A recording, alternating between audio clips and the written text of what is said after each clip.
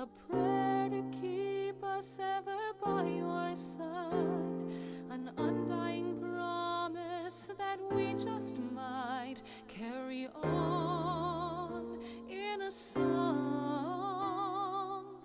Pray don't forget us, your bygone kin, with one world's end as a new begin. And should our souls scatter unto the wind, still we shall live on. Stand tall.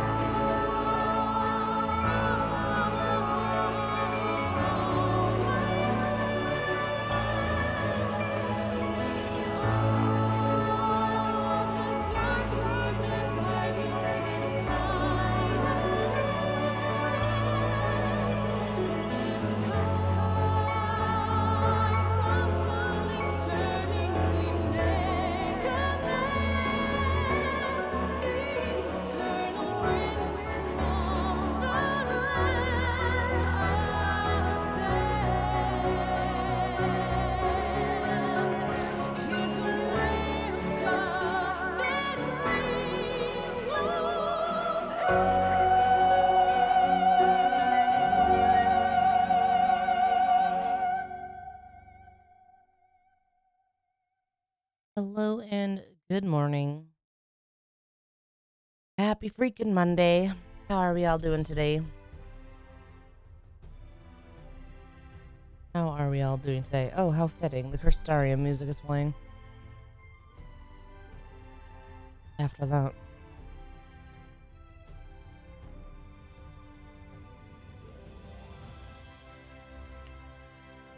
Monday.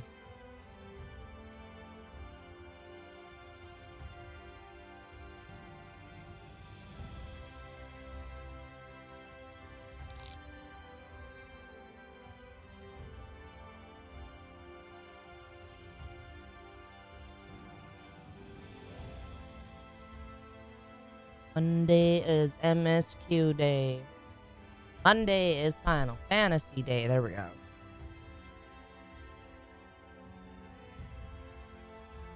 Yeah, I'm fine.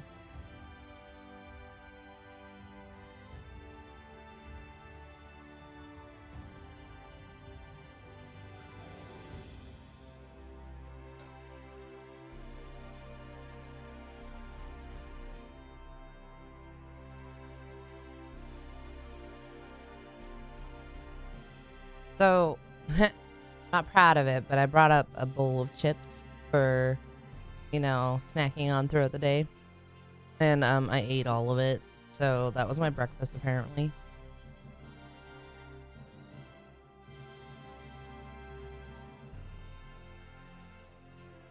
Ate all of it while reading all the tea. Oh, I should have made tea. I was not thinking. Oh, well.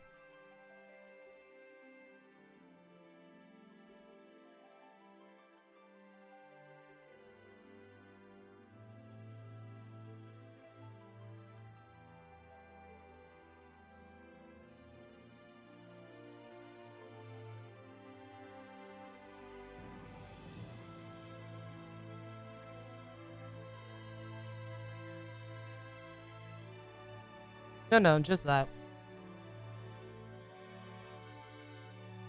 That's just the tea I'm talking about. Last night when we were, I don't think it was when we were playing. I don't remember. I think it was before we started playing. I remember seeing on Twitter Sam Riegel tweeting something really weird. And I was like, wondering what he was talking about.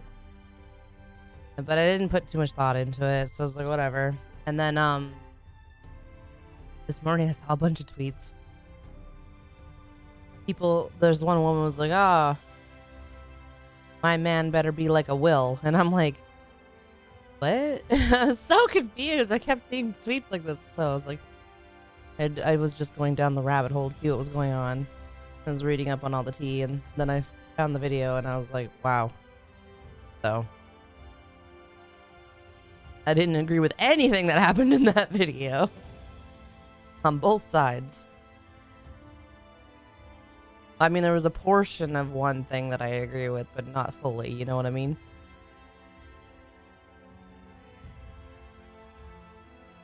It's crazy.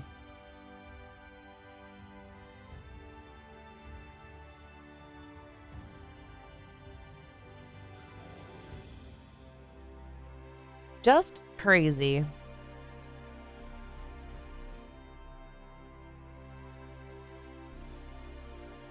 Yeah, well, happy wife, happy life, you know what I mean? Usually he is quite protective of his family, so I was surprised he was even laughing to begin with, honestly.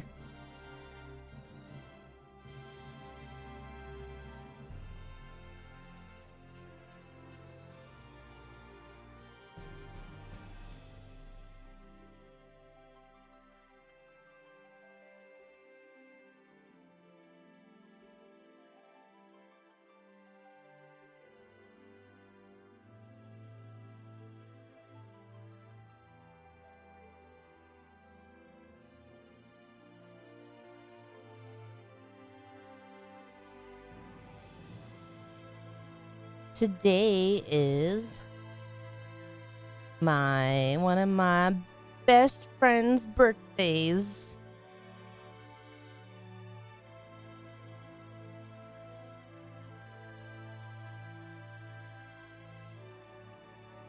Oh my god. The memes are just rolling out now. I know I shouldn't be laughing, but oh my god. Hold on.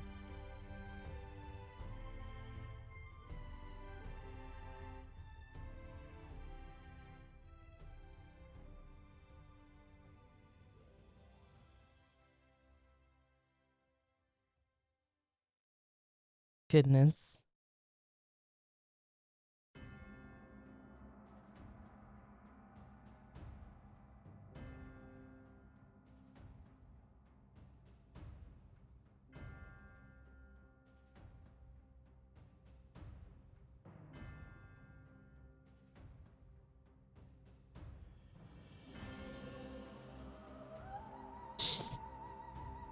There's another one where person put me and savage rating. Oh my god.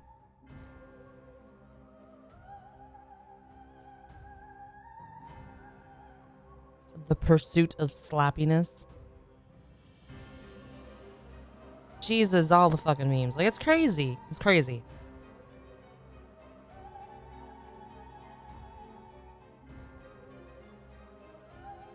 People's trying to make light of the situation.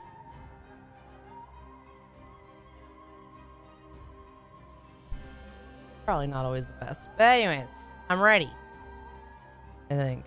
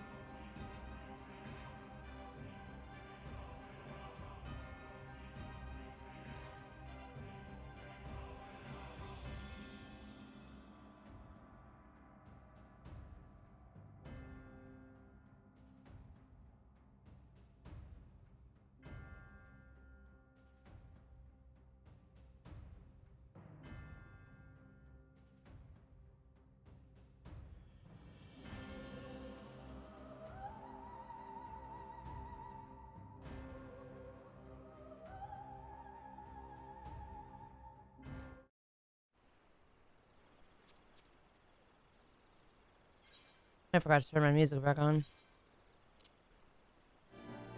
There we go.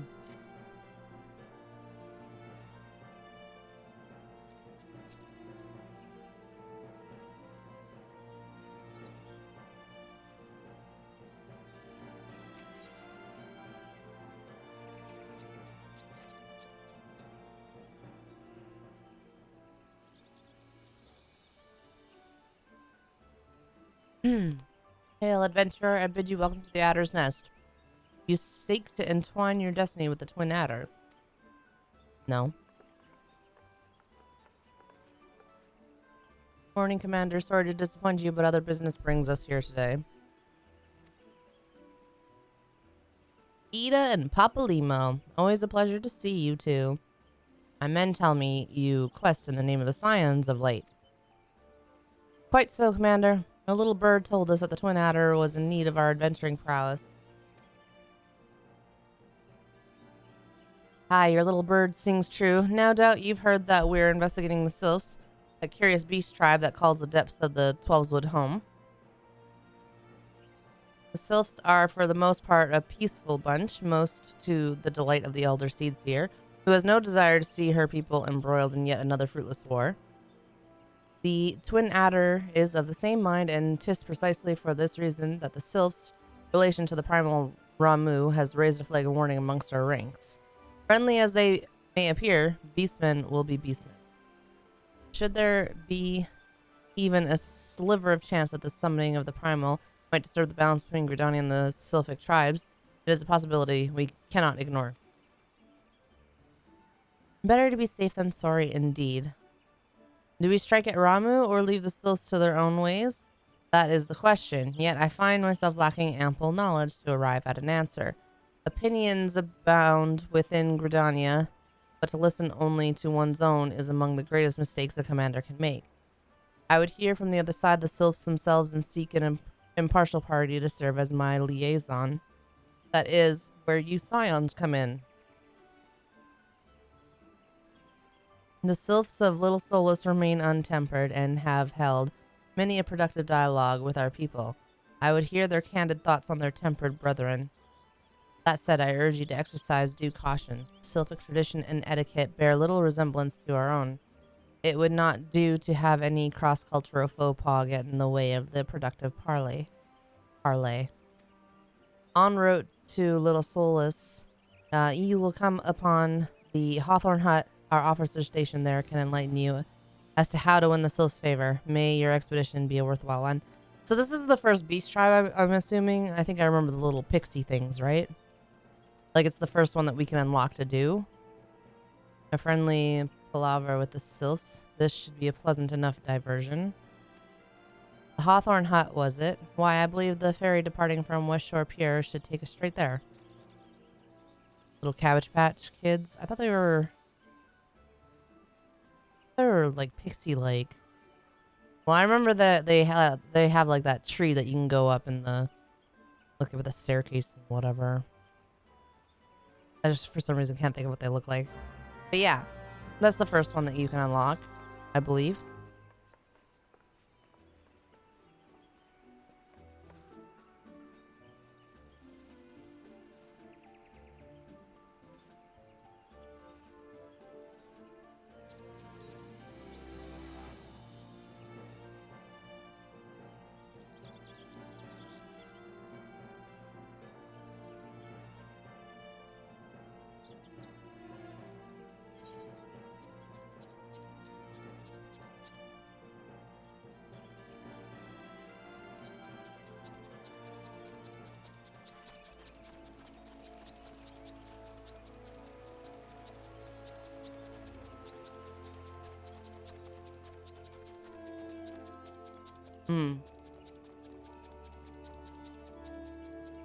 Is that just something on the side or is that in the story?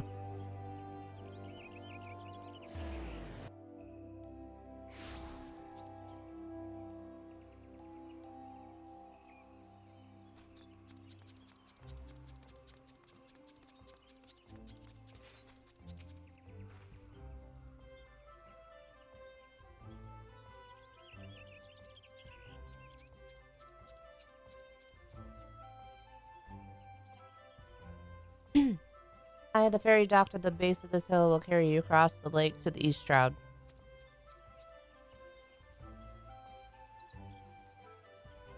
Once you're ashore, head due east and you should find the Hawthorne Hut without much trouble.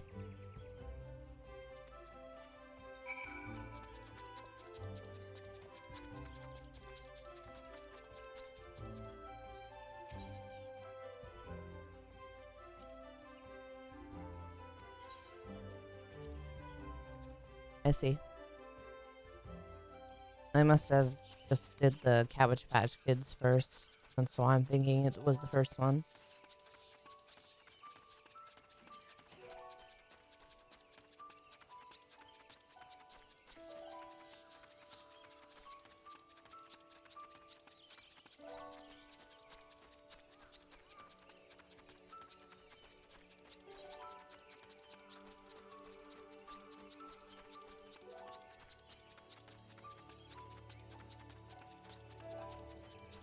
Yeah, well. I also thought that I had an Uber. I don't know where you went.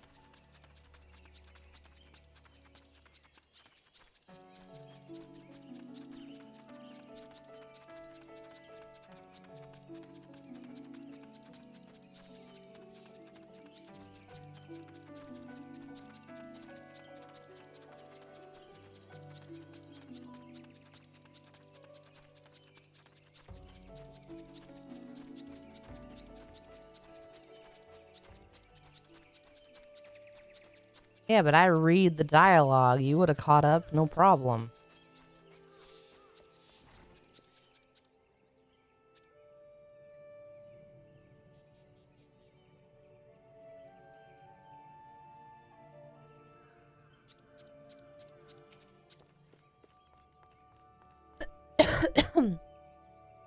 Indeed, I am Elaine of the Twin Adder. I understand you're here to learn of the Sylphs, yes?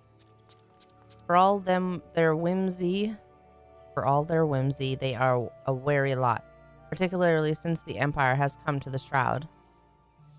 Earn their trust, however, and they're as friendly as any folk. They have their quirks, but so do we all, no? Would you know more? You do all to speak with the master of this hut, Rolf.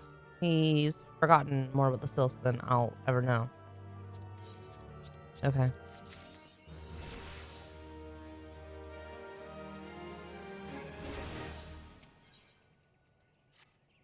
Come to learn a thing or two about the sylphs, have you? I'll tell you one thing, they're a peculiar folk. How peculiar, you ask? Well, just let me tell you. They're, beg pardon, friend, my memory is just not what it used to be. I've seen much and more in my adventuring days, and it's all a clutter in my noggin now. Though I've shared my stories with those around the hut before, you might have more luck with them.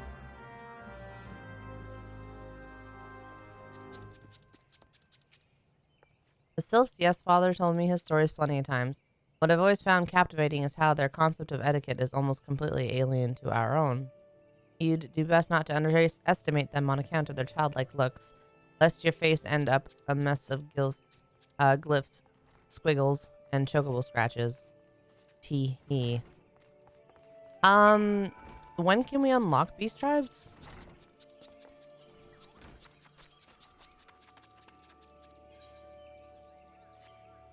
$41. Okay. The quickest way to a quiver woman's heart might be through her stomach, but don't even think of trying to foist your foodstuffs on a sylph. They sustain themselves simply by bathing in the sun, or so Rolf once told me. Okay, you like the sun. The sylphs, inveterate tricksters and troublemakers, that's what they are. One day they're drawing marble faces on our mast, the next they're sending our young sentries falling to the bottom of a ravine. Tell them to stop and they just laugh at you. Rolf claims they harbor no ill will, but I dare say such pranks are no laughing matter.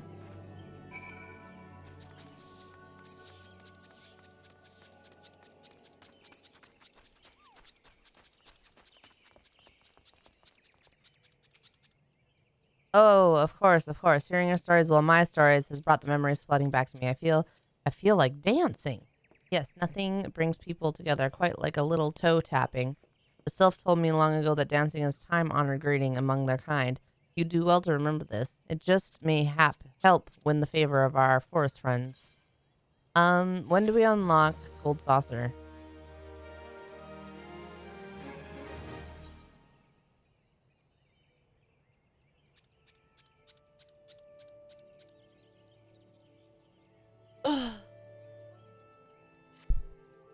Oh, still here, eh? Great, that's one more thing you should know about the sylphs. They don't take kindly to guests who show up empty-handed. To earn their trust, you'd do well to bring along drought. What was it again? My wife Rosa and I were just speaking of the matter not days ago. Forgive me, friend. Speak to Rosa at the comb. Her memory should prove more reliable than mine own.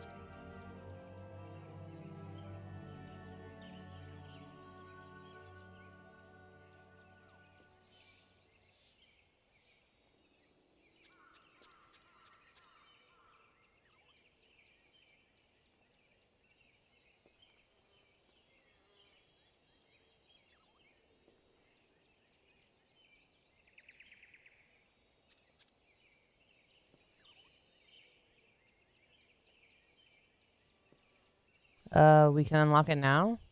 Oh, really? Ooh. I gotta start earning MGP so I can get the bee's knees so I don't have stupid dances.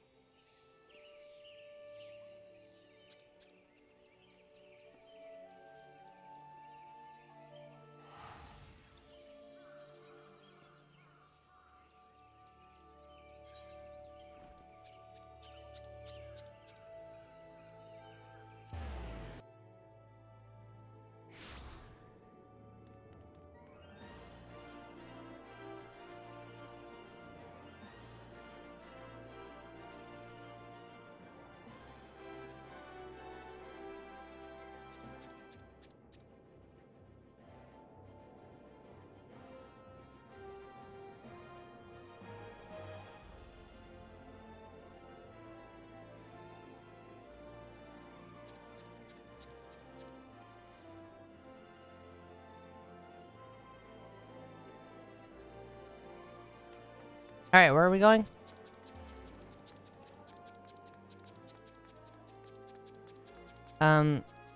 The person's dead.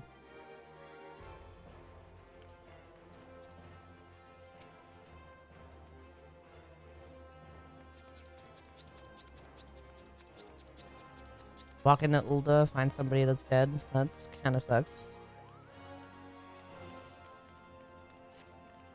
Do be careful with those. Break anything, and I shall be forced to deduct it from your salary. Beg pardon. What is my loyal manservant carrying? Why, a not so small fortune in prizes, ably won by yours truly in the gold saucer. You have heard of the gold saucer, nay? You gads, woman. You might at least try to keep up with the times. It's only the Sultanate's newest and finest place of entertainment. Thrilled to the sight of majestic birds roaring down the straits of the chocobo races, pit your wits against your peers at the Triple Triads table. At the Gold Saucer, one can do all this and more, and if you know what you're about, you'll walk out a wealthier woman than you entered. If there's a better place to shake off one's cares after a grueling day of promenading, I've never heard of it.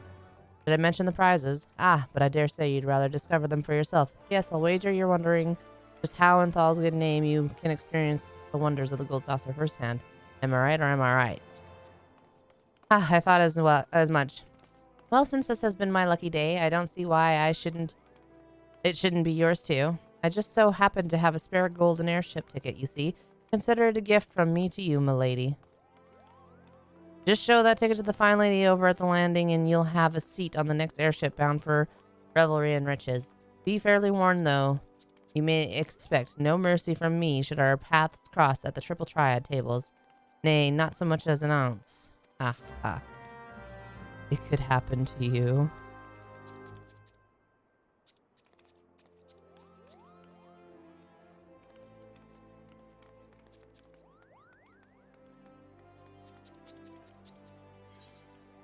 Where's the airship?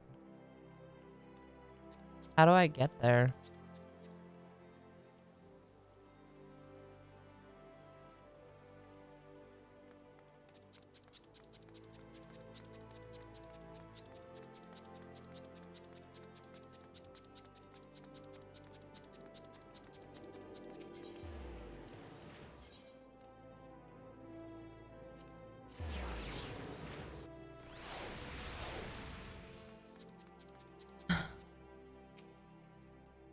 This is the reception desk for flights bound for the Mandeville Gold Saucer. Before proceeding, I must ask that you submit your ticket for inspection. You do have a ticket, yes. It appears that everything is in order. An airship will be departing shortly before the next bell. Shall I reserve a seat for you?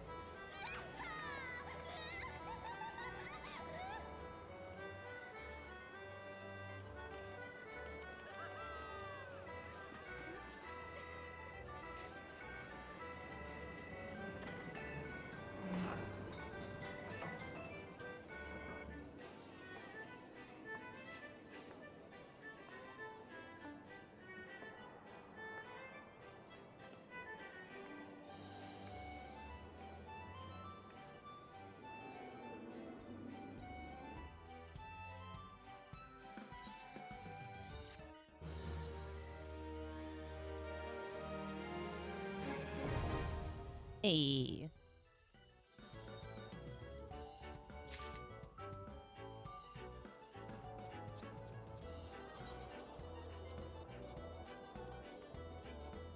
What's this?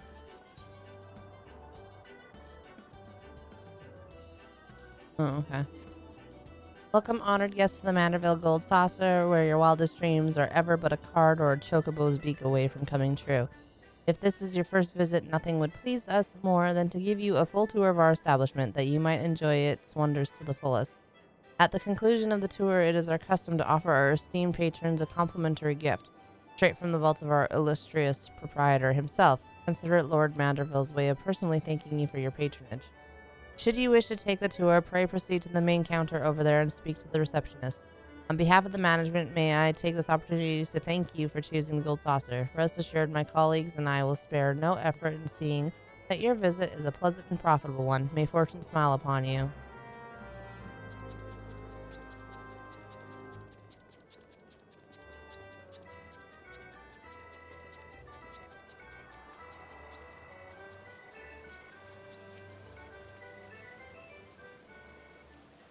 Welcome, traveler, to the Gold Saucer. This is the main counter, where you can purchase your tickets for the mini Cacpock, acquire and redeem Mandeville Gold Saucer points, and much, much more. But what in the world are Mandeville Gold Saucer points? I hear you cry. Most astute question, and one which I shall be only too happy to answer. But first, if I may direct your gaze to your left. Beyond those majestic gates, you will find Chocobo Square, home to the Chocobo Racing Circuit. Aye, what Chocobo owner has not dreamed of pitting their fleetest bird against the realm's finest in a pulse-quickening dash for fame and fortune? Truly, it is the sport of Sultan. And should you desire a more elaborate contest of strategy, you'll surely find it in the Minion Square. At the Lord of Verminion tables, there would be general pit armies of minions against one another in battles for honor and glory. Now, where were we? Ah, yes, Mandeville Gold Saucer points, but simply MGP, as we call it for short, is the currency by which dreams are bought and sold within these halls.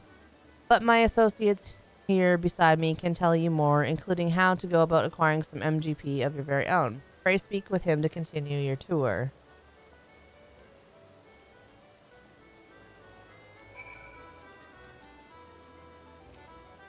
So, you're about to experience the wonders of the Gold Saucer for the first time. How I envy you. Ah, but before you venture forth, you'll want to exchange a share of your gil for MGP, a service which it is my great honor to provide.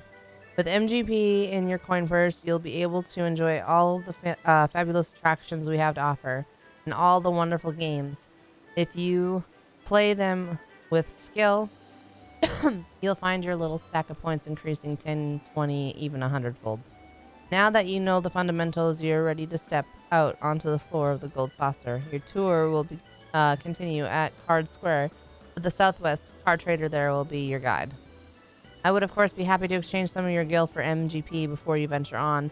While my associates and I strive to leave nothing unexplained, there truly is no substitute for first-hand experience, and I heartily recommend trying your hand at our many amusements for yourself.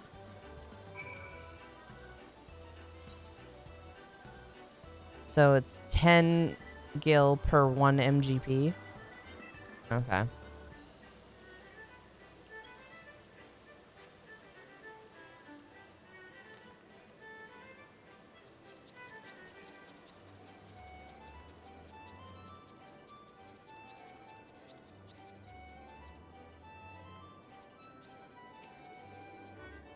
I almost went to the wrong person.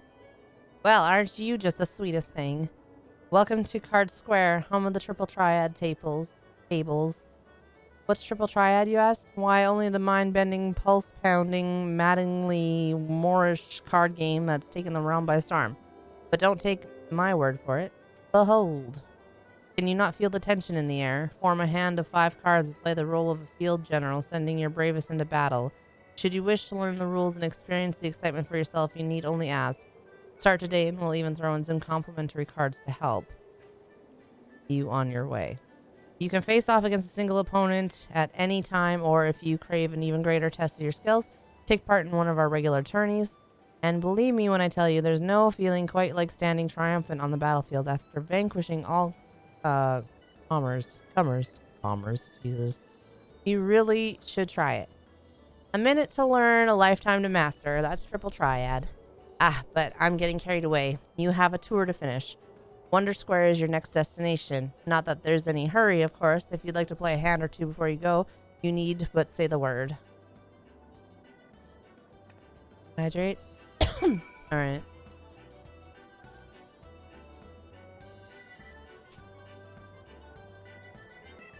Yeah, me too.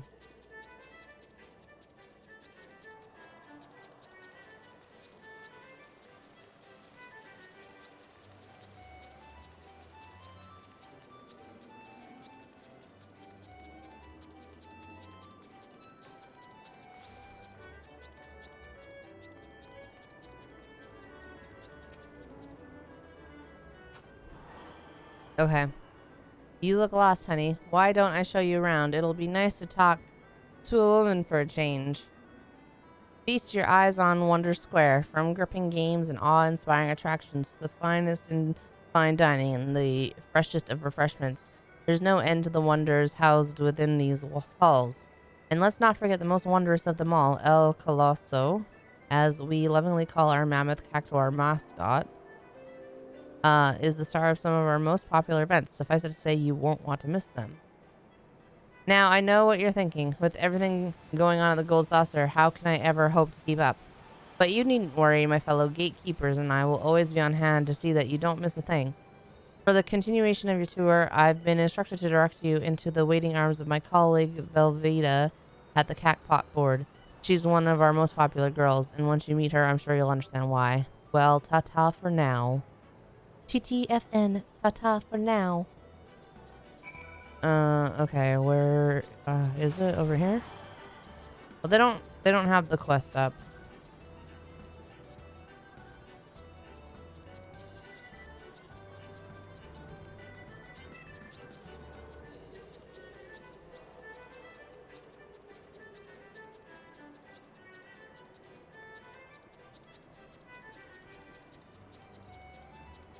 I think I'm in the wrong spot.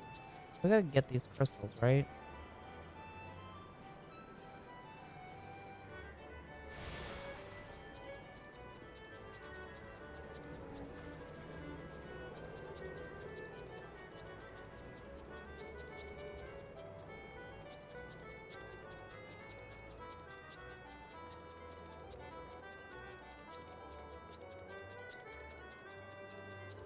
Oh, there's the thing going on.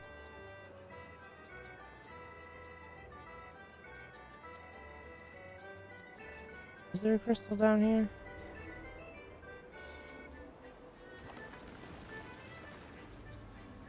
Must be above me.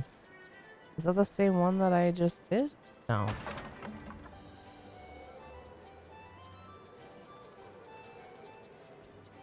Okay, this is where I need to go.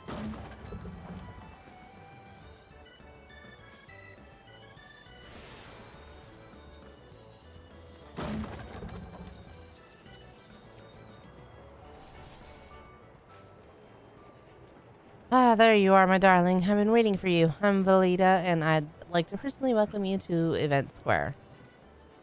The most spacious of all the areas of the Gold Saucer, Event Square is a veritable cornucopia of pleasure and delight.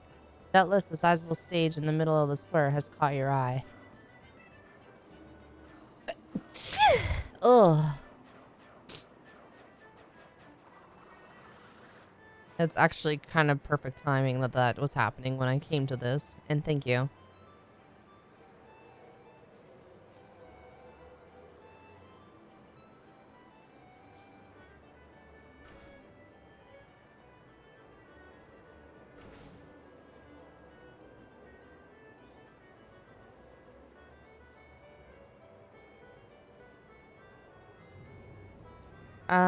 Okay.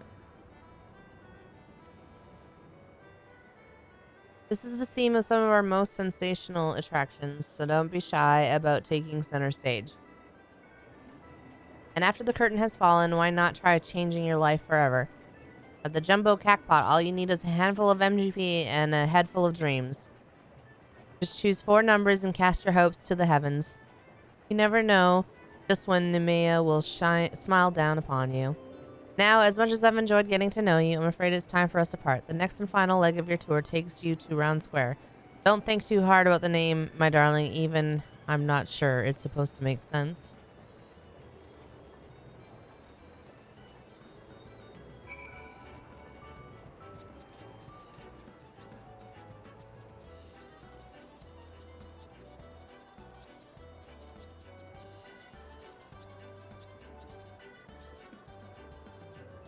Did I get... Oh my god. Did I get that one? I don't think I did.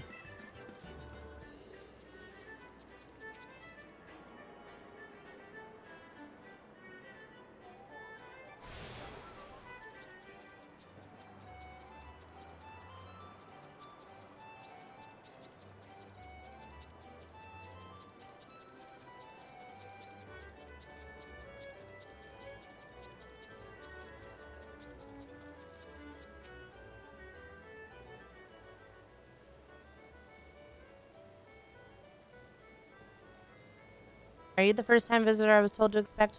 1,000 welcomes to the Gold Saucer and 1,000 welcomes to Round Square. How can a square be round, you ask? I'm not sure I understand the question. Moving on to more important matters, is that lofty peak not a sight to behold? That is Mount Corel, the main attraction here at Round Square. One of our most thrilling events pits our customers against each other in a challenge to see who can most swiftly scale its heights. I tell you, the view from the summit is a sight to behold. And that concludes your tour of the Gold Saucer. While I'm sure you're eager to start enjoying yourself, pray do not forget to return to the main counter and claim your complimentary gift.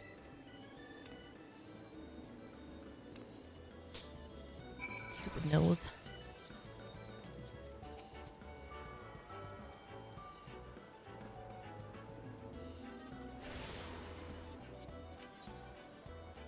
Ugh. I have so many left I need to get.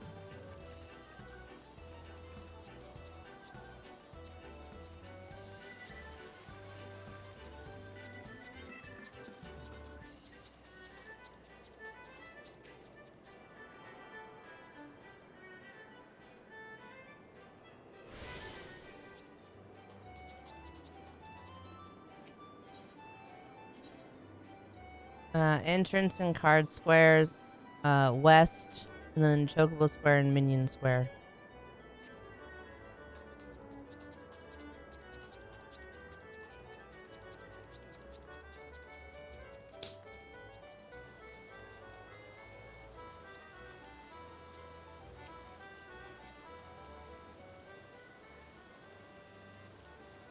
Welcome back, honored guests. I trust that you've come away from the tour with a greater appreciation of the Gold Saucer has to offer.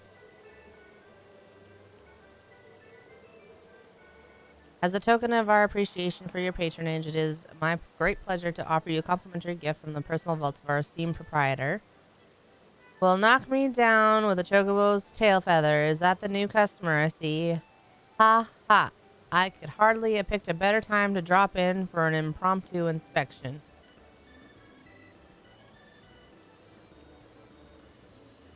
Master Roland. Yes, this lady here has but this moment completed her introductory tour. Is that so? Well then, allow me to personally welcome you to the Gold Saucer.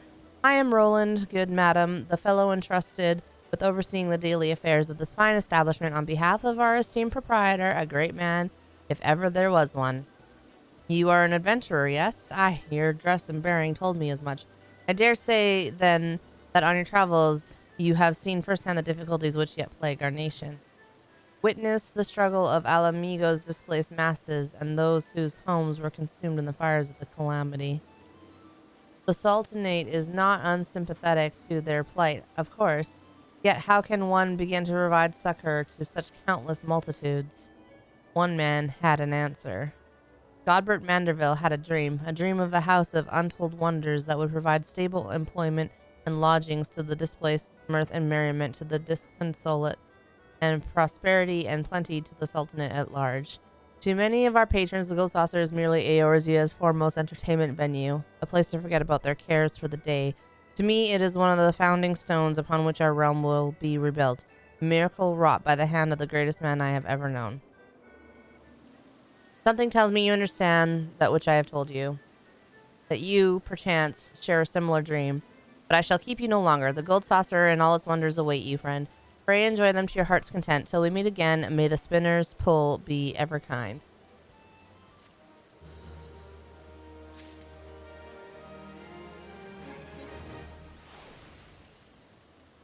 What does this do? Oh, redeem for 1 free play at any Mandeville Gold Saucer mini attractions. Oh, okay.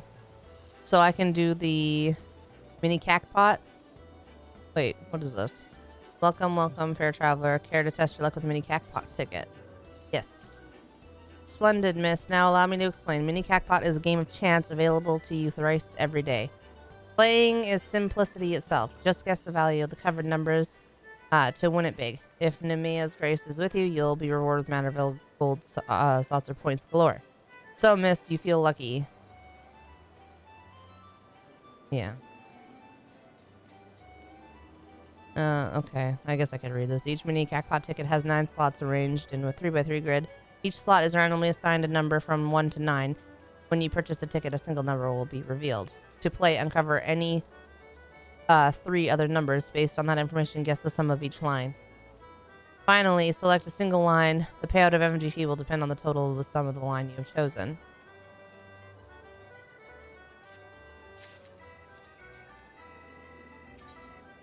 Okay. I'm afraid you lack the points to play. Why not bolster your funds? But I thought I can use those tickets. Redeem for 1 free play. Oh, not included. Oh. What is this? Oh, okay. How much does it cost?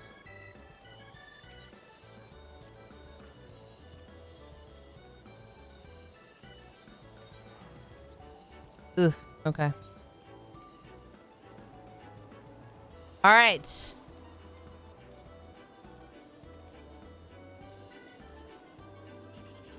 Nope.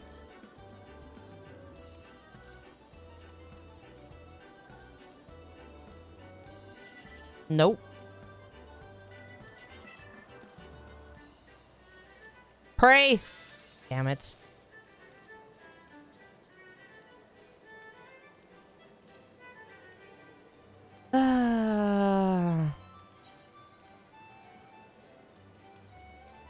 Oh, it's 10 MGP to purchase the ticket, not 100. Okay. That's cool. Oh, it's not possible.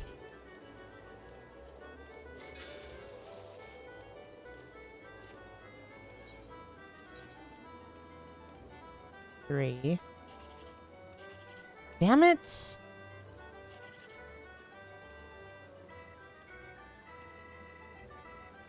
I don't know, whatever. This sucks. No beginner's luck. All right. Yeah, that sucks. All right. What are you doing? Oh, are we doing all of these? Okay. Oh, passion for fashion. Here we go.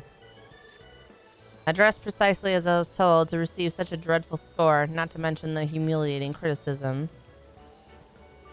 You wish to know what's bothering me? That is well, for I wish to unburden myself. I have been having a frustrating time with the fashion report, the challenge they recently introduced. Yes, I, who can play any game here blindfolded and spun around, struggle with it. To be fair to myself, though, it has a subjective element. If you have a mind for fashion, perhaps you would like to try your hand at the challenge. Go to Wonder Square and seek out Masked Rose, but be warned, the barbs on that man's tongue have barbs on their tongue. What was the other one? Oh, I'm not worried about that right now.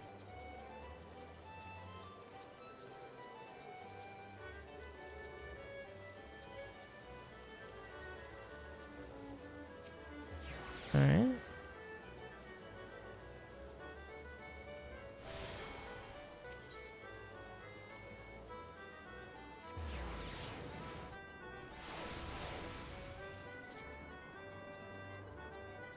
You said there was another one, didn't you?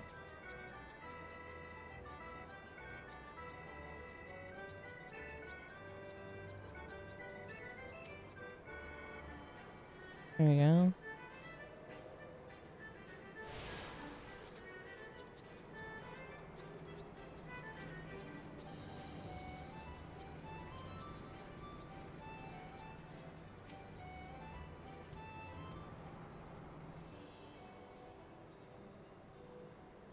A new challenger has come to put her stylistic sensibilities to the test. Oh, welcome to the fashion report, good madam. What? Is everything quite all right?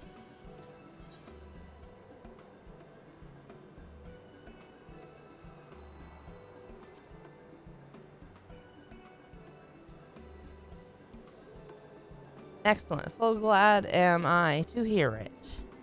Now then, I believe this is your first time participating in the fashion report. Allow me to explain this concept and the rules. Fashion is a form of self-expression. What we wear without is a reflection of who we are within. Be it a conscious effort or no, this choice brings our individuality to the fore. Some folk are drawn to vibrant colors, others may favor a loose fit for comfort. And while 'tis well and good to dress to one's preferences, a man cannot prefer that which he does not know. The world of fashion is vast and at times daunting, but if we have the courage to take a step into the unknown, we may discover wonderful new ways to self-expression we have never considered. And 'tis for no other reason than to encourage folk to take that first step that I create this challenge, the fashion report. The rules are simple. I shall assign you a theme based upon which you are to attire yourself to the best of your sensibilities. I shall then judge you and award you a score. Participating is free, and there is a host of fabulous prizes to be won, courtesy of Mandeville and Mandeville. If you wish to know the finer points of the games, my lovely assistant Kasumi shall attend you. Oh, look, there's a dragon lady in here. I look forward to giving you my unadulterated, brutally honest evaluation of your fashion sense. Steel yourself and let me know when you are ready to undertake the challenge. Yeah, but the dragon people aren't in A Realm Reborn, is my point.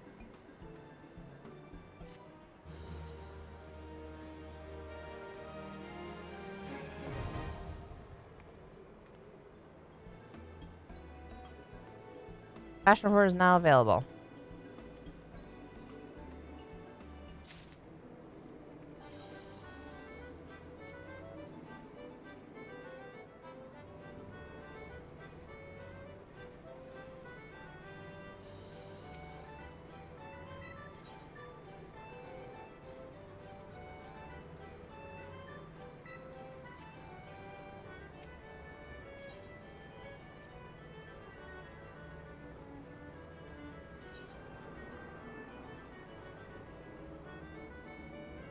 Yeah, I guess this week we can do, because we won't be able to get everything to get the higher score yet anyway. 10k is better than nothing. Without further ado, let the judging begin. Take your place, my friend, and strike a pose.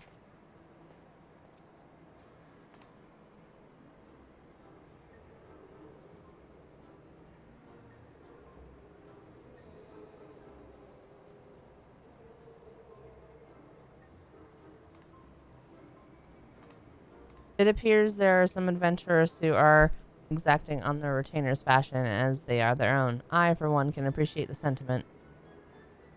I have made my decision. Brace yourself.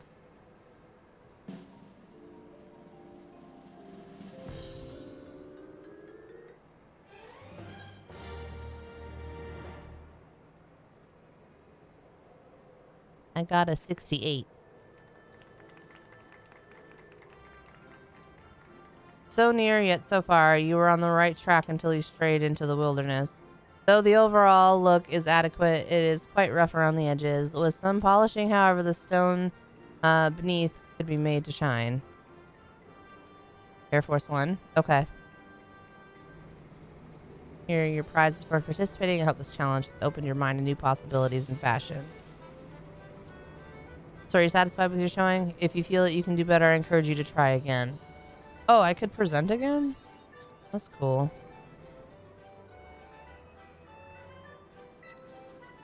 Is there a gatekeeper around here? You totally left me behind.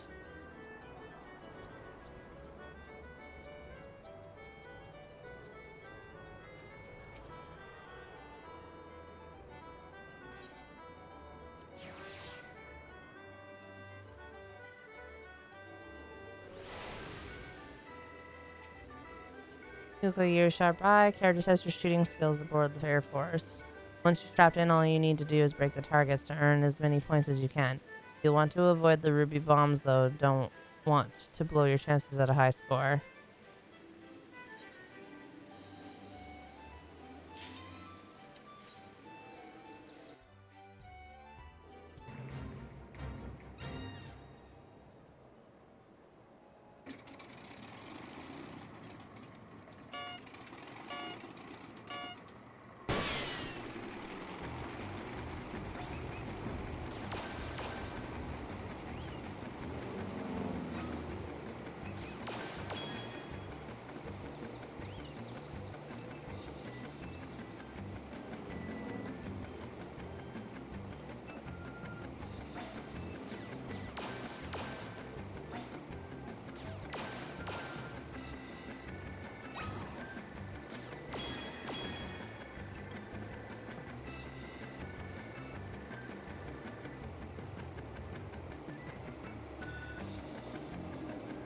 Those people are hugging.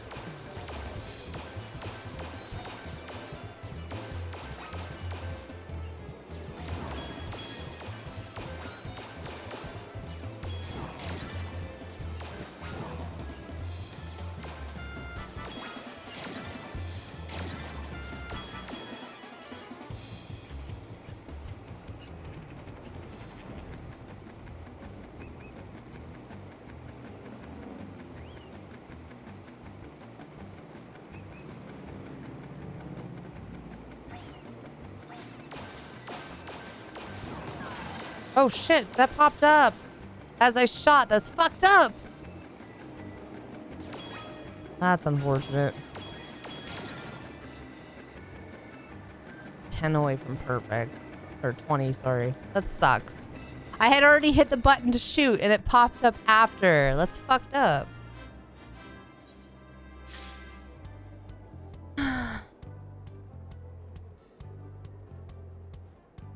That sucks.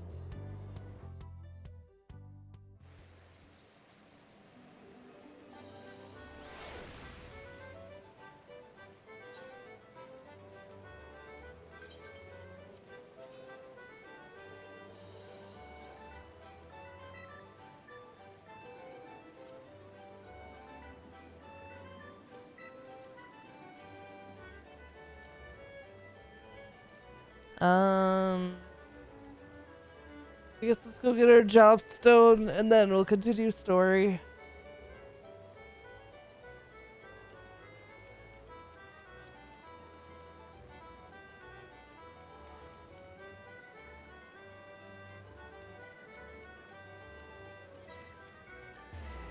Should have went and bought the jumbo jackpot tickets. Oh well.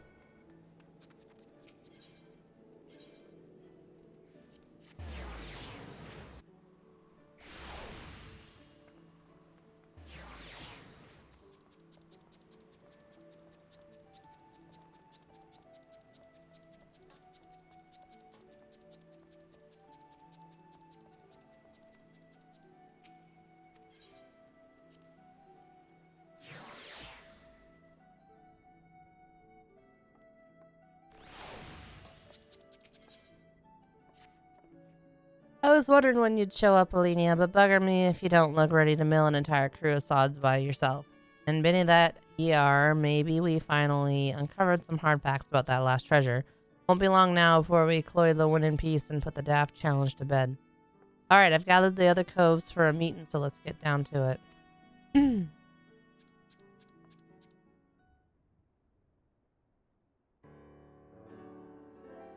At long bloody last, the black sarcophagus has given up its secrets. Underfoot, you've come with some news.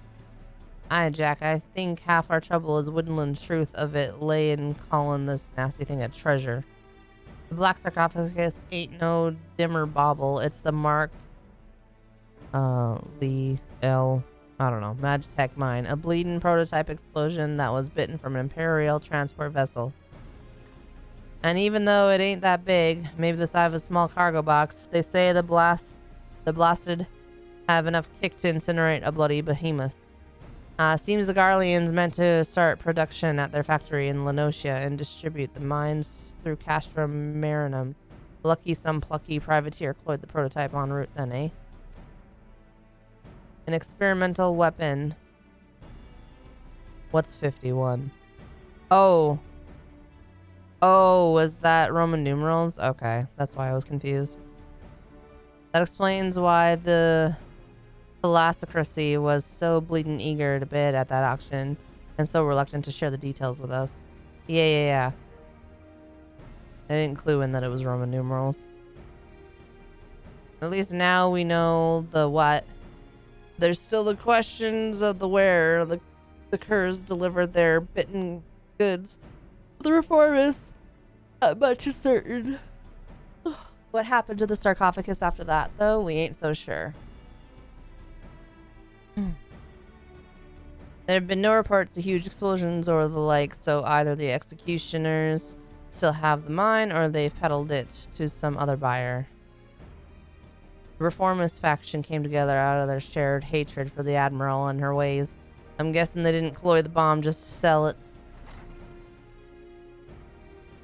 What is it, Lonnie? A letter for you, Jack. It says it's urgent. A letter? Who's it from? The old man. I found it while I was sorting through our daily deliveries.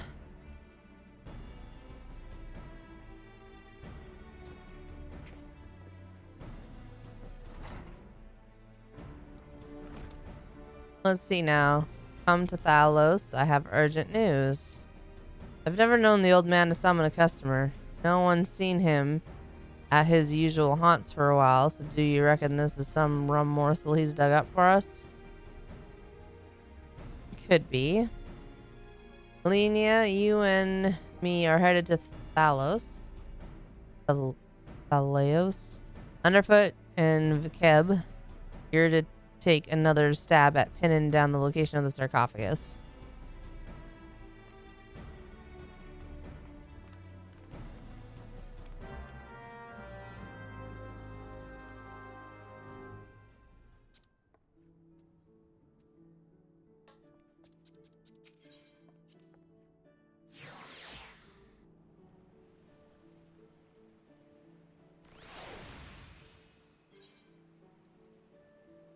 Oh, I haven't been there yet.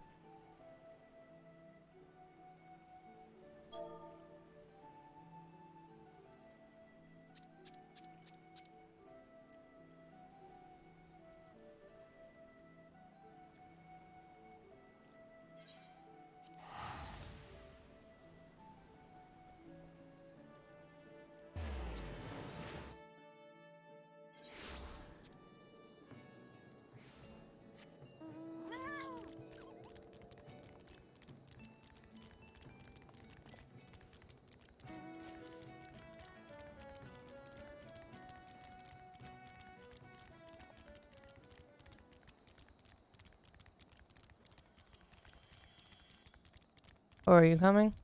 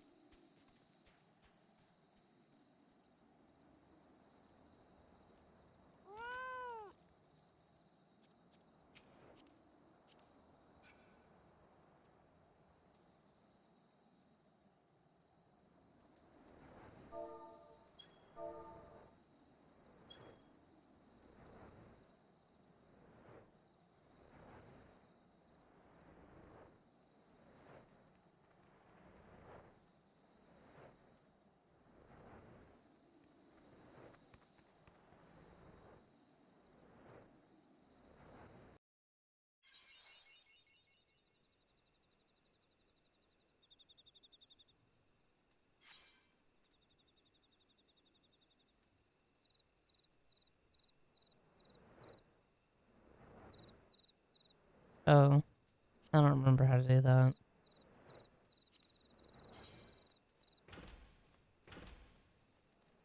Ah, there we go.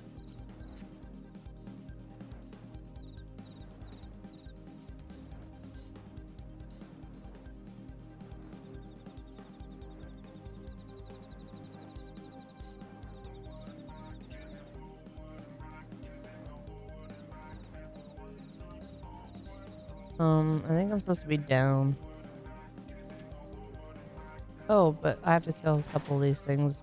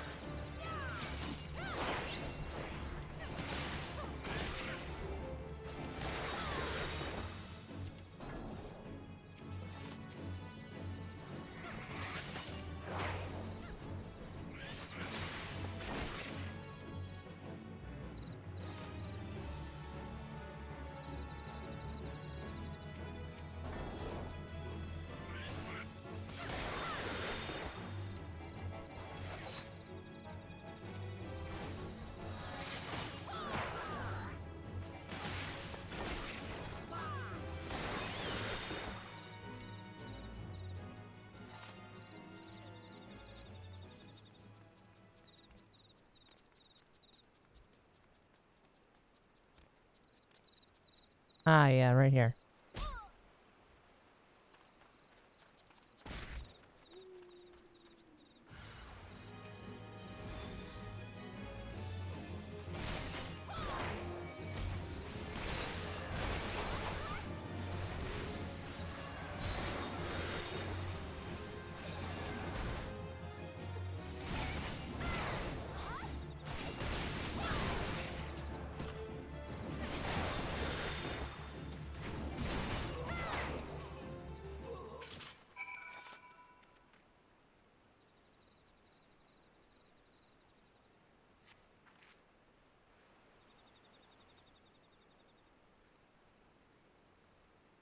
You're wasting your time, darling. We opened that Scragg's wrinkled throat bells ago.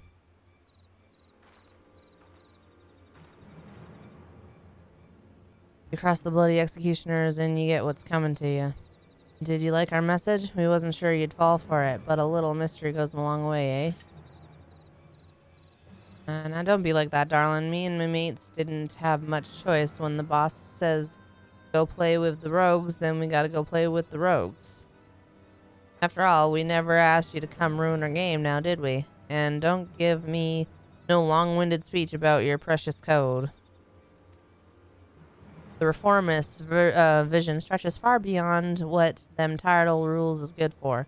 Once Captain Asibir takes command of the executioners, he'll give us back the teeth we lost when we submitted to the Admiral's leash. We'll be the terrors of the sea once more, free to rove and plunder in a new age of pirate glory. And I'll bathe in blood to see that age come to pass. I'll kick down your shite-sticking code and have you all your sneaky heads on the chopping block. Like hells you will. The only sentence what's being passed today is yours. Well, hello there, darling. Ain't you a fine-looking lad?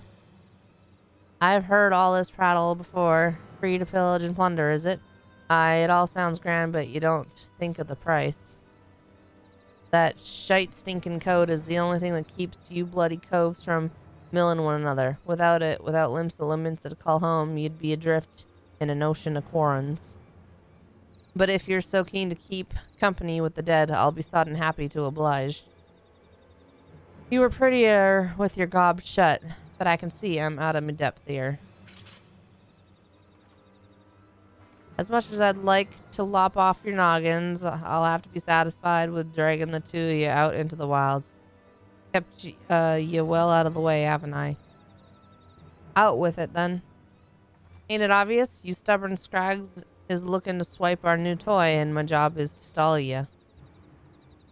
The captain, as the mind with I'm right now, is set to show the rest of the executioners that he's got the stones to sit in the leader's chair. And what better way to do that than executing the bitch that snapped the chains on our crew? He's targeting the Admiral herself? You're planning to blow up the command room, ain't you? Ah, you have me permission to panic. Of course, if you'd rather steer clear of the city, I'd be glad to keep you company right here, sweet meat.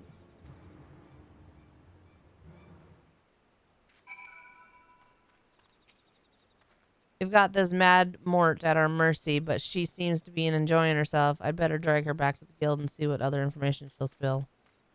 I'll need you back in Limsa as well, but you have business at the foremast first. You should find Captain Milala at her post there. Forget about the sodden challenge and tell her everything we know. Unless me judgment's well off kilter, she'll do what needs to be done.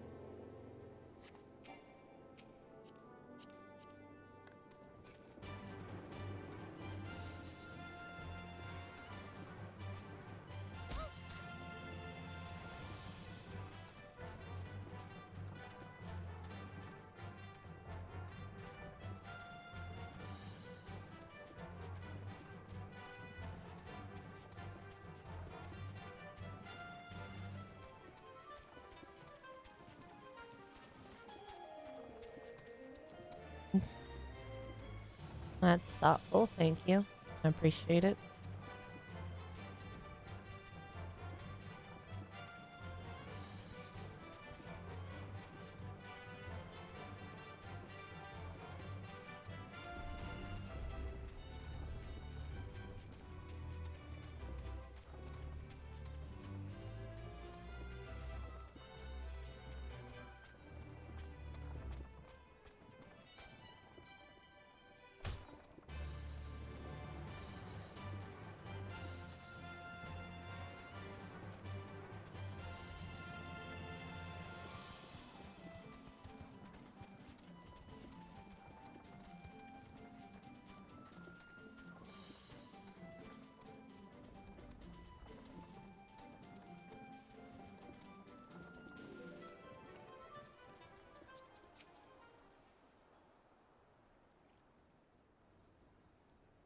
Oh, you're one of Jack's rogues. You've come to steal the sorrows, have you?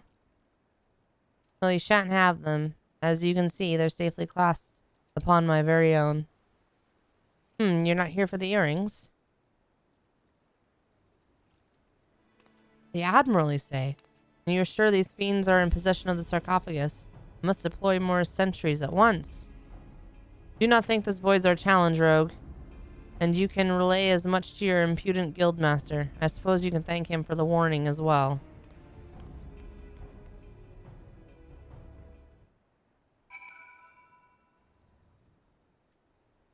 Back to Limsa. I'm done here.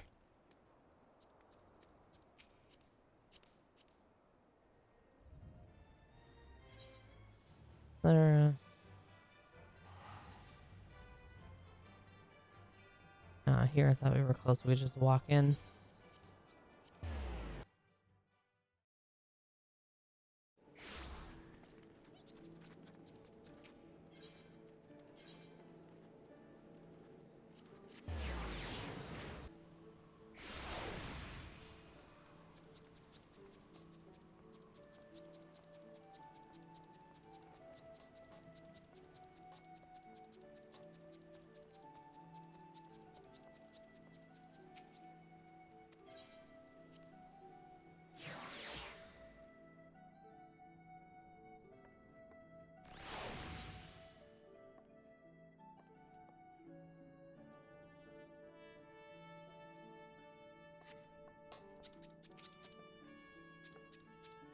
So the jackets are on the move? Benny, I've been listening to that adult pirate cackle since I got her back to the sisters, but she's given us not what we didn't already know.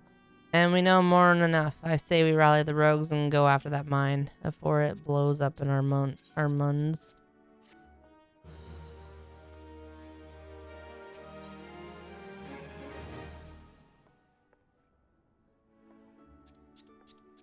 I thought I was supposed to get my topstone by level 30. It doesn't look like that's a thing.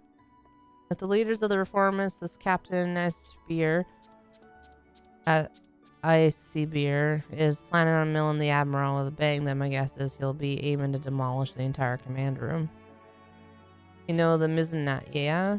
The tower that holds the drowning wench in Bulwark Hall, the Admiral's Bridge, and her command room are right at the top of it. And then you've got the district that surrounds the Mizzenat. That's the busy beating heart of the city. Even with the threat of an attack, you can't just seal it up in the blink of an eye and call the whole thing Bob. Try to explain the danger to the culls that live and work there, and then you'd have a frightened stampeding mob on your fambles. Now, alas, our only option is to have eyes snilch in every approach to the tower. I'll put the wid out to as many coves as I can and spread them through the streets. Your quest is called Peasants by Day and Ninjas by Night. Your job will be cover the Aft Castle. Just wait and see. Alenia will get this icy beer and his little bomb too. So it's not this one then. Or do I have 3 for the one level? I have to go to Aft Castle.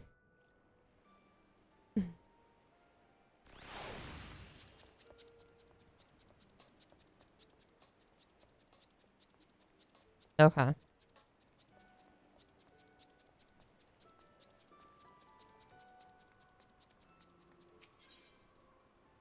I guess while I'm running around Limsa, you should go do yours. I'm assuming that's what you want to do.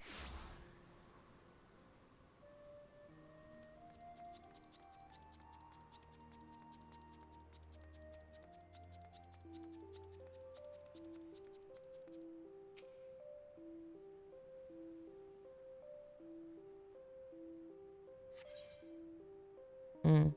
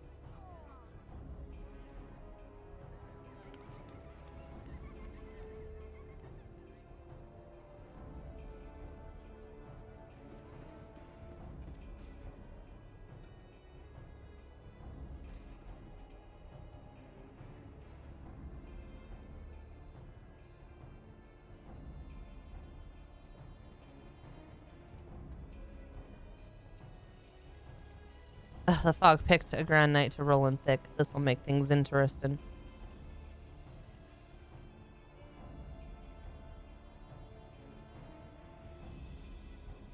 Our presence on the streets is far too thin. Where are the reinforcements I ordered? My apologies, Captain. There just aren't any more soldiers to spare. The bulk of our forces have already been assigned to guard not only the Admiral, but a number of other high-ranking personnel as well. Unacceptable. What could Commodore Rayner be thinking? There are dangerous criminals stalking the city as we speak. Call in squads from the outposts if you must, but I want to see our security tightened and the populace properly protected. But Captain, we can't be certain the pirates' plan hasn't changed. If we consider the possibilities that they've switched to a target outside the walls, it would be folly to weaken those defenses. You made your point, Sergeant. Return to your post.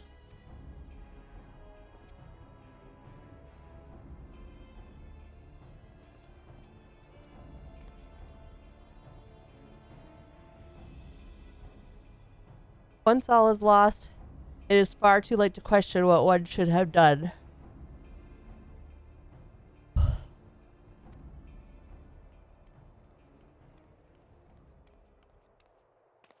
Determined Patat incoming.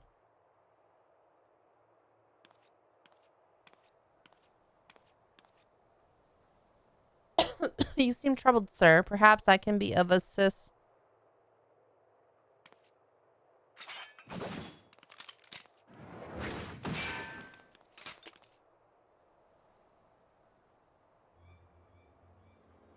Attack of the Patat.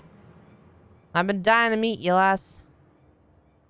Aye, keen to set your eyes on the bold yellow belly that what cost our crew a fortune of Ulden coin. You're an executioner, one of Ispehir's men. Take their knees. You've strayed too far into a world you don't understand, lass. Your eyes is fixed on the light of justice, leaving you blind to the chasm opening up at your feet. I can read, I promise. Oh. Rip. At least they'll say you died with your boots on.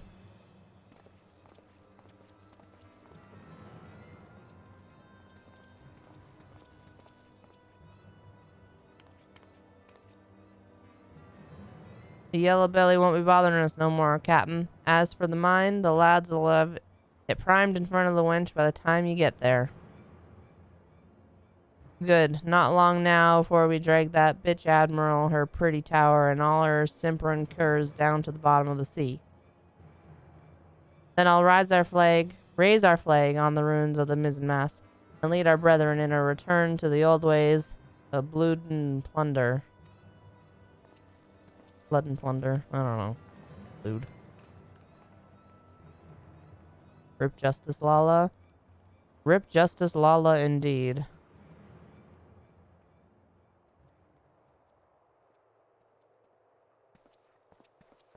Should not add that last bottlish. The whitefish gonna kill me. What's that then? Still moving.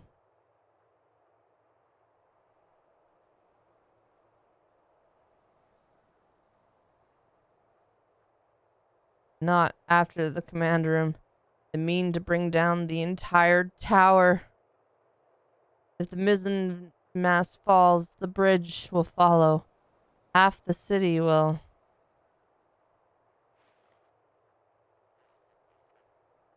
Please, you must help me. The danger, far greater than we. He's drunk as hell. Bloody hells. It's alive. I didn't see nothing, didn't she? Nothing.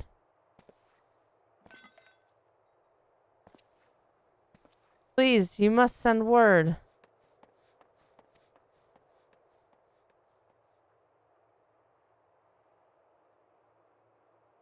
Someone must be told. Oh, God. Oh, God. Jack!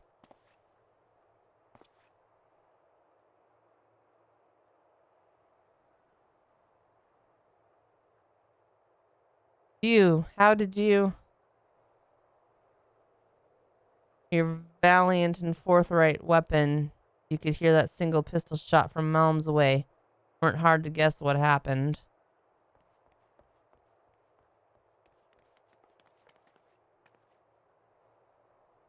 I poked the yellow jackets on me way over. A healer'll be along shortly. That means we've only one last thing to do. We have never been allies, but I beg of you.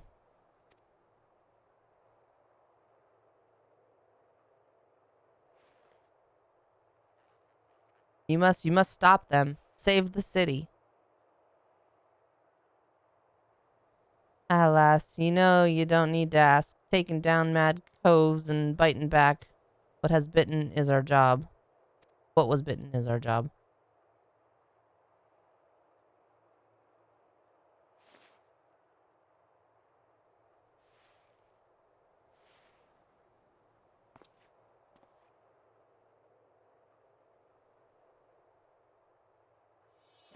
You all set then? Did he just steal her earrings? Ready, Jack. Wouldn't be surprised. Always.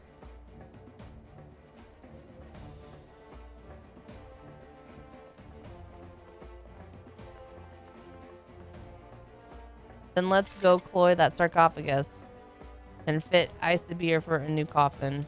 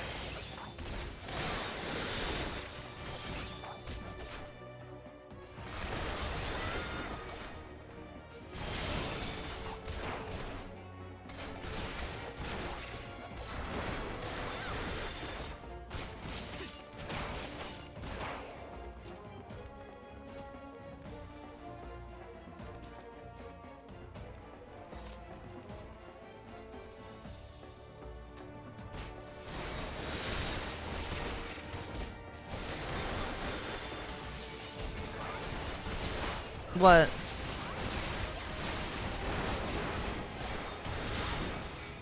It hurts. Oh, somebody's healing me. That's good.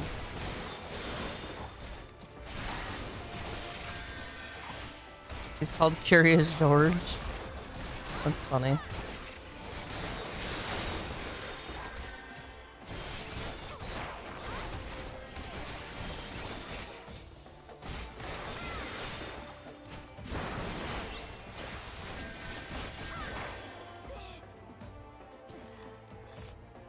My character is a very distracting rogue. I mean, she's pretty good looking. What's up, Devin?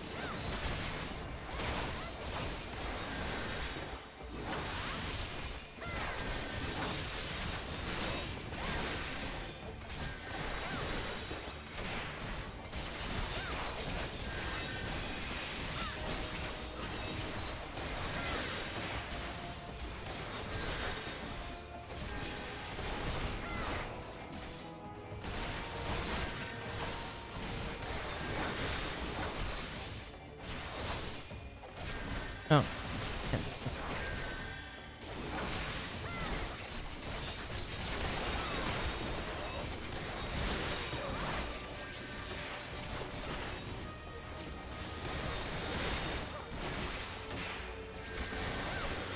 Blind.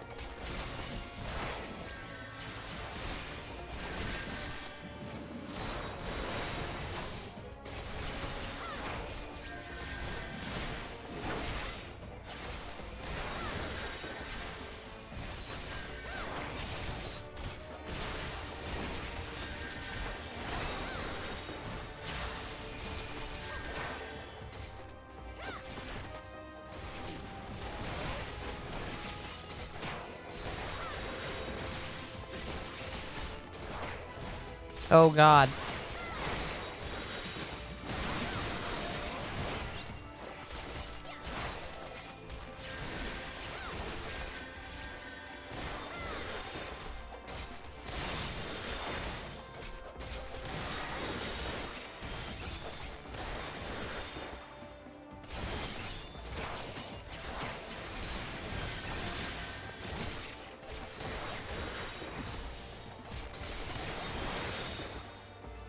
What are we supposed to do?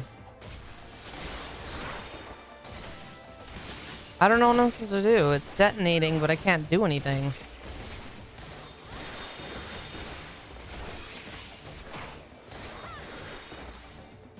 Because we can't even kill him. Oh, find and destroy the detonators. Oh, I'm gonna have to restart. Okay. I thought I was supposed to kill everyone.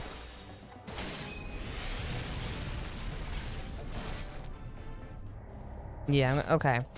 I was misunderstanding. Because when I originally read it, it said to attack people.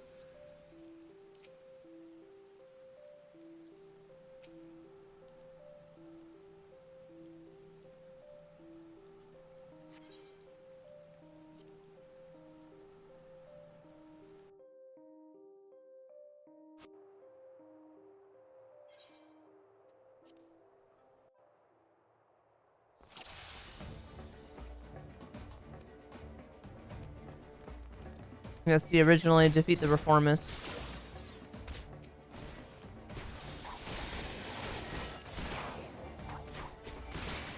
So that's why I thought I had to kill everyone.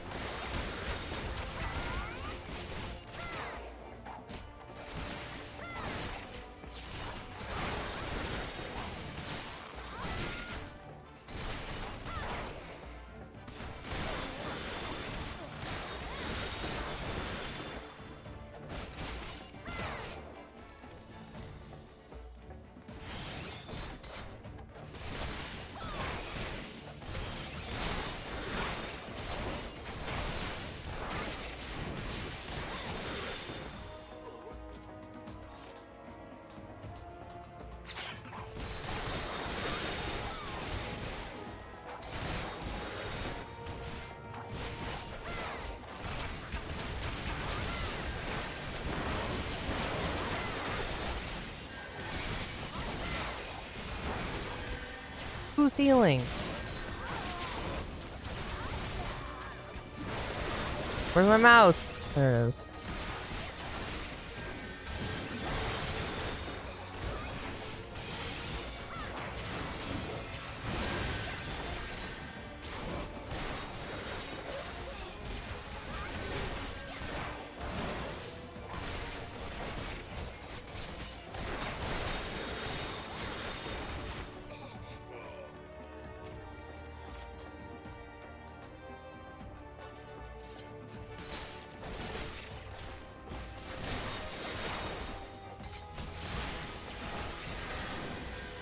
Can't stop us now. Only 3 minutes until the show begins.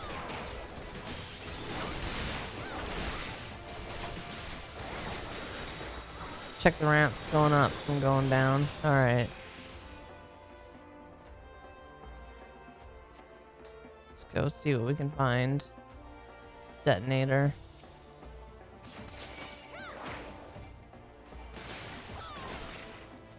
Okay, that's one.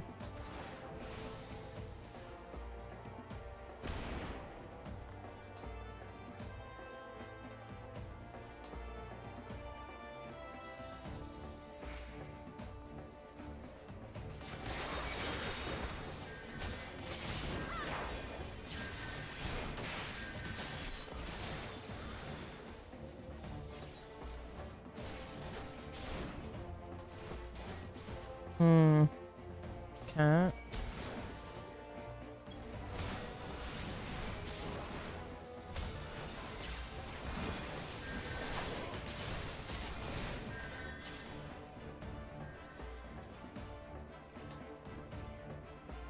So where's the third one?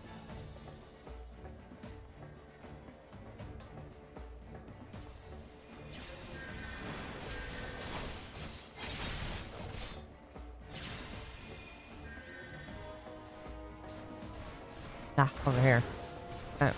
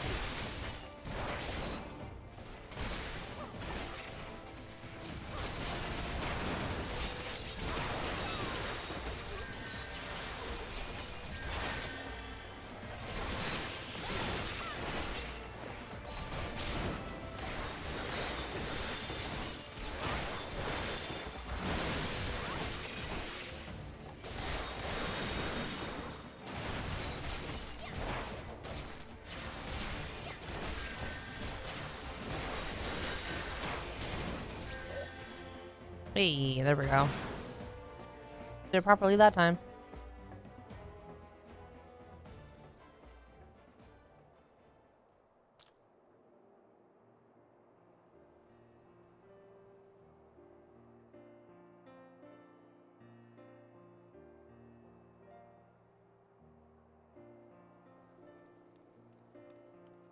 Look, she's up and rocking. Hey, the earrings are not on her ears. I told you.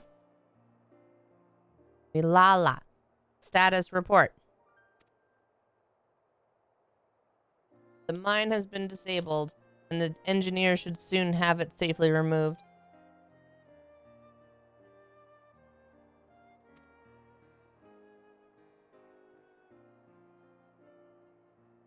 Justice Lala.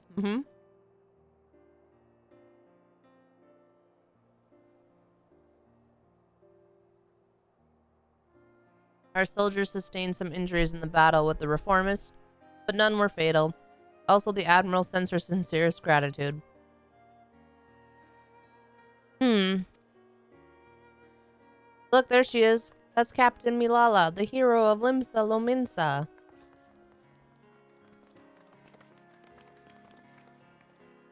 Have you recovered from your wound, Captain?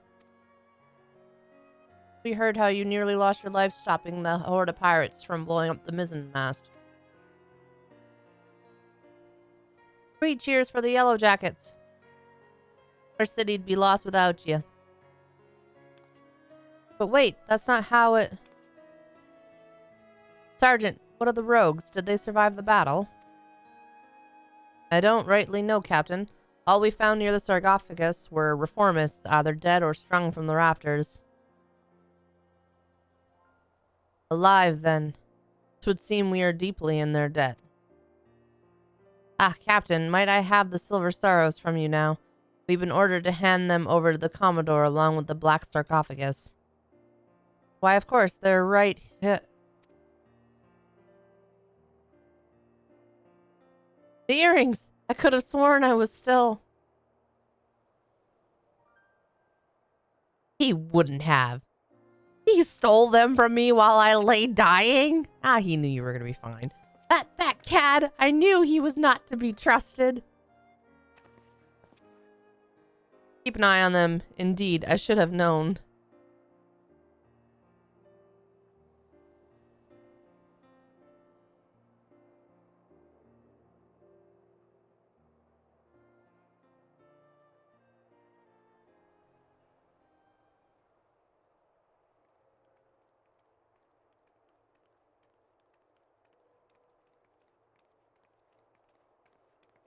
Are you sure about this, Jack?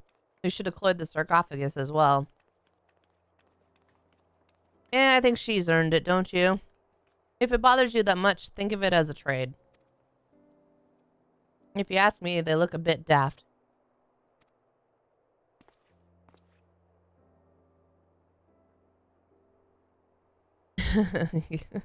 Well, I didn't ask you.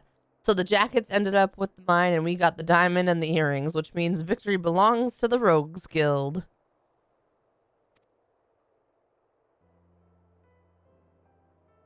Do you think Milala will leave it at that then? I'll get the feeling we ain't done with her yet. Well, I'm sure she's not happy he stole the earrings.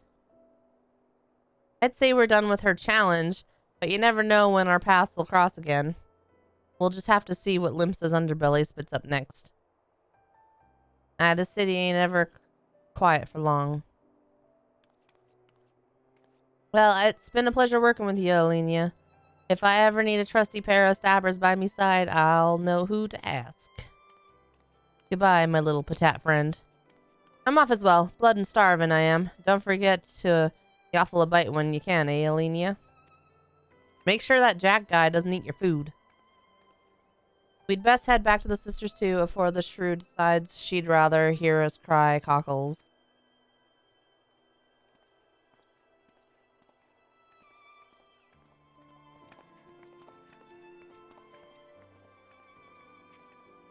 Any work, Alenia. Be seeing you soon. Bye, friend.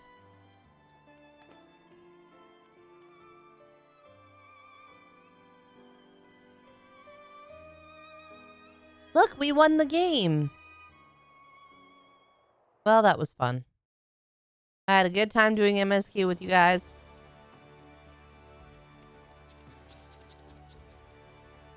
I did. I won.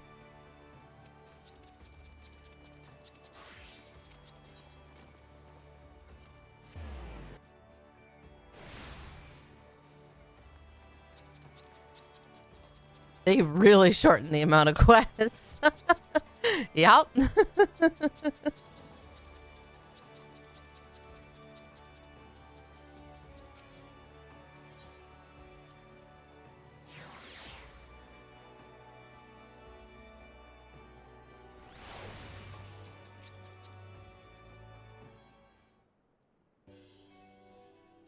Oh there, Alenia. It'll be nice to finally have a bit of rest day. The job never ends, but even a dimmer dammer like myself needs to breathe every now and then. And your venturing mates must be wondering where you've got to. That was a proper long assignment, but I'm glad you decided to see it through. You've proven to be a stalwart protector of the code, even if this ain't truly your world. When you walk back into the Lightmans, you'll have to find your own code to uphold. And when you do, you'll have the skills you learned in the shadows to help you defend it. Well, that's more than enough brittle prattle out of me. Your travels might take you far and wide, Alenia, but you know you're always welcome here at the Sisters.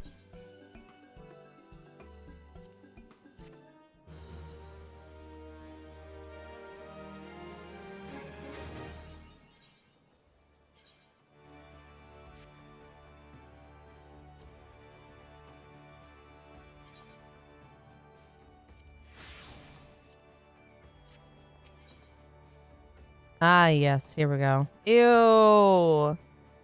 I don't want to have to start learning, though. No. How about I just stay a rogue forever?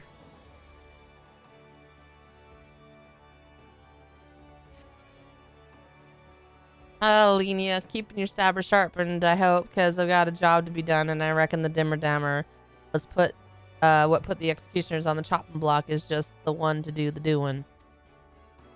My men have sighted some shifty types around Wineport of late.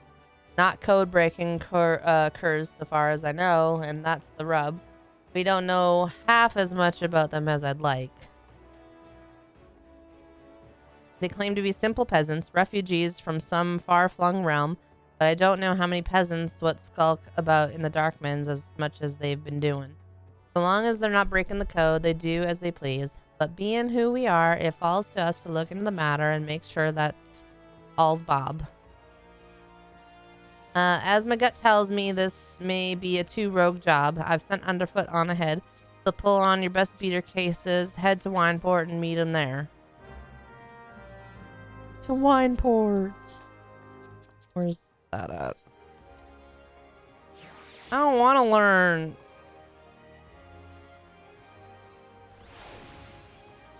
There's a little patat. I need to go here.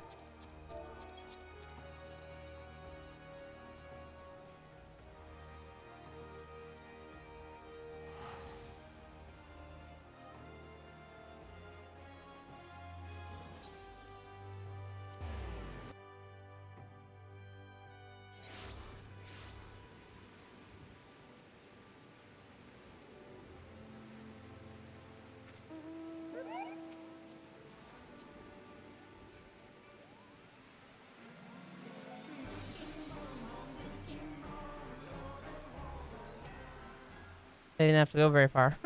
Alenia, when Jack said he'd be sending one of the guild's canniest morts along after me, I had a feeling it might be you. Now, I'd love to tell you, old Underfoot's already whittled the whole scrap on our friends, but truth is, I've turned up more questions than answers. They claim to hail from the South Sea Isle, but me little birds of Malevins gates were to the last man that this some piss-poor mummery. There's no record to any such ship sailing into port. Looks like it falls to you and me to take a closer snitch eye. I hope you brought your sharpest stabbers, and there's no telling who we're... Did you hear that, lass? Either old Underfoot's gone daft or some mort just screamed out for dear life.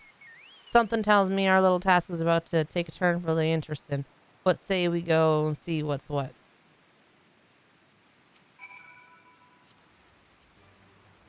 Hmm.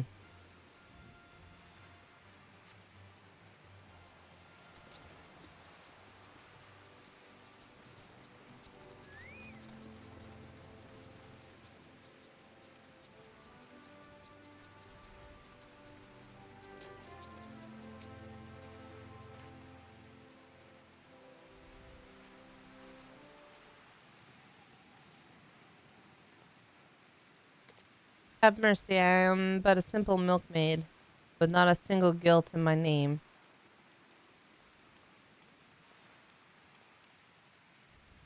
Rest easy, lass. My friend and I don't mean you no harm, though I must say you've got me curious just what in the name of the 12 happened, dear. I had just come to town to purchase some supplies. No sooner had I walked through the gates than I was suddenly accosted by 3 burly drunkards who demanded that I hand over all my possessions. To my good fortune, it seems the men had partaken a bit too heavily. When they saw the meager contents of my coin purse, they began to squabble amongst themselves. A fist fight ensued, and before I knew it, the 3 men were lying on the ground as you see them now. Sounds like Nemea smiled upon you today, lass, though might I suggest you be a bit more careful on your next visit. All matter of scurvy sorts frequent these parts, and you'll find that not all of them are blundering lackwits like your friends here. Thank you for your concern, good sir, and rest assured that I will take your words to heart. Good day to the both of you. Well, Alenia, how did the girls' woods strike you?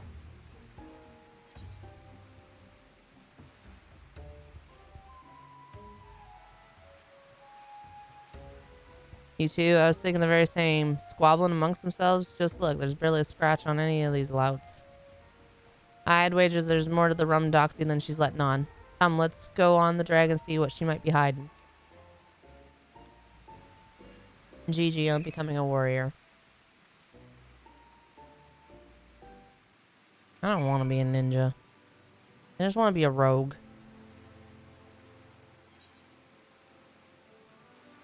Where the hell did she go?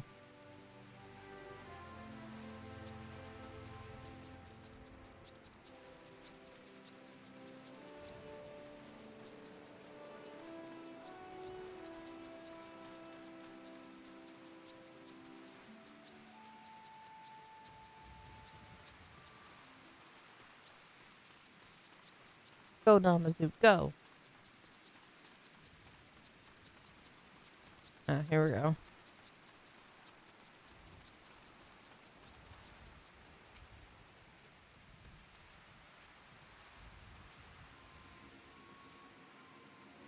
And the right mess we've got here. You reckon these coves got on the wrong side of our last? One thing's for sure. There are no more peasants that you and I. One look at those stabbers tells me as much. I have failed. I beg of you, take this and return it to Master Oboro, the Lady Tsubame. It's too late. The poor sod's dead. As for this stone, your guess is as good as mine. A lucky charm of sorts, mayhap. Any road, we'd best start moving our dew beaters before the last gets away. Her footprints lead in the direction of Upper Lenosia. Lenosia.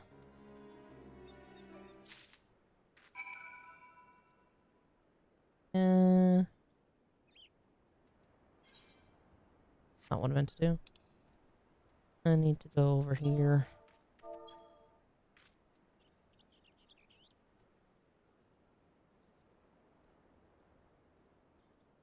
Hang on one sec.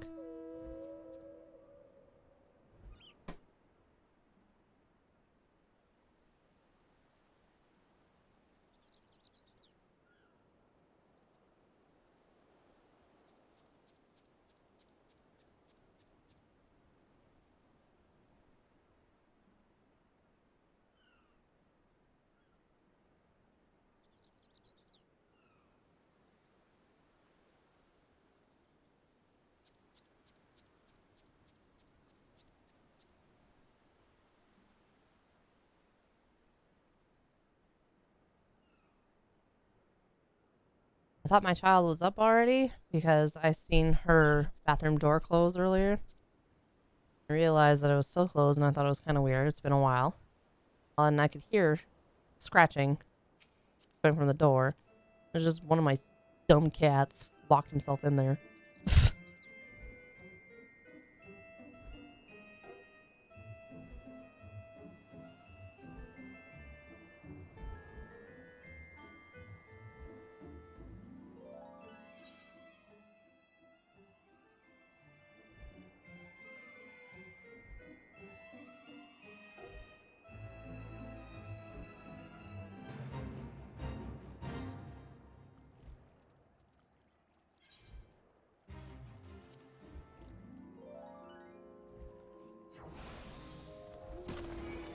What does it mean you have to aim for everything?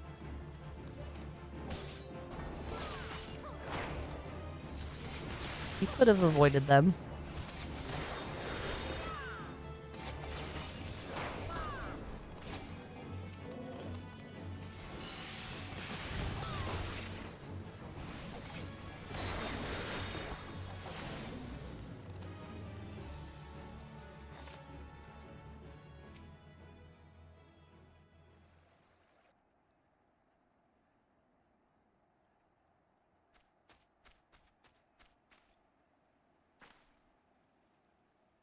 She hides behind a tree as if that could hide her from me.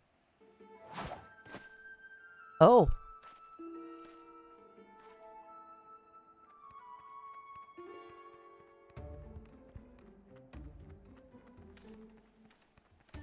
She didn't really think she could fool me with those silly rags, did she? Or did she? Perhaps she's not as clever as we believed. And a mysterious savior rushes to the damsel's defense. Such bravery, such compassion, such folly. Little does she know that the girl is more than capable of taking care of herself. Eccentric is correct.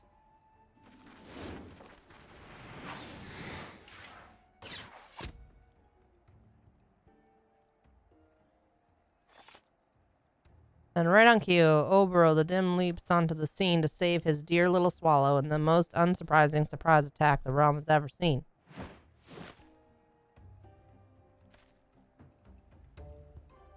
Cease your ramblings, Karas, before I rip that tongue from your bloody beak.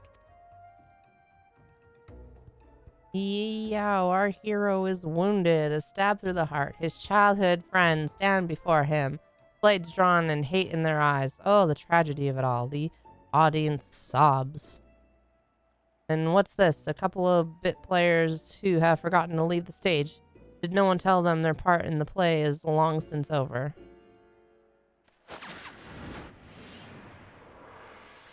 That's fucked up. He tried to kill me. Oh, and the faceless rogue shows surprising skill. Perhaps she yet has a role to play. I will say this much, unlike a certain someone, at least you intrigue me. But other matters demand our hero's attention, and so the first act must draw to close. Come, my pet. Wait, Karas.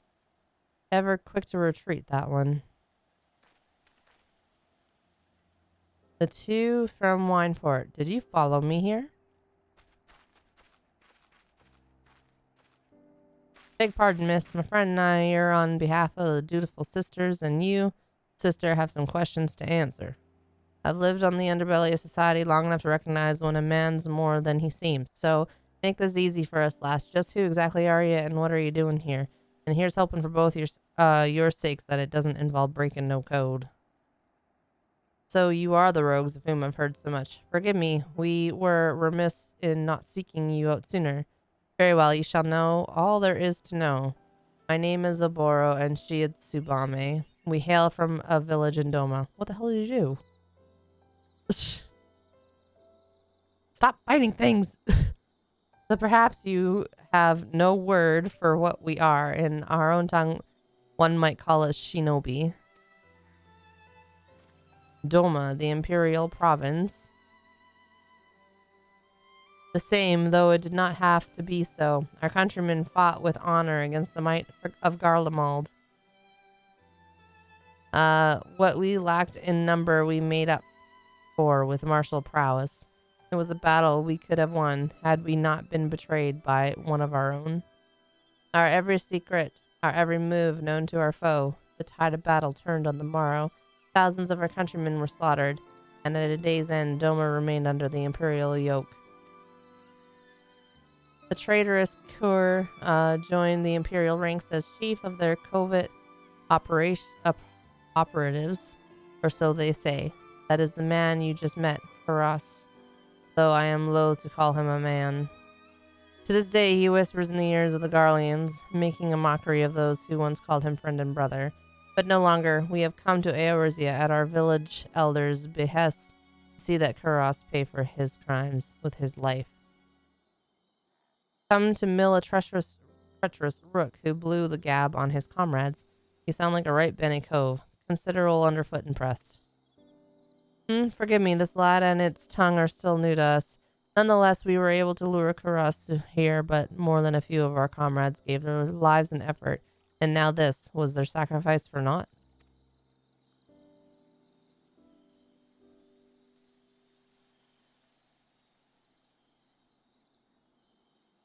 Ah, you have my gratitude. When one of our kind falls, tradition dictates that we return their soul to the village, that it may rest within our ancestors. What? Our fallen brother's soul calls out to this woman. Would it be a sign? Are we fated to fight as one? I would make you an offer. We will instruct you in our art, the art of Ninjutsu. In return, you will share with us your knowledge of this land, that it might serve us in our mission. But Oboro, she is not Domin. She is not of the village. Look around you, Tsubame. Our brothers and sisters are fallen, gravely wounded, and today failure makes it all too clear. We cannot hope to stand against Karasu without knowing the lay of the land.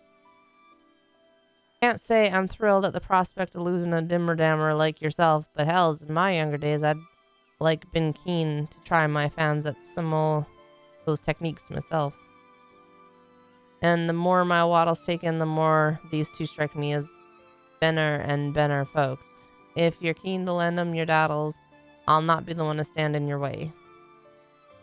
If you would know more, come to the dock storehouse at Raincatcher Gully.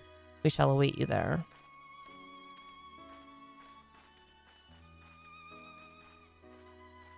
Who'd have figured, eh? Any road, the choice is yours, Alenia. In the meantime, I'm going back to Limsa and report to Jack before he comes and gives me a good clout in the knob.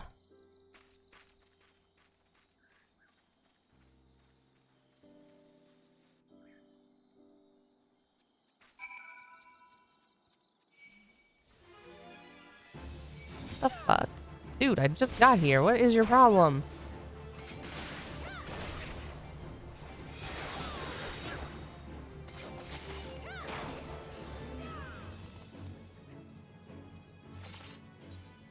Okay.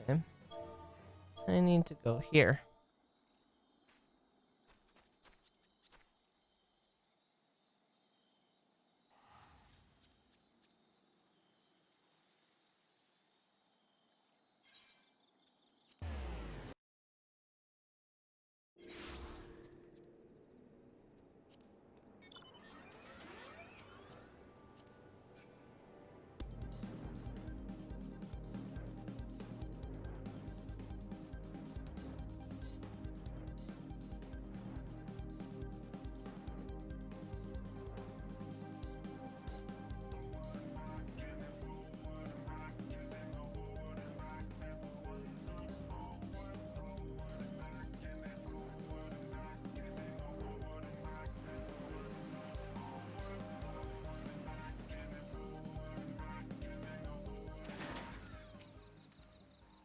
And so we meet again. Am I to take your presence to mean that you have chosen to accept our offer? Thank you. I speak not only for myself and Tsubame, but for our entire village when I say that you have our profound gratitude. What I would tell you next, I would tell you out of the earshot of strangers. Yakubu has been instructed to let only trusted visitors through the doors behind me. When he speaks to you, Ayame, you are to answer Kaede. Kayame. You are to answer Kaede. Kaede. You need not know what the words mean, only that they will grant you entrance. Okay.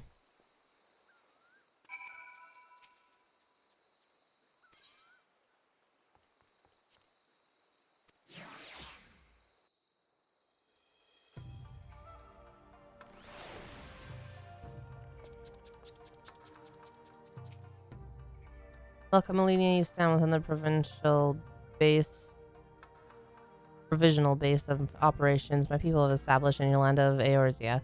It may not look like much either without or within, but that is precisely the point. We find it an ideal vantage point from which to observe the comings and goings of Karas and his men without attracting undue attention to ourselves. My fallen brother saw you as worthy inheritor to his soul. To honor his memory, I entrust it to you. But soul alone will not make you a shinobi. No, this will require training on the body and mind. Our art, the art of ninjutsu, originated with our ancestors many years ago. Since then, it has been passed down with each generation, mother to daughter, father to son. We draw power from the world around us, the heaven, the earth, and the hearts of man, and channel this power into physical form. I am told that this is similar to your concept of Aether, was it? I must confess that Eorzean words and ways remain unfamiliar to me. How does one channel this power, you ask? Through the use of Mudra, hand gestures that call forth each of the three forms of energy of which I spoke. The first Mudra I will teach you will call power from the heavens. In Doma, we call this Ten. You are eager to learn, yes? Attune your soul to that of my fallen brother, then approach me once more. It is then that your training will begin.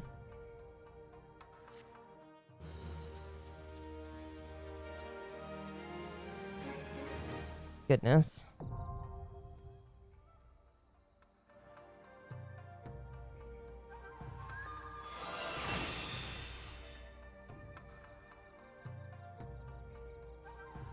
I did do that.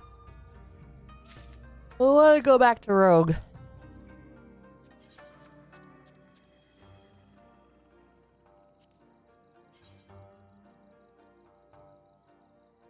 In addition to the deadly weapon skills, ninjas have their disposal special attack techniques known as ninjutsu, which are readied by first making a series of ritual hand gestures known as mudra.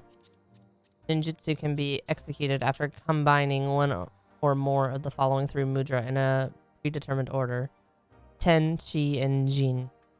Heaven, man, and earth.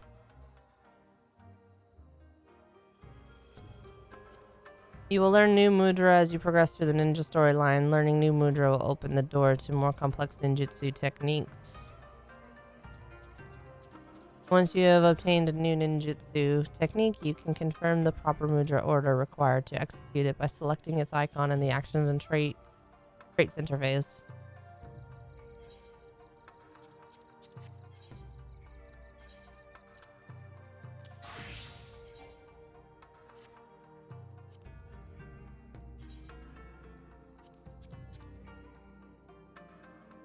I'm a goddamn ninja.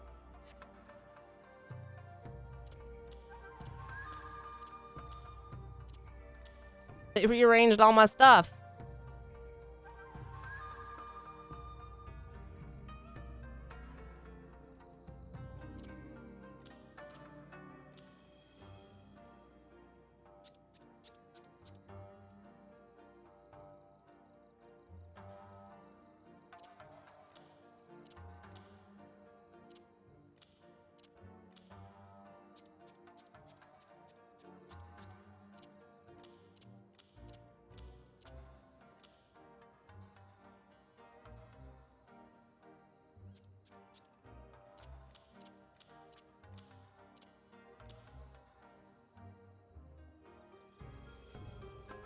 I love the Rogue and Ninja storylines. So far, the storyline is really good.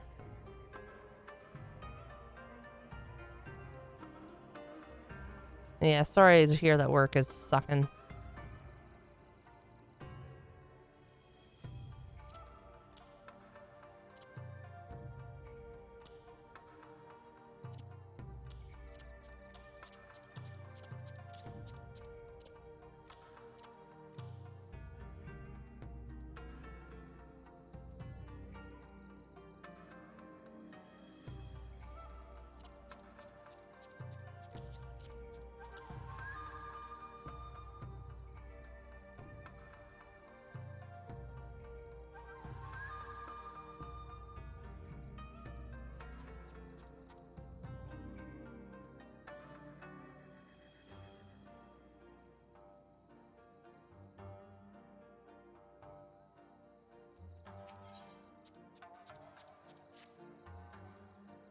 Guess I can sense it. Though you are not of our blood, the soul of my people is strong in you. You are one of us now, a shinobi.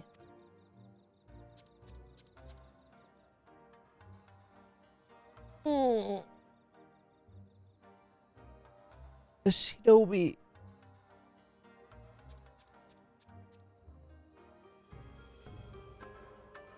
And your training has only just begun. Heed my words, well, Alenia, for the shinobi blade and mind are one. The weak mind gives rise to weak blade. What are you fighting now?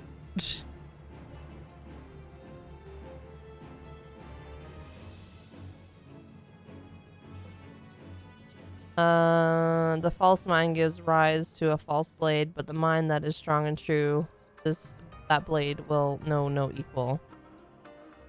Sure were the teachings of my master. Well, you were fighting something. Such were the teachings of my master, and his master's master before him. The shinobi must keep presence of mind at all times, for his blade may as well be one of grass.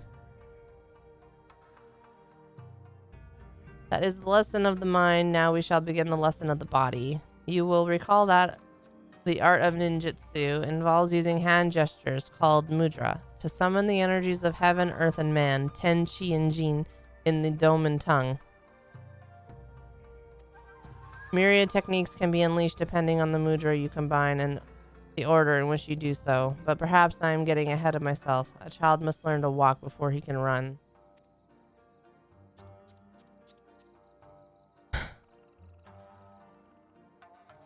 To begin, I would see you master your first mudra, 10, the mudra of heaven. Summon the energy of heaven and project it forth, and from your hand will fly a flaming star, or Fuma Shuriken.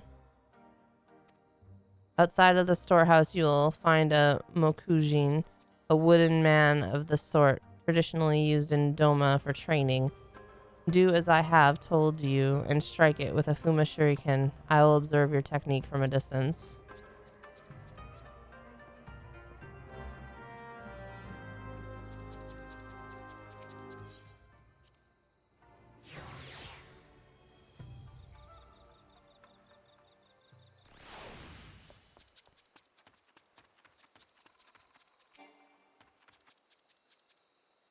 Training mannequin of Far Eastern make has been set in the ground.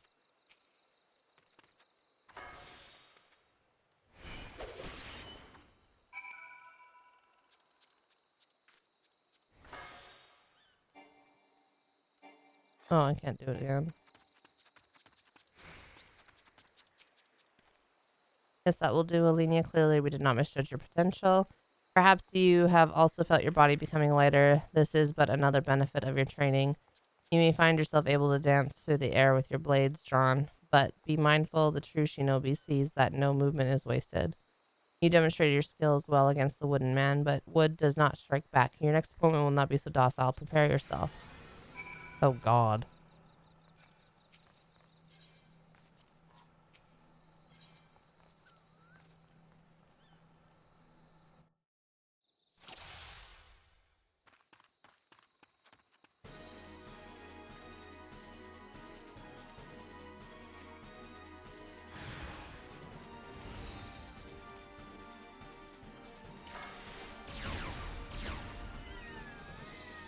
Oh.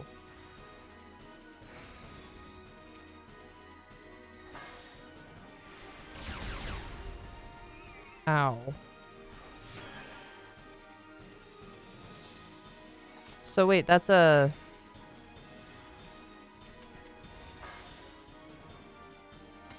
AoE attack?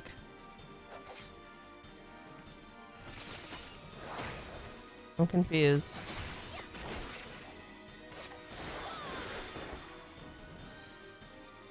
Oh, I let them blow up in my face. Oh.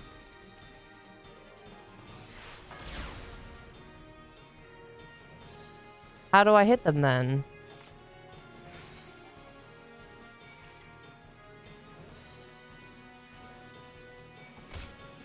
Oh, it's ranged. This one's ranged. Okay. Oh, I see.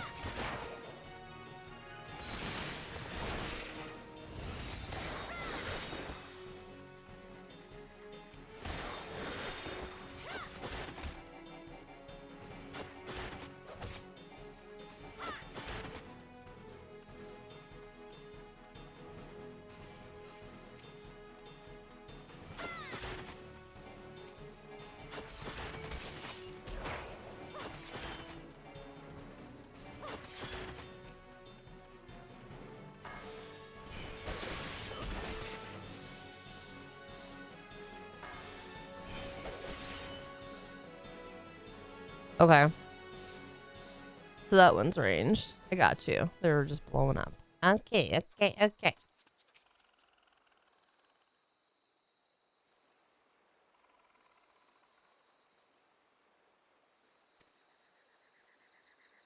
What Oboro means to say is that he's not seen anyone master the fundamentals of ninjutsu with such swiftness. Is that not so, Oboro? I am capable of speaking for myself, Tsubame, but it is true. Alenia has exceeded even my own expectations, her blade slicing through the air as a fish glides through water. But that is enough training for the day. Now it is my turn to be the student, and you the teacher. I would learn the ways of Eorzea. You will instruct me, yes? Sure, whatever. Give my gratitude, Alenia.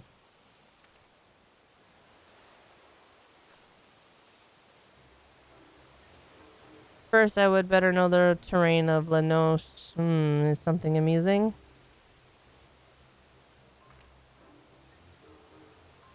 My bow? I see. Who would have thought a simple gesture of courtesy would be so complicated? Like this, is it? Forgive him. Oboro has not been quite himself since coming to these shores. It would seem that neither the food nor the climate agrees with him. And let us not forget the stink of those infernal horse birds. All the more reason for us to complete our mission swiftly and return to more hospital environs. Anyhow, Alenia, that should suffice for the day. Practice well your ninjutsu and return when you are ready for your next lesson.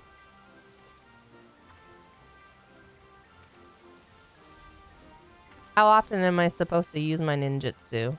Like, I know I'm going to have more later, but how often, like, should I be using the ranged one often even when I'm close to them?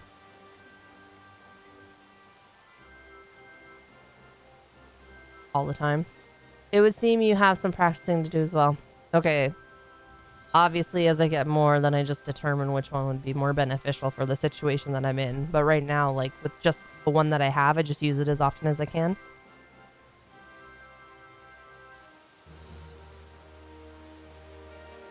Okay. Give me one quick sec. We need a quick break.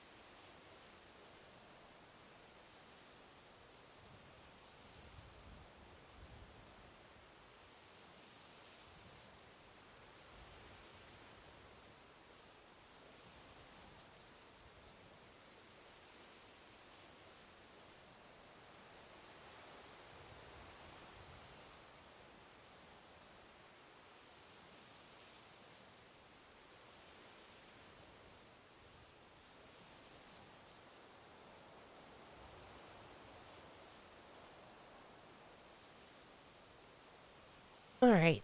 Kitty cats are big old troublemakers. Ah, shit, I missed a phone call.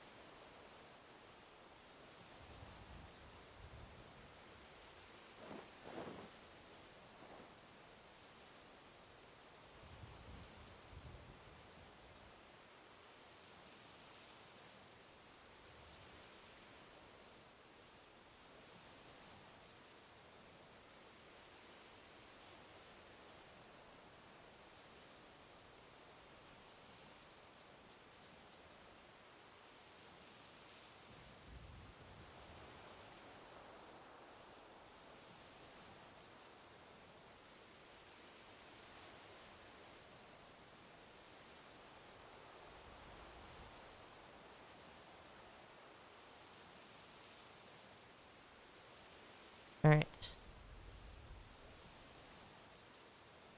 Back to MSQ.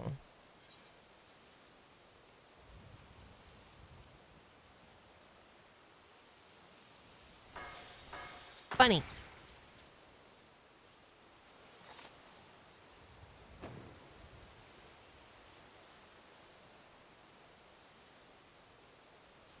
Hmm.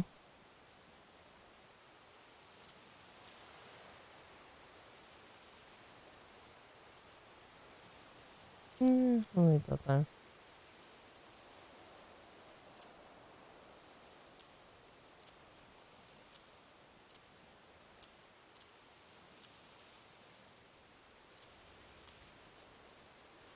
Alright. I am ready. Ugh. Apparently Squiggles is not.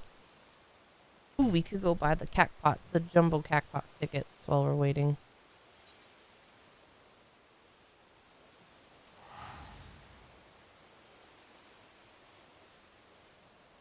Buenos dias. Well, hello there. How are you?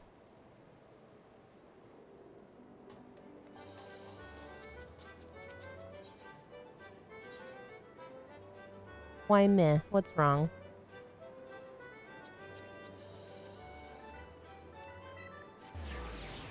Well, that's good.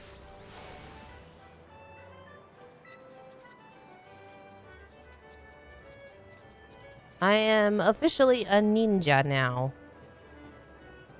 Welcome to the Jumbo Cacpot, where the Arizia of your dreams is only 4 digits away. Can I tempt you with a ticket? Yes, please. Excellent. Let me enlighten you as to how it all works. What do you mean, ew? That's so rude. First, you purchase a Jumbo Cacpot ticket from me. You then pick your 4 lucky numbers, any from 0 to 9 that tickle your fancy, and then inscribe them upon your ticket. After that, simply wait till we announce the winning number to see if you have any matches. Check your digits from last to first. The more matches you have, the more Mandeville gold saucer points you'll win. If all your numbers match, then ding, ding, ding, you've hit the cacpot. You'll receive an embarrassingly large number of MGP and an extravagant prize besides. And with the Jumbo Cacpot, the more participants there are, the grander the prizes become. Just imagine how many MGP you'll stand to win if all your friends and allies join in the fun. Now you're going to be one of those ninjas just jumping around for no reason like a freaking WoW player. Listen, Alenia is a rogue, okay? So it just made sense to take the path of ninja. When the time comes to draw the winning number, look no further than the lovely Cacpot cashier. She will provide you with everything from first prize to consolation points. Last but not least, I will be here to assist you day or night if you are ever at a loss. You can now purchase Jumbo Cacpot tickets. The winning numbers for this lottery will be drawn every Saturday at 8 p.m. Earth time. After the drawing, you will have until the following Saturday at 8 p.m. Earth time to claim your prize. Once this 1 week period ends, please be aware that you'll be unable to claim any prizes from the previous drawing. Ooh. Thanks.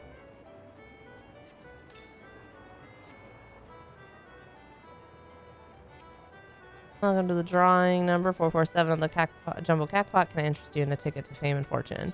Welcome back.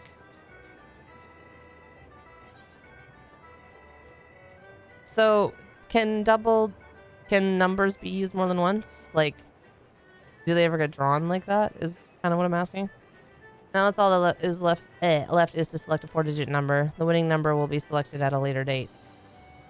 If the last digit of your number matches the winning number, you win 4th prize. If the last 2 match, you win 3rd prize. If the last 3 match, you win 2nd. And if all your numbers match, you take home the grand prize. What numbers should we pick? Every combo you can think of has a chance to be drawn.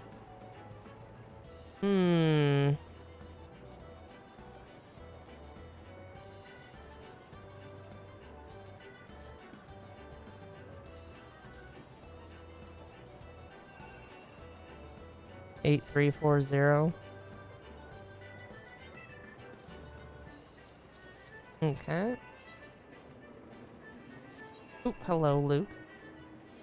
Alright, let's see. Let's do another one.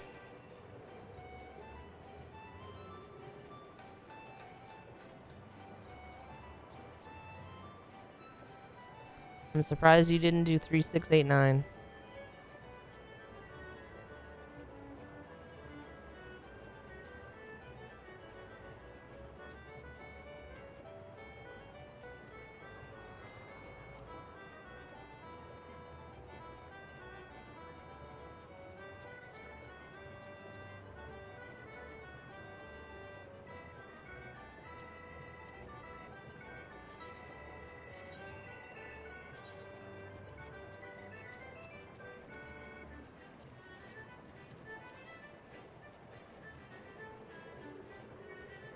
Your first one was 1229. Okay. I bought my tickets. I'm ready to continue. Look, we got a thing called My Feisty Little Chocobo.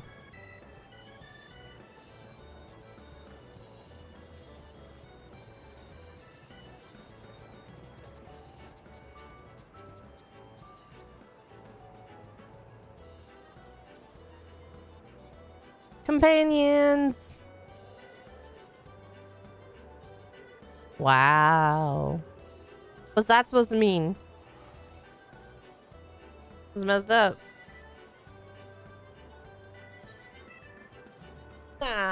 Just watch. I'm gonna master the ninja. And then one of you is gonna have to be the healer so I can play ninja. Yeah, that's a good idea.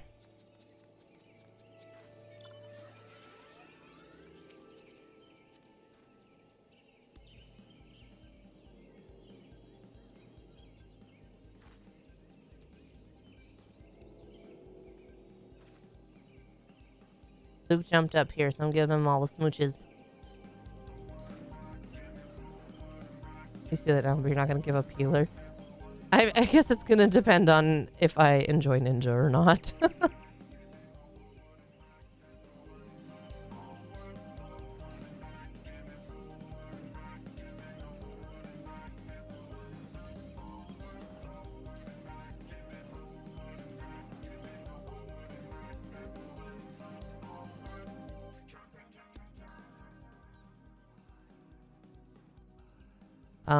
Oh.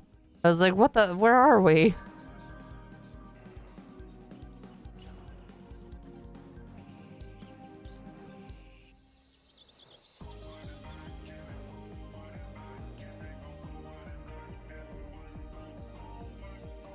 Give the kitty cat all the smooches. Ooh, Palace of the Dead. Yeah, I'm down.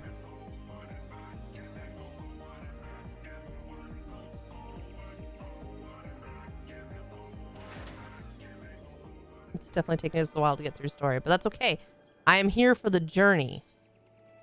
I already have this crystal.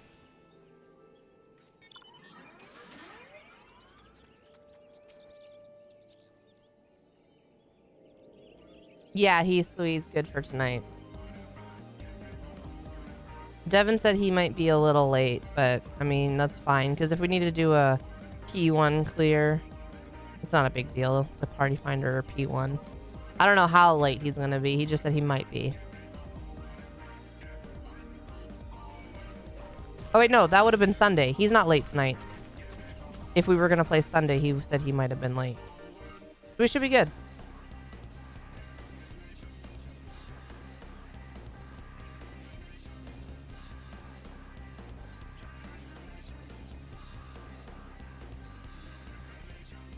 That reminds me, I'm going to put a reminder to watch the video.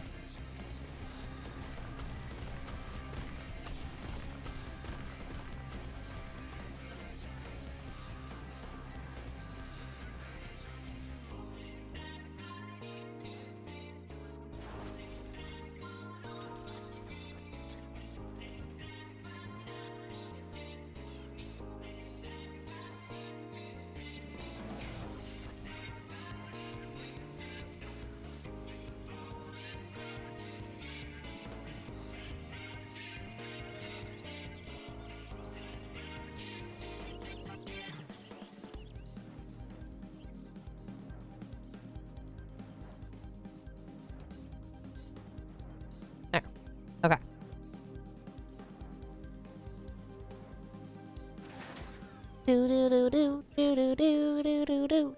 My feisty little chocobo. The unmistakable smell of chocobo clings to you, adventurer. Would I be correct in assuming that you have your own trusty steed? I thought so. Now tell me, is your bird battle trained? If not, you might consider seeking the advice of Luke Hulot over at Bent Branch Meadows.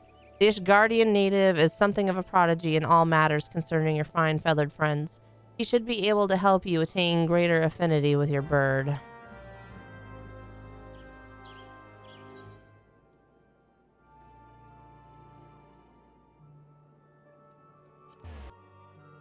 Don't forget to boop your animals.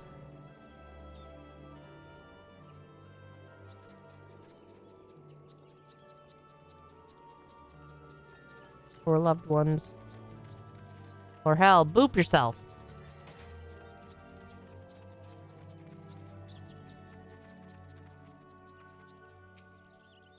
Good morrow to you, Alenia. Is there something you need?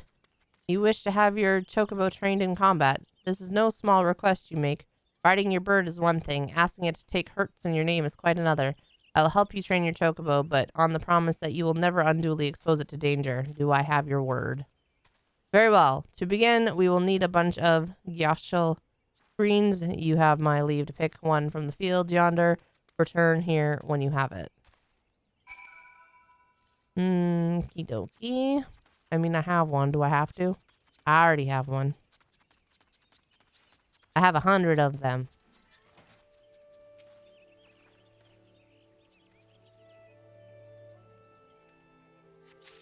Okay.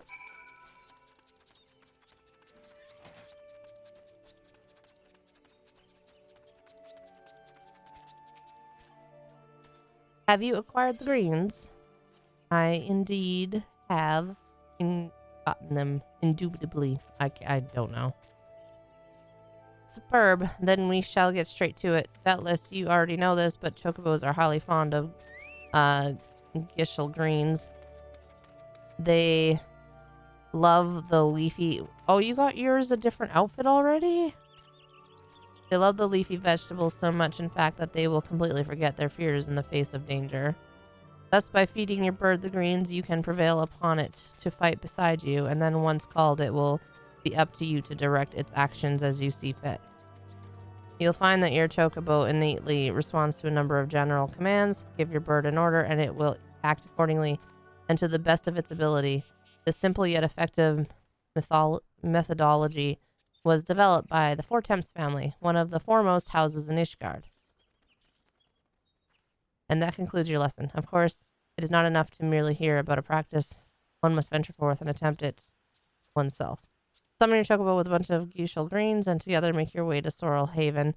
The brood sees that prowl the area out to be a suitable challenge for you and your companion. Put down 3 of them and return here. And lastly, by way of advice, I would recommend you keep an ample supply of facial greens on your person at all times. Our resident vendor will be able to provide you with as much as you can carry.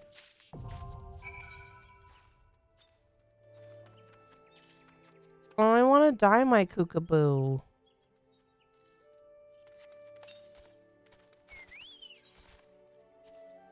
Come on, little kookaboo. Aizawa. Let's go, Aizawa.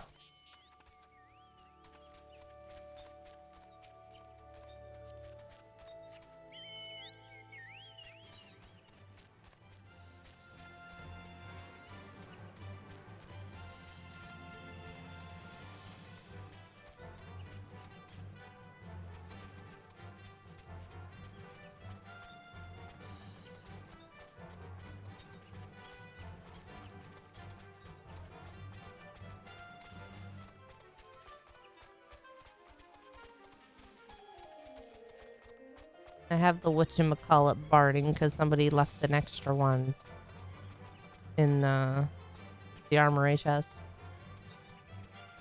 I think it was BK. I think he left it there.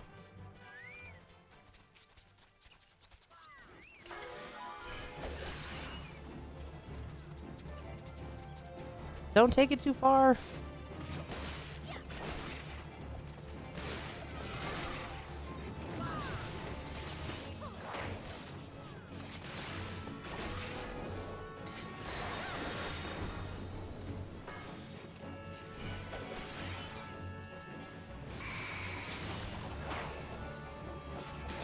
Get off my screen.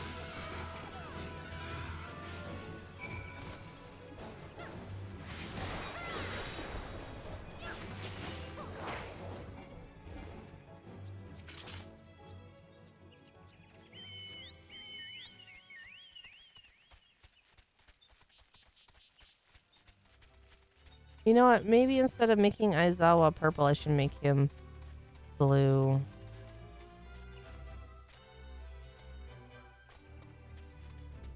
Or maybe I should keep him yellow, considering Aizawa has a yellow sleeping bag.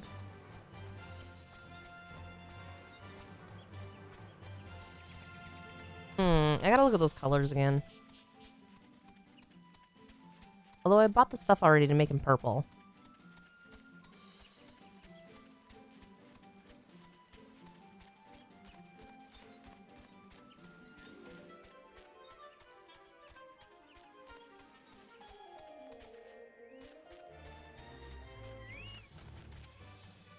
So you've successfully negotiated your first few battles with your chocobo. Well done.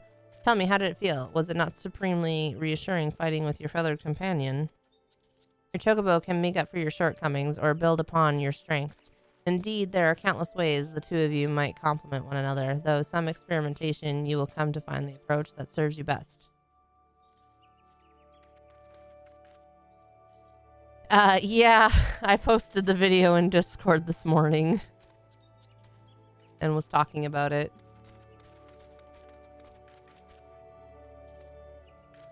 Before I forget, I have one last parting gift, a saddlebag for your chocobo. Carrying Gashful greens about can be quite cumbersome after all, and there should be sufficient room for your personal belongings should the need arise. I pray it serves you well on your travels. Hey. Oh, there's another quest? Oh. Man, I'm not worried about that right now. I don't know what it does, but I'm not worried about that right now. Where is... You sent me the link for the colors, right?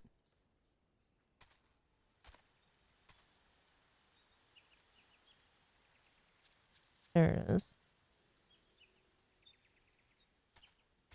It lets you train your chocobo so you can level it up. No, I got it. Oh, so do you want me to pick up that quest?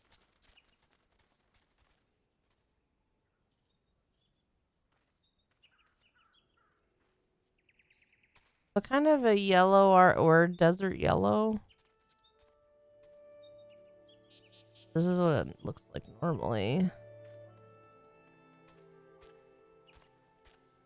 Maybe we should go blue.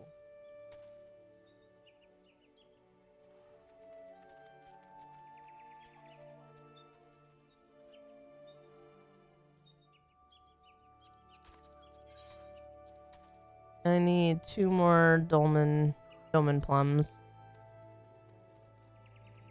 Yeah. Can we buy those from the vendor here, or do I have to get it from the market board?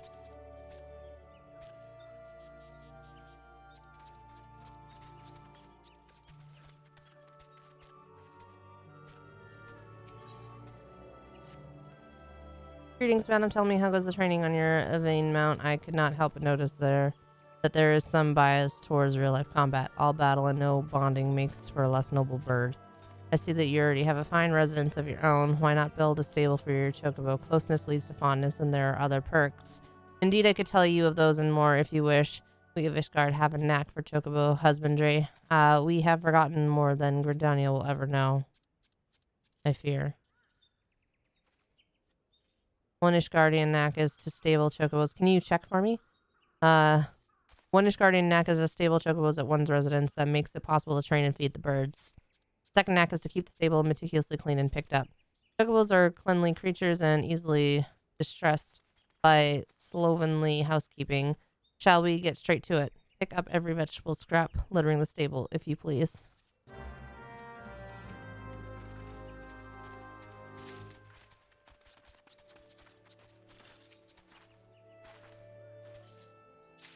We'll take good care of our little kookaboos.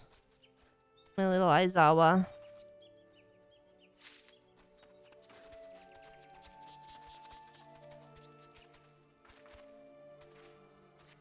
Aizawa's gonna need better barding.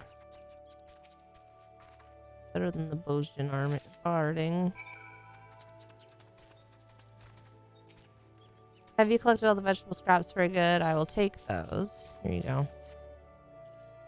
The place is as fresh as cream. How well the chocobos look, fluffing their feathers in contentment.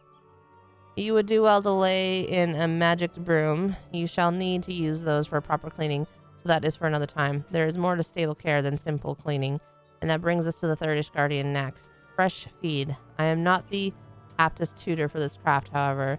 There is one that has the knack right here in Bent Branch.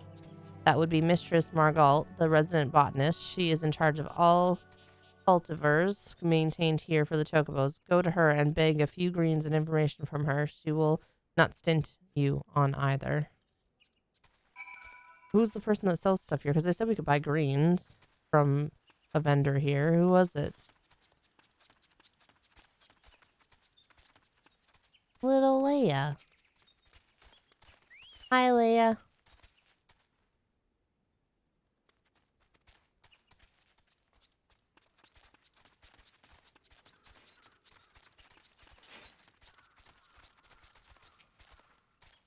Welcome, are you perchance jockey in need of a new fledgling race chocobo?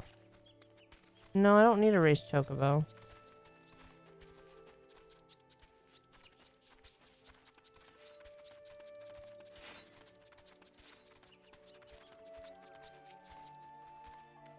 Thank you, friend. Chocobo breeding has always been rewarding work. What do you do here? How do you know that Leia's egg hatched with nary a hitch, a spirited chick? That one is strutting about the meadow like was the Highlands of Corth, as she'll do her mother proud, I reckon. And I dare say she's not the only one yet. Yes, that with the fine flock we've been raising, people have finally come to accept and appreciate Gridania bred birds.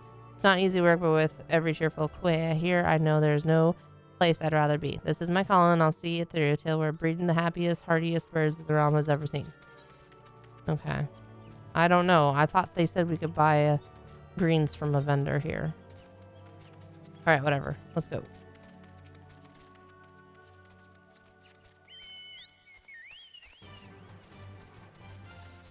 Whee! Some feed for your chocobo. I've come to the right place for it. It has been a warm spring. Try the crocca root. Many birds who have otherwise go off their feet cannot resist these luscious roots. We raise them with love as well as skill. Master Luculot likes to call that a knack. I've no quarrel with it. It's a joy to grow, whether it be vegetables, chocobos, or the skill in one's hands. Why not try your own hand at growing vegetables? You say you have a house. A house must have a field. Food grown with your love and care, how could your bird not thrive eating feeds such as that? Mayhap we are not what we eat, elsewise my father would be a codfish, a swim in butter. But the feed certainly makes chocobos. Aye, so sensitive is their nature that you can see the effect of a particular feed as clear as day. But I have yet to tell you about the main feeds. You are sure to be fascinated. Shall we ever tire of speaking of the gishel greens, precious, luscious plants? You can summon and train your birds with these greens. But as wonderful as gishel greens are, they are hardly unique in being attuned to specific areas of a chocobo's abilities. The art of raising a chocobo involves choosing a balance of these vegetables to feed to your bird, thus creating a chocobo that is, well, just so. The best laid plans of wranglers are often frustrated by a picky eater, though. Do make sure you come to know each bird's likes and dislikes. They are no pieces of magitech to bend to your will. But when bird and woman grow together, why, you might discover something very special indeed. Aye, and you would do well to grow your own feed. May as well fight with a pine sword to raise a chocobo without a vegetable field of your own. Visit a store to buy the seeds and remember love and skill. There's the knack. I do go on, don't I? You came for a handful of feed, and you got an earful. But that's the way of it with us botanists. Take this fine specimen of crocca root to your sweet chocobo. I wish you both the joy of it. Thank you.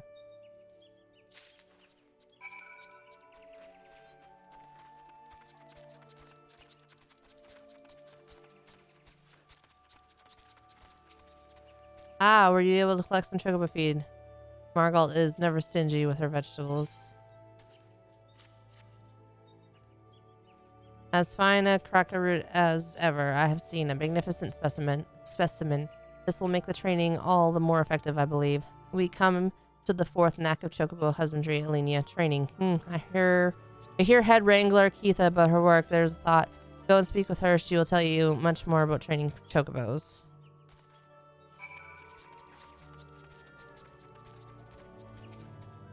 Nice to see you, venturer. Here to learn about training your bird, you say. Stable your chocobo and you'll be able to train the sweetheart, but you need to give him a treat straight after and not a moment later. What I do is to go pick up a choice bit of feed before I get the bird into training. The results vary, as that slick ruffian at the ebony stalls used to say. Around here, results depend on how clean the stables are, what treats you give, but long as you love your chocobo, it's hard to muck it up. Well now, got a fine root, a crocca root on you already. That'll work, a treat, no pun intended. Go on, start training little Leia there.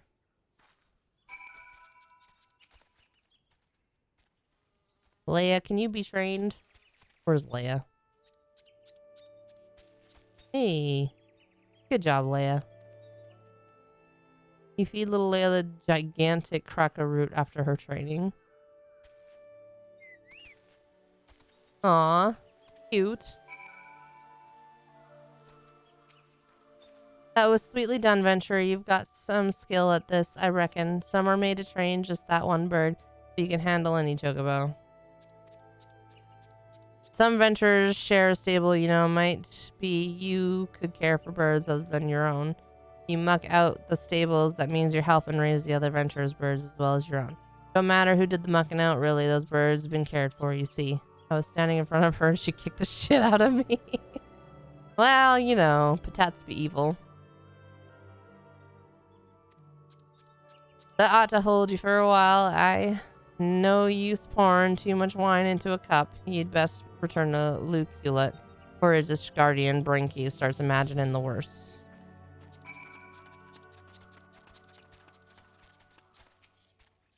Sweetly done. High praise indeed from Keitha. Excellent, excellent. I have now taught you all the knacks you must needs know at this time, I believe. It is my hope that you will add a stable to your residence and there raise a chocobo to serve as your brave mount and trusted companion. How I long to meet that bird someday. I trust you will not disappoint me. I need 2 more dolmen plums.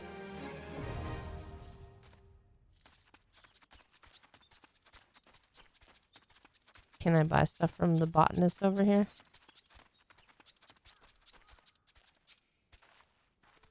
No.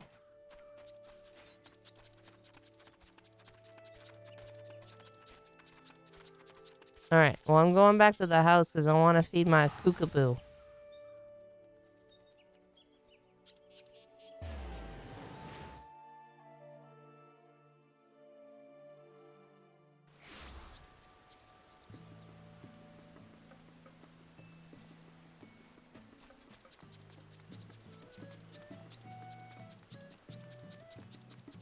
Doman Plum. Luke, I can't see around your chunky body. Alright. He moved. Oh my goodness. Can I not just get 2? Oh, here we go. 2. Alright. Oh, I need brooms.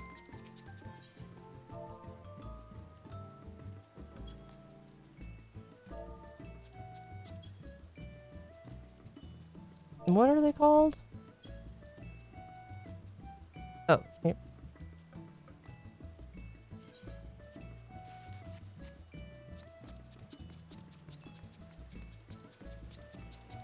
Go, little Namazu, go. Stable. Yes. Oh. Oh, he's summoned. How do I return him? Is there a way to do that? Withdraw. Okay.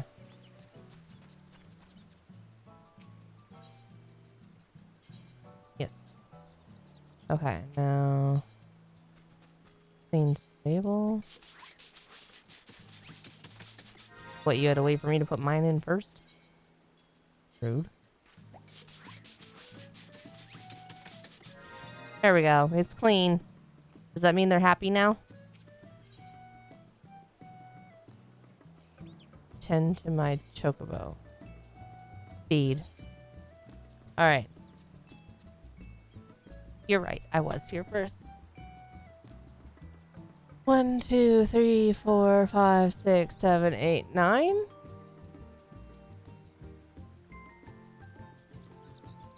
Nine.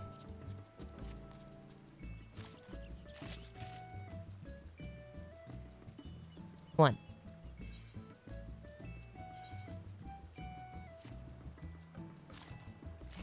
Two.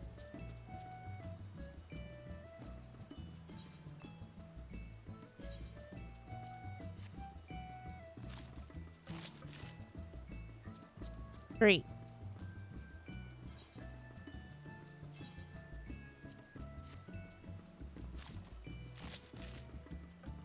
Four.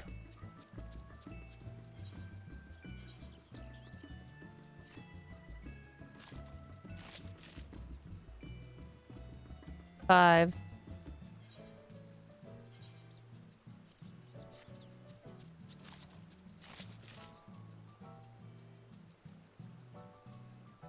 Six.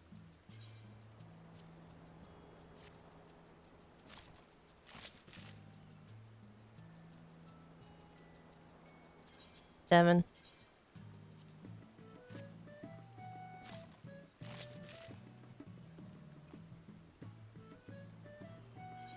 Eight.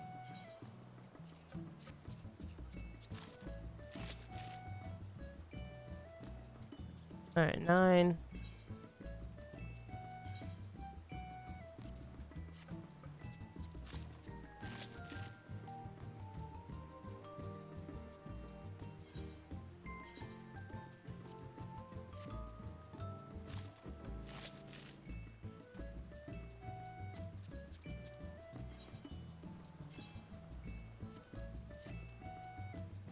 This is gonna be a chunky chocobo by the time I'm done.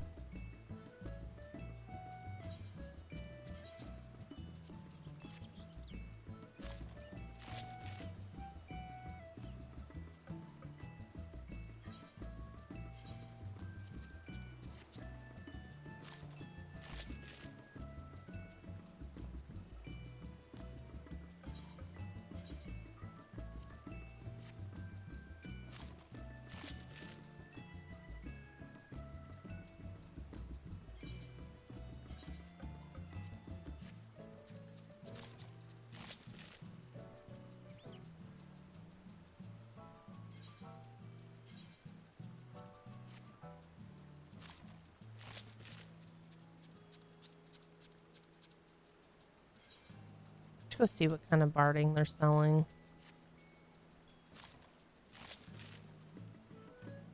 Aizawa deserves better.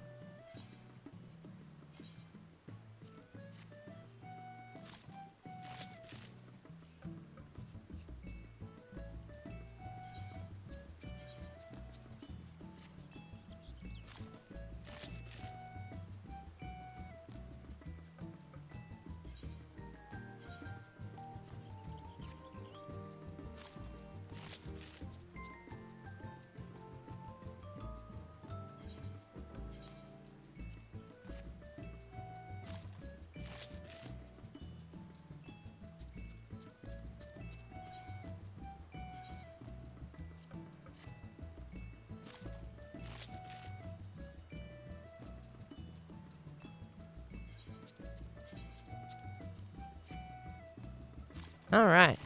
That was my last one. But I needed to feed him. That's what happens when you hit train. Oh.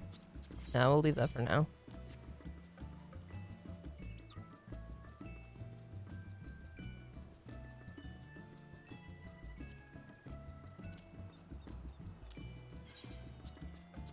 Put these in there.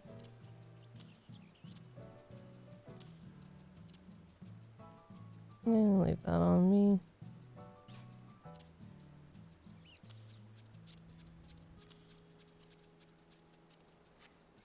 Alright. So, can we take them out? Or do they have to stay in there?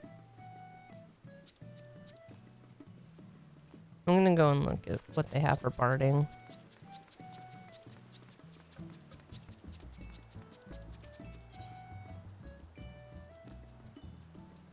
Where do you find barding?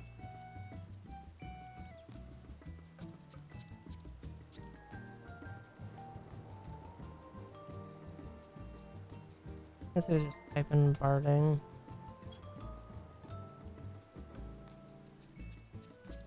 Stay? So they have to stay in there?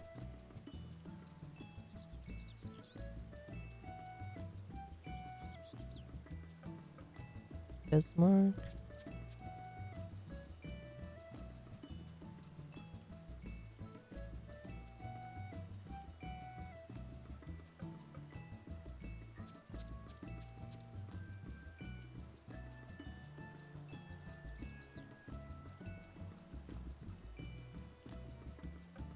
Divine light.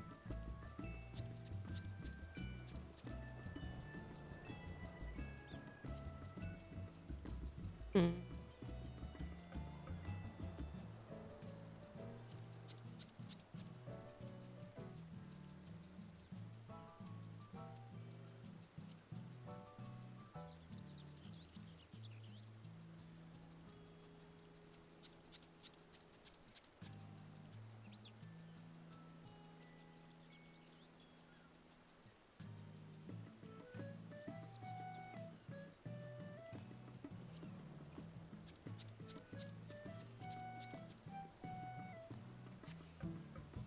Alright, so we have to leave them there for 6 hours then?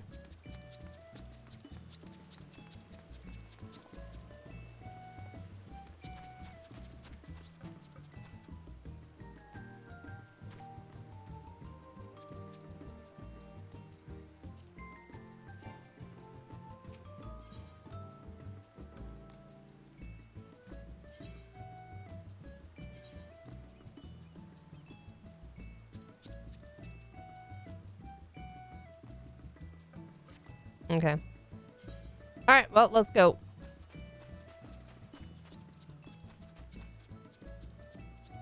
They'll be ready. They'll be all fancy tomorrow when we do MSQ.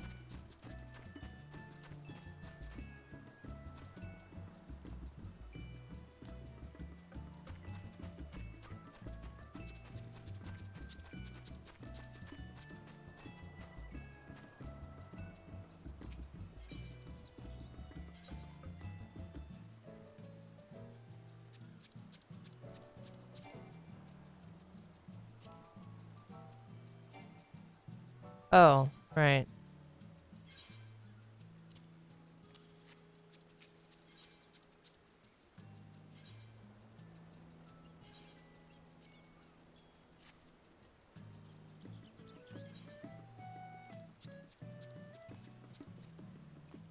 Does that change their... It won't mess with the color if I give Aizawa a carrot, right?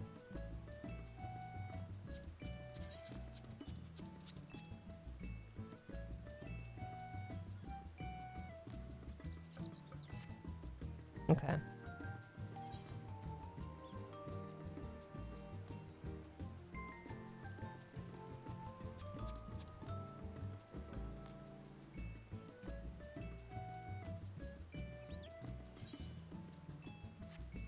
Cool. All right, I'm ready to go.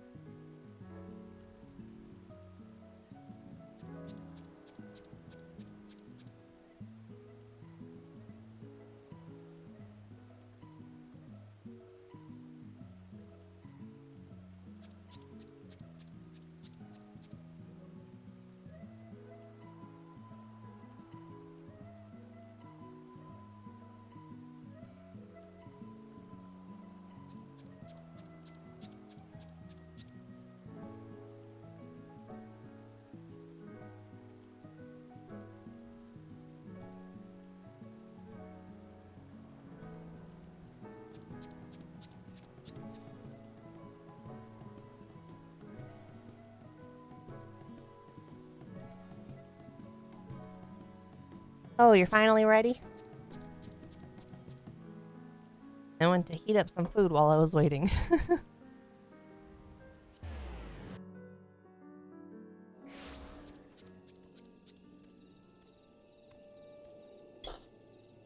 All right.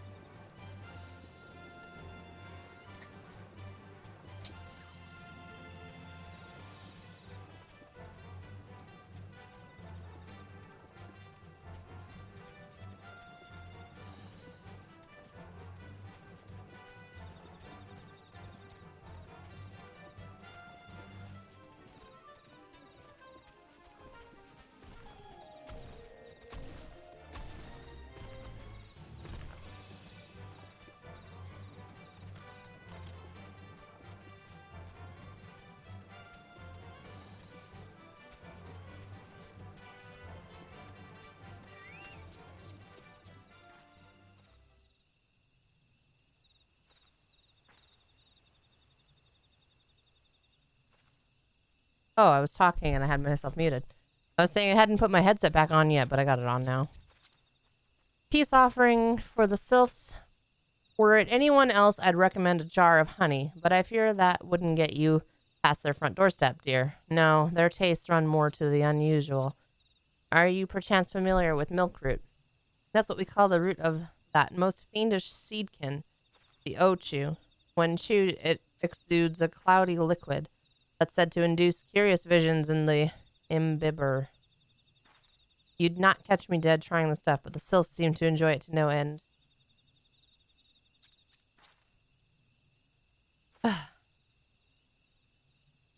I've not seen an ochu around the comb in quite some time, but I did encounter a suspicious clump of grass the other day.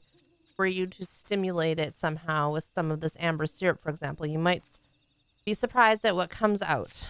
Good luck. That is lewd as hell. All right.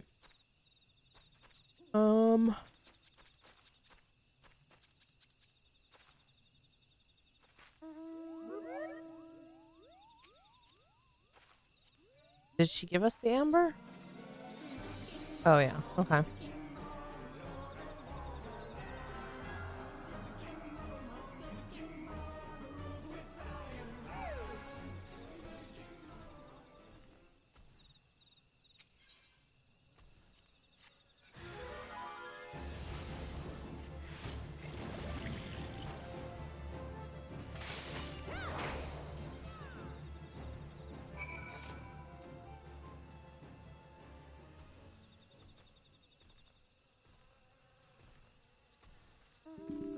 Oh.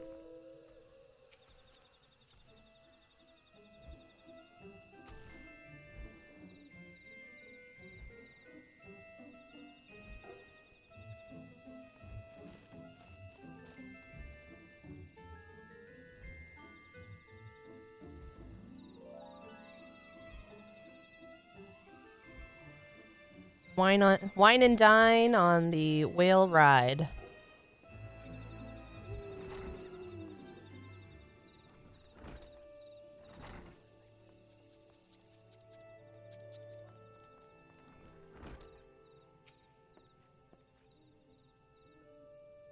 Ah, you're back. Was my wife able to direct you to a suitable offering? Milkroot, but of course, those sylphs quaff that cloudy stuff as quick as I do a flagon of mead. The effect's just about the same as well. Any road, a gift of milkroot will have the sylphs calling you friend and sister the moment they lay eyes on you. Now let me wrap that up for you. I'm starting to feel a bit woozy.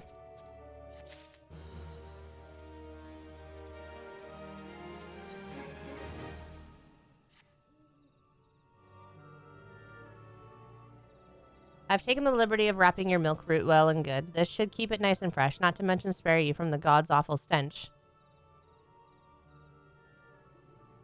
The sylphs love the stuff, but me, I'd rather bury me nose in chocobo dung. I dare say the reek even rivals the breath of the morbol that put an end to my adventuring days. But I can tell you that story another time. You've more important matters to attend to today. Yes, the sylphs are an eccentric bunch, but I've shared their company enough to know they're kind at heart. They'll not shun one whose intentions are true. May your parley be a fruitful one, friend, and do stop by on your return. There's a flagon of full flower mead with your name on it if you regale me your adventuring tales. And before I forget, don't go trapsing off just yet. Emmeline here would have a word with you. Travel in safety, friend, and do pass along my regards to the winged ones. So they do have wings. It's good to see your knowledge of sylphic creatures have matured. I see no reason to delay your mission any further. Upon your arrival at Little Solus, seek out a young sylph by the name of Komuxio. He has served as an intermediary between our peoples on many an occasion and has the close ear of his tribe's elder. I see that Hawthorne has furnished you with some of that malodorous, root the sylphs so adore. I have something of far greater import for you to deliver, a missive from the Elder Seed Seer herself. To summarize the letter's contents in brief, it vouches for the integrity of our envoy. That would be you, and restates Gridania's desire to maintain a harmonious relationship with our long-standing friends of the forest. The war with the Ixal has taken a toll on our resources. We can ill afford to get mired in another conflict. I need not impress upon you any further the importance of this mission. May the 12 see you return with good tidings.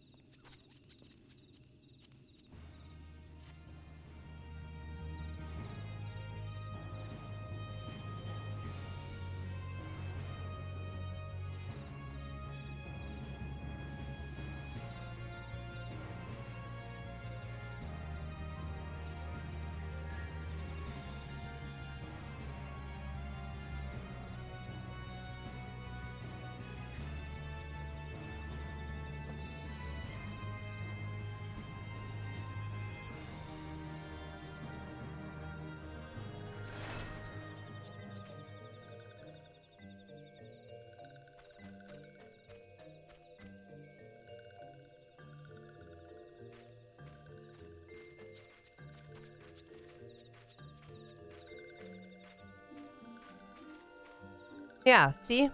These are what I was talking about. You call them Cabbage Patch Kids.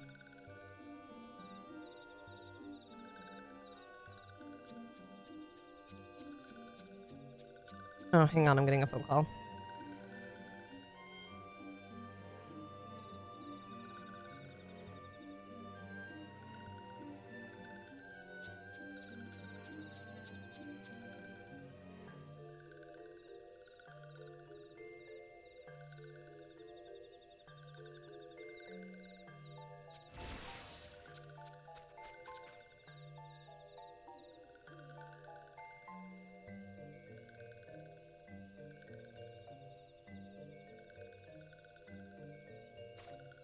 Walking one is not familiar to this one. This one does not trust strange walking ones. Strange dancing ones might be a different story. This one expects no such thing. Walking one should go home and leave this one be.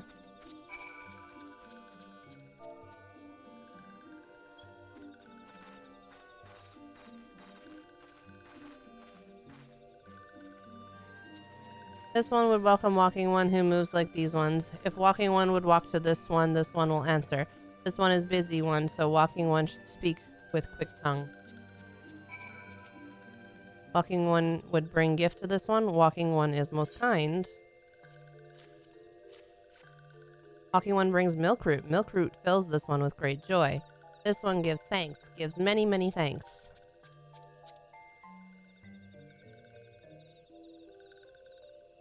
Walking one carries message for Elder One.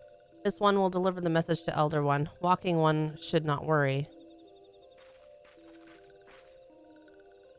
Hello there, we're envoys from Gridania and we're here to treat with your people.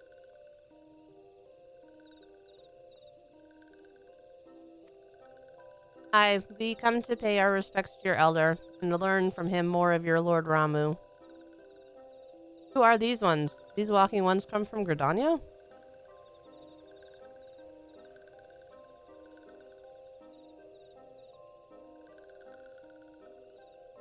Walking one became a dancing one and brought milk root.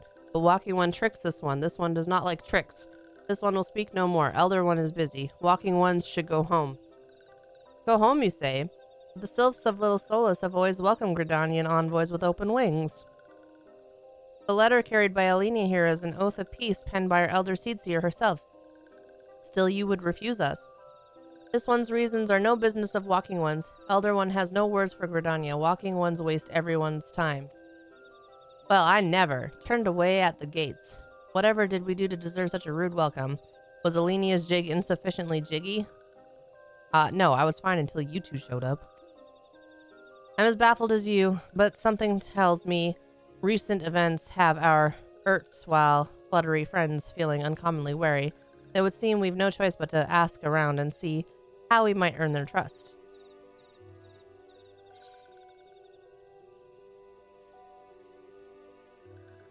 I don't really give a shit about any of those.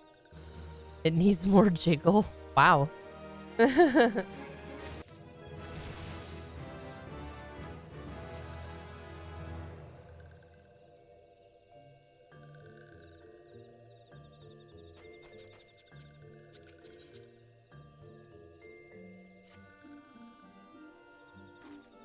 Alenia, are you in the mood for dancing?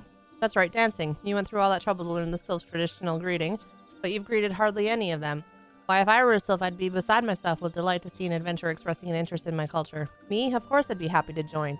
Ow, ow, there goes these bloody leg cramps of mine acting up again. Uh-huh.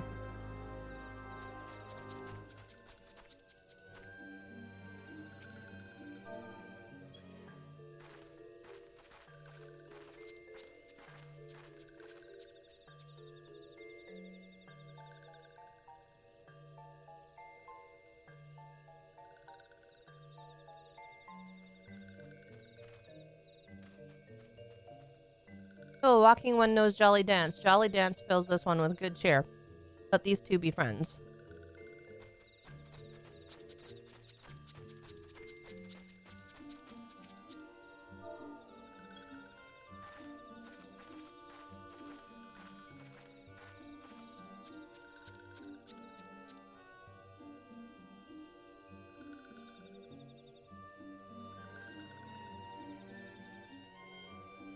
Walking one would be a friend to these ones.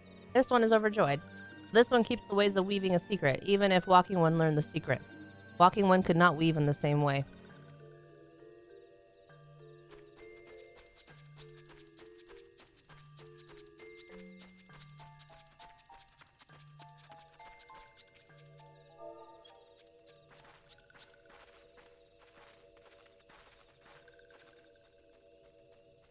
Ah, walking one is a friend to these ones, friendly like gracious elder one of Forest City, knows how to dance into these ones' hearts.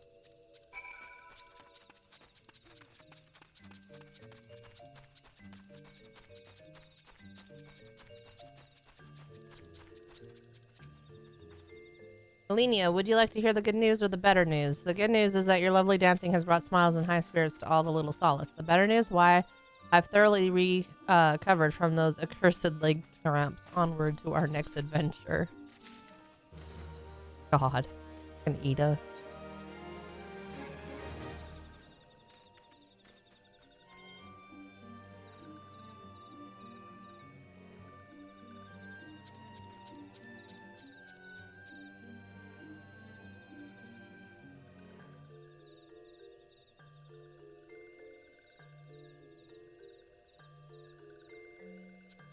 Yeah, those extremely convenient leg cramps right at the time of having to dance really suck.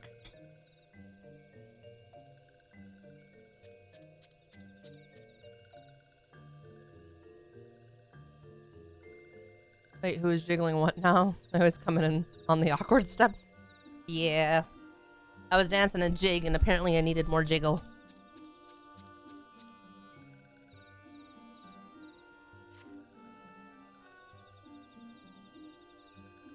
It was most unfortunate she really wanted to dance too. Yeah, I'm sure she did. Alenia, as an adventurer, you're no stranger to helping distressed folk, I'd wager. Tales of good deeds are quick to spread. The adventurer who comes to the aid of the local populace can go from stranger to hero overnight. No doubt you see what I'm getting at. The sylphs who make their home in Little Solace do so having been driven from their woodlands home. Surely they have their fair share of troubles. Seek out troubled sylphs and see what might be done to ease their worries. A sound plan, would you not say?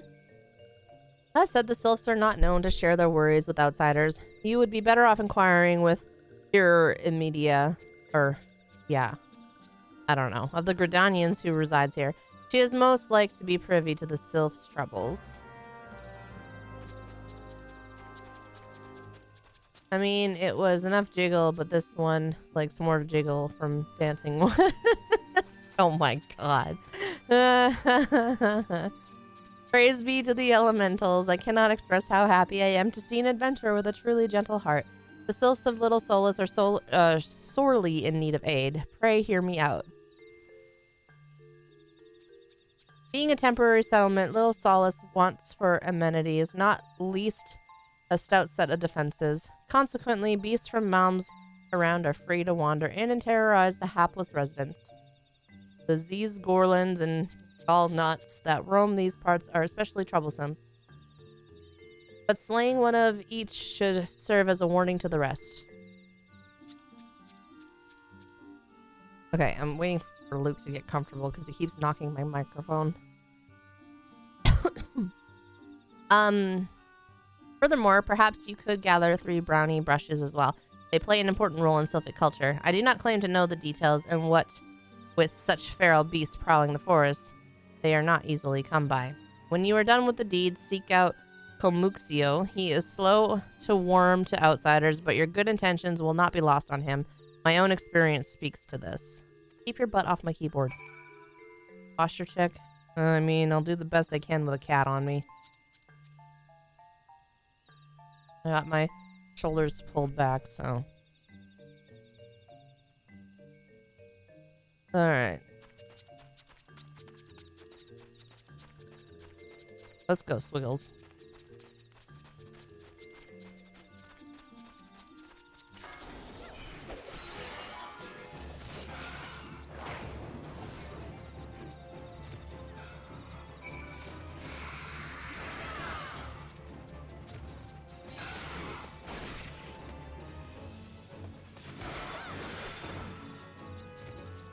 I did that. Now what? Squiggles left me.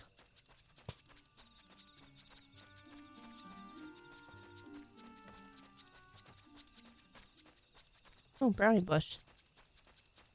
Brownie brush.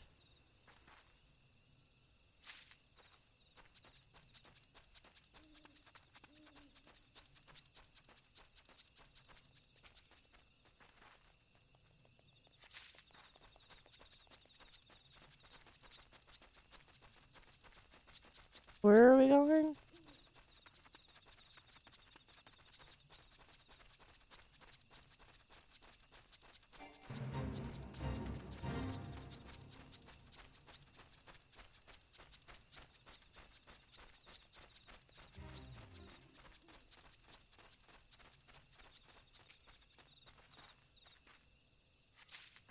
Okay, but now we gotta kill things.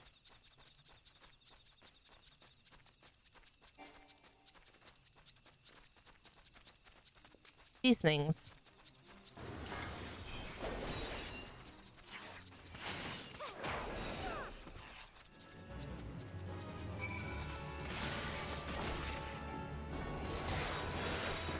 All right.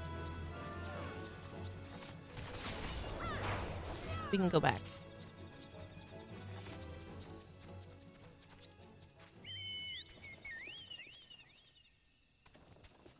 Must you lay on my hand? Must you lay on my hand?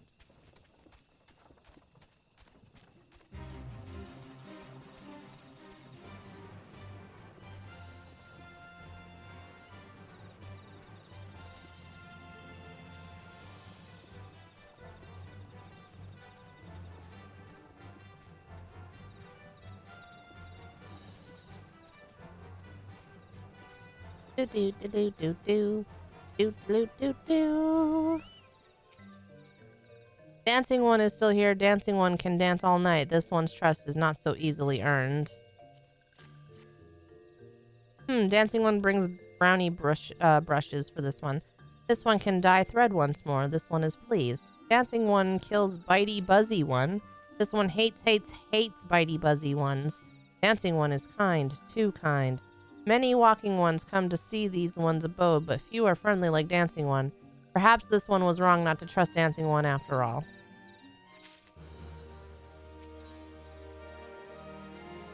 This one asked dancing one for forgiveness. These ones have many troubles since walking ones last came to our abode. This one must be careful, always careful. But dancing one is not like the other walking ones. This one can trust dancing one. This one would ask dancing one for help. Strange walking ones with bodies of steel come to the home of these ones. This one thinks steel ones come from Empire. Where Empire goes, many living ones become dead ones. Trees fall and brushes burn. These ones, home is in danger. Danger. I read that wrong. Oh well. This one begs of dancing one, help this one no more. Dancing one is friends with these ones and walking ones, yes. Dancing one must speak to these ones here and walking ones in hut house and find out more. This one has bad feeling. This one fears steel ones are after something. But this one should speak no more. Go dancing one. This one depends on kindness of dancing one. I'm confused. Alright. That's a fire. Strange steel walking ones? Yes, this one has seen. Steel walking ones carry big boxes. Maybe walking ones hunt for shiny treasure. This one likes treasure. I mean, I like treasure too. I am a rogue. Well, in here apparently I'm a ninja, but you know what I mean.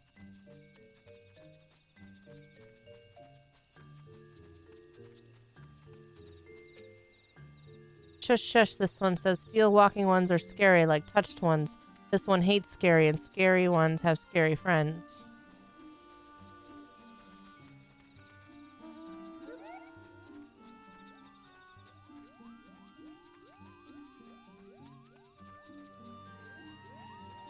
Are they far away?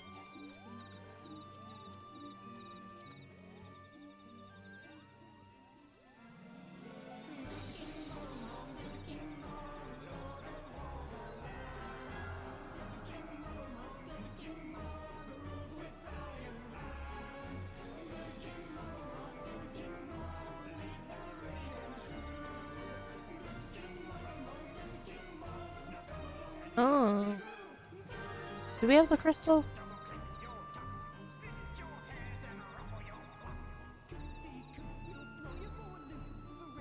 I can't remember. I feel like I do.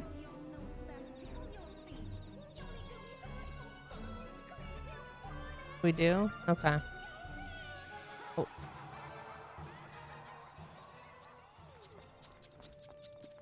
Not the right person.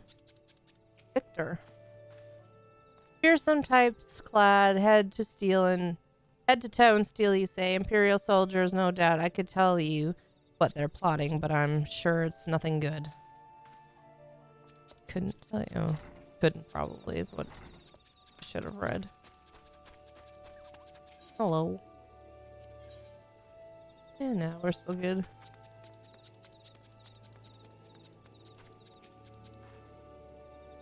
Men clad in strange armor. Why, now that you mention it, I did see some suspicious types of late. They were gathering deep in the forest. I simply assumed they were adventurers. So you said we have this? Oh, I don't remember getting this one. But I kind of assumed also, but you never know. Knowing me, I'd be really good at missing something.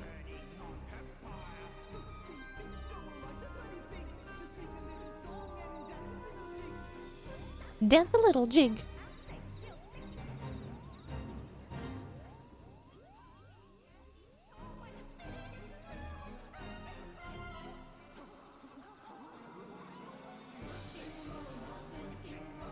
Do, do, do, do, do. That's free.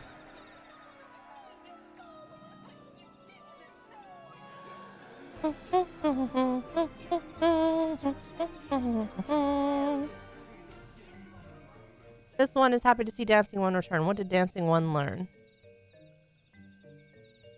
This one sees steel walking ones come from Empire, carry boxes and go walking deep, deep through trees. As this one thought, steel ones are up to nasty, no good things. This one knows forest well. Steel walking ones try to hide, but this one will find them. This one would borrow Dancing One's map. This one makes mark right here. This is where steel ones hide. This one knows. Dancing One will go looking for steel ones, yes?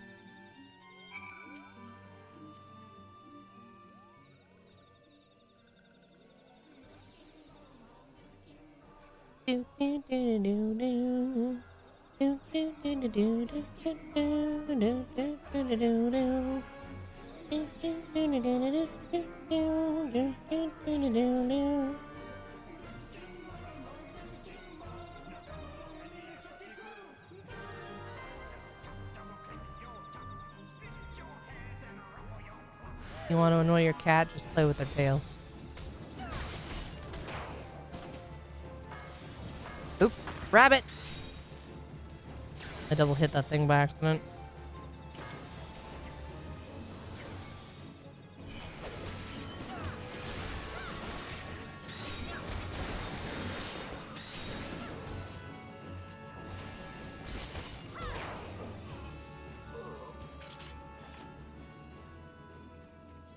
I keep forgetting to eat food.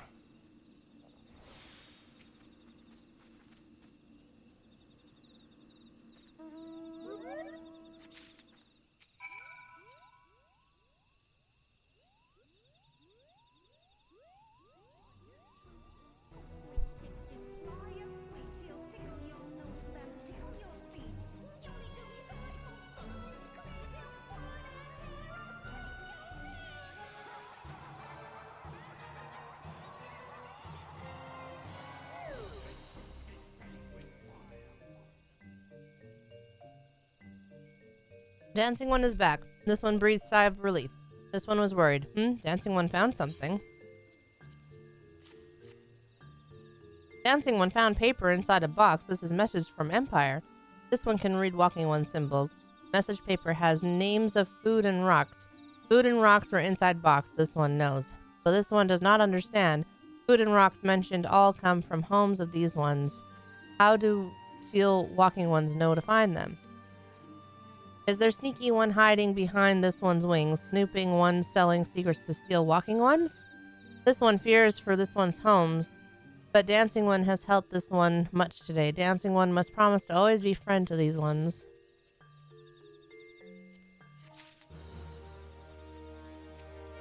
Okay.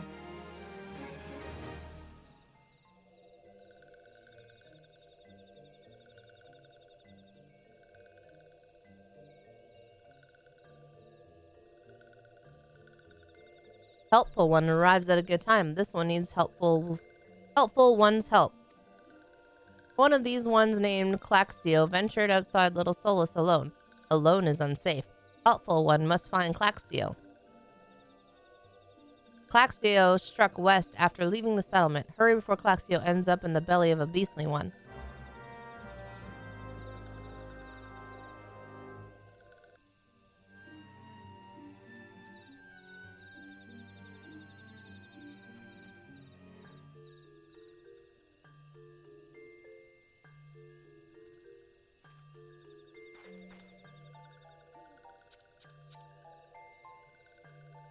Hey Jet, how are you? How are you doing on this fine day? Sorry, by the time I said goodnight to you last night, I'm sure you were already gone. I was just so into our little RP session.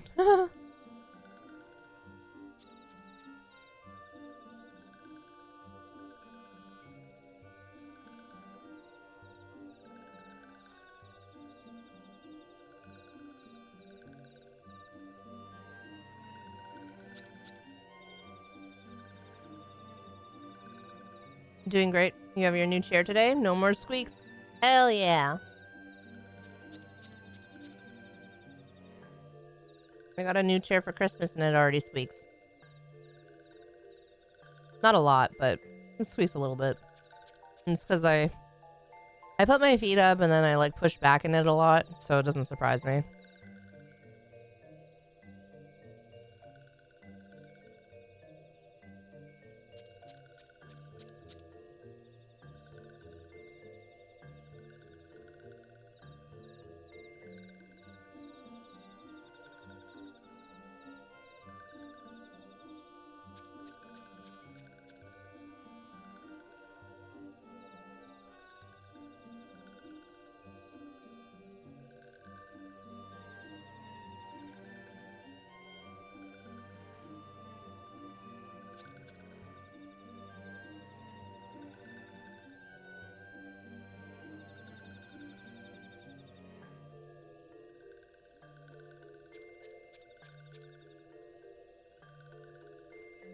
Cheers.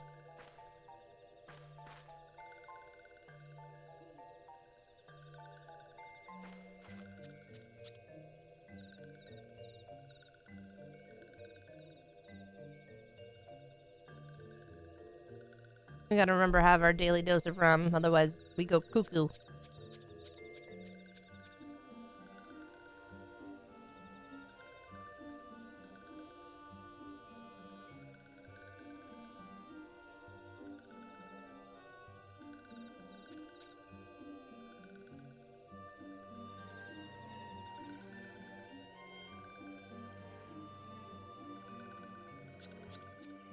It's probably not a brand one like what you're thinking, Jay. Probably like mine. Mine's just an Amazon one.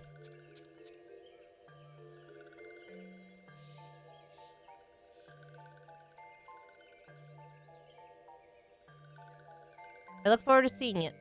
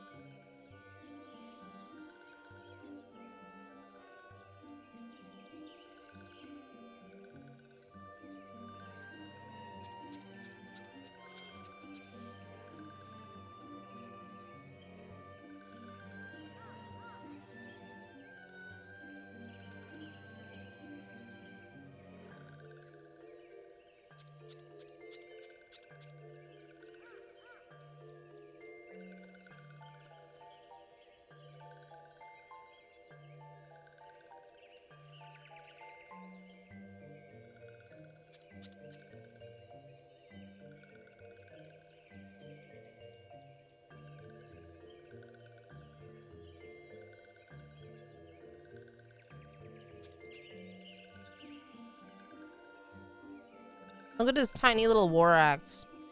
His little battle axe. That'd be just a one-hander for me.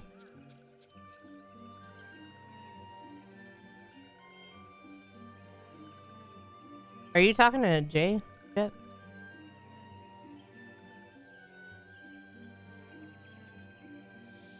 Or me? Yeah, you can send me the link.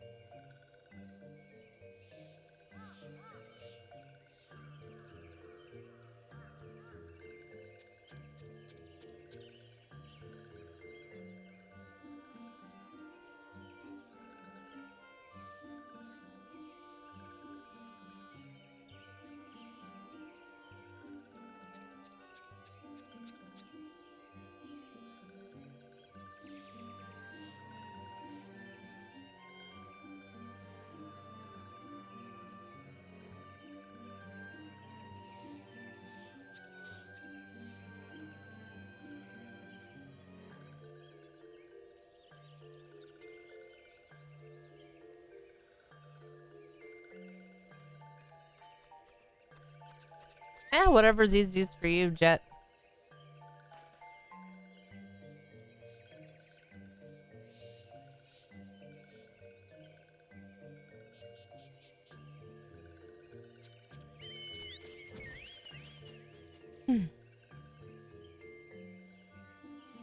looks nice. That's cool.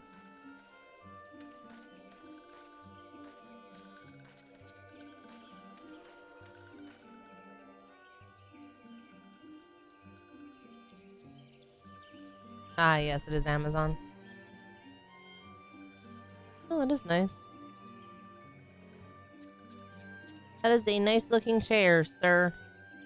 That's like mine, sort of. Mine has a little plug thing also. But, that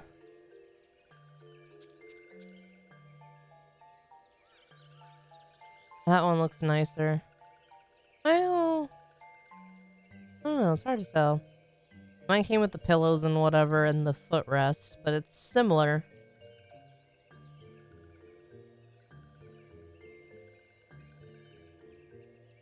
$49% discount. Nice.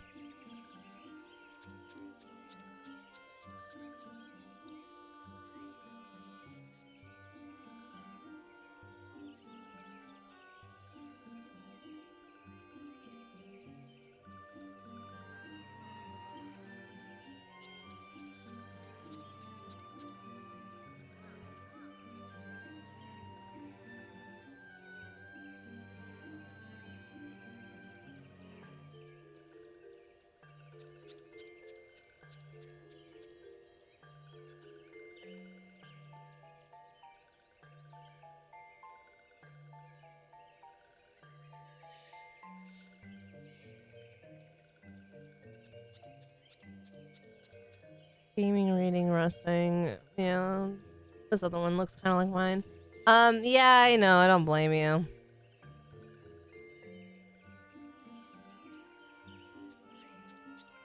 I think one day I'll eventually put in to get, a fancier, more expensive one, but not anytime soon. Maybe as I get older.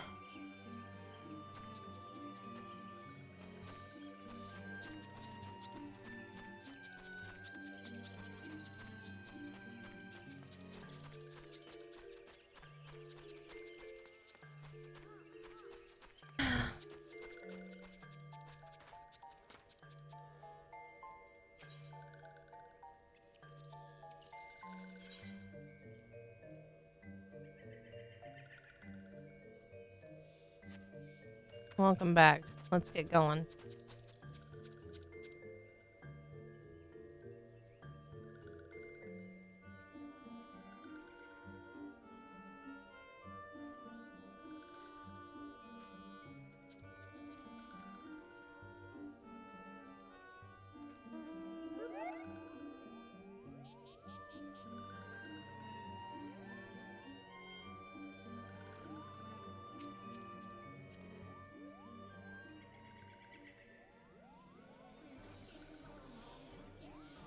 Do, do, do, do, do, do. Do, do, do, do, do, do, do.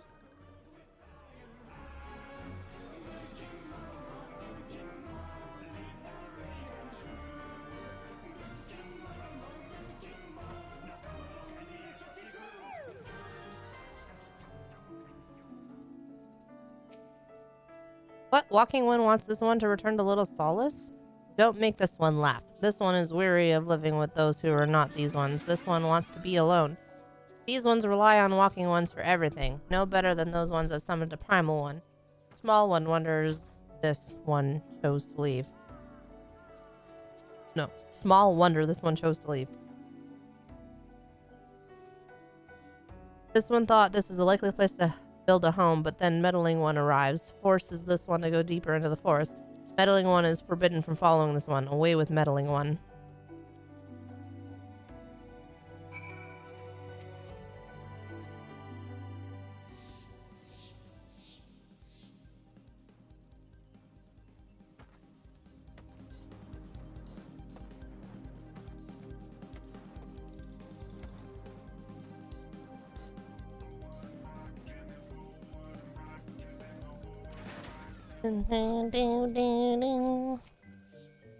What? Claxia refused to return to these ones and went deeper into the forest.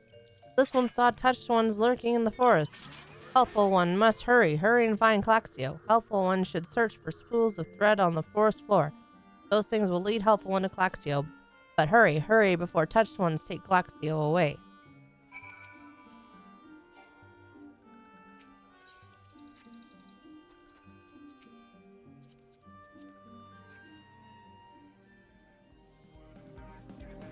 Alright, Jet. Thank you for that alert. I'm excited to see it all done up.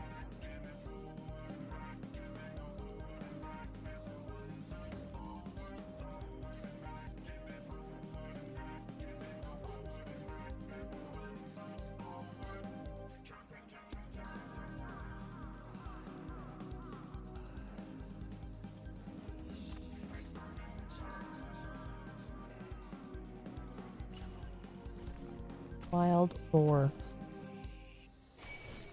Oh.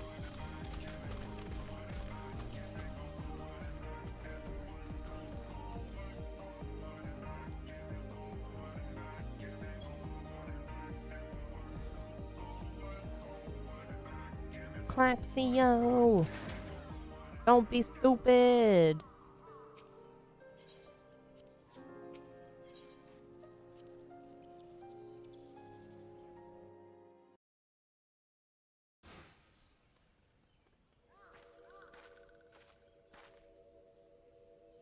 Meddling One is back. This one told Meddling One to be gone. Tell Komuxio that this one will never go back. Never.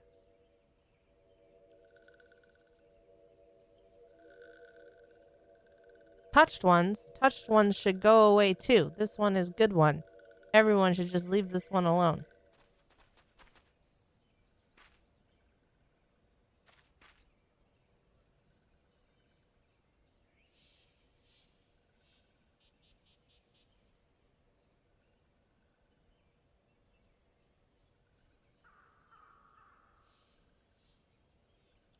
Be on guard, Alenia. These sylphs have been tempered, brought under the thrall of the primal Ramu.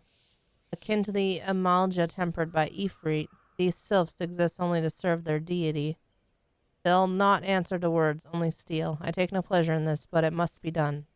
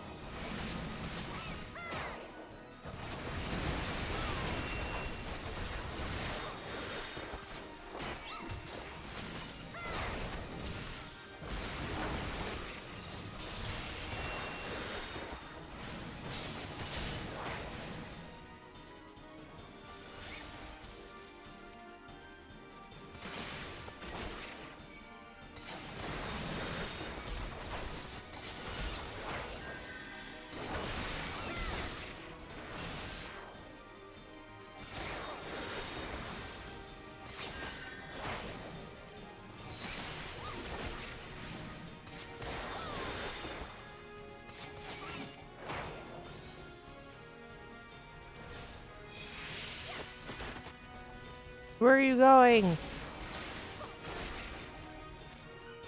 Oh, okay.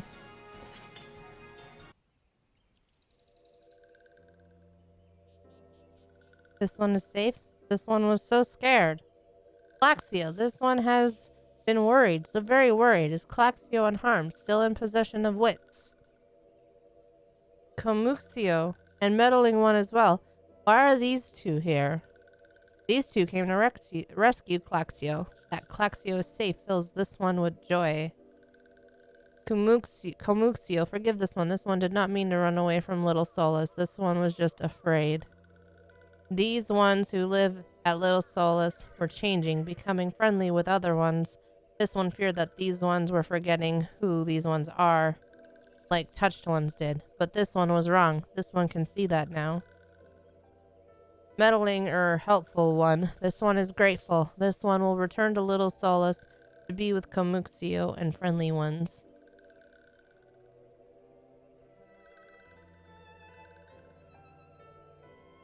Well, that should see to that. Let's say we return to Little Solace as well. I, for one, could do with a nice hot bath. You're on my cable, Luke.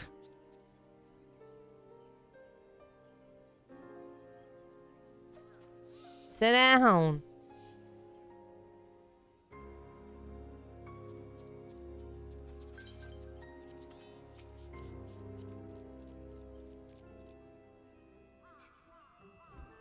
Wine and dine.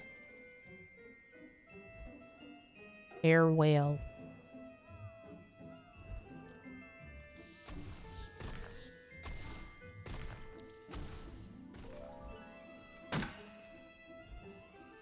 I hear a botanist.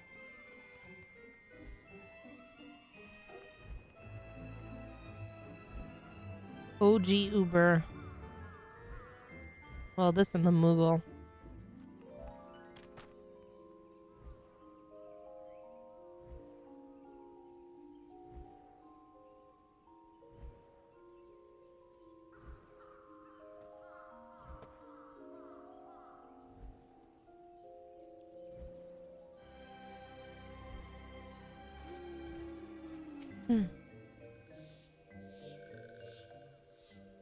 This one thought Claxio was lost forever. Helpful one saved Claxio. Now these ones can be family again. This one has known many walking ones, even many kind walking ones, but the helpful one is kindest and strongest of all. Helpful one is hero to these ones.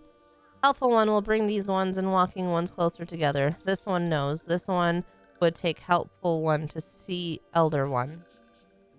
But elder one is what?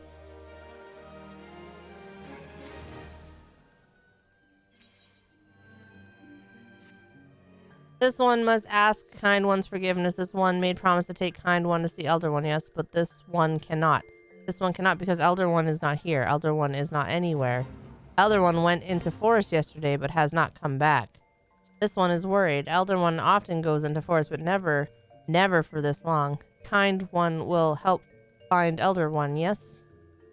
Near where elder one disappeared is the home of the walking one named Baskaron. Baskaron may know what happened to elder one. This one would talk to Baskaron, but walking ones do not always trust these ones. Would kind one talk to Baskaron for this one? And kind one comes from Gridania, yes? In Gridania live many kind ones, yes? This one begs of kind one. Please go to Gridania and ask fellow kind ones for help. And please hurry. These ones are not safe until elder one returns.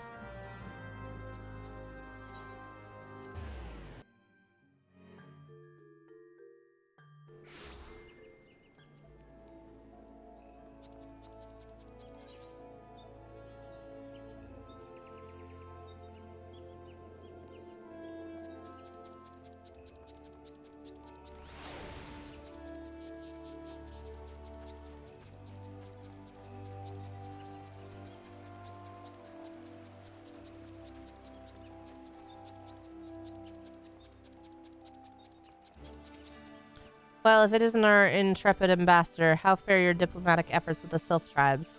Their elders gone missing, you say?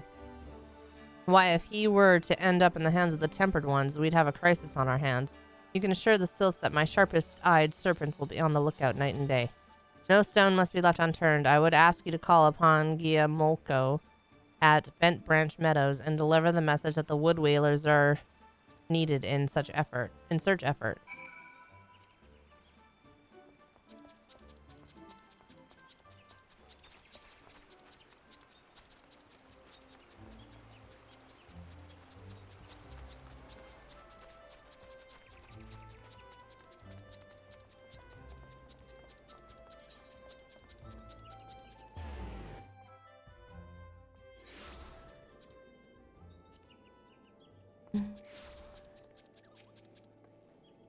A message from Commander Haloy, you say. The Sylph Elder has vanished. Worry not, friend. The wood whalers have eyes under every leaf, behind every branch. If the Elder is anywhere in these forests, we shall find them.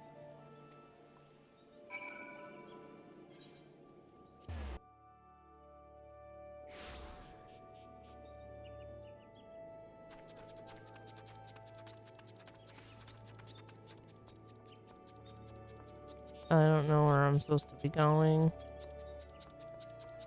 Not this way, apparently. Can I climb up ladders? No.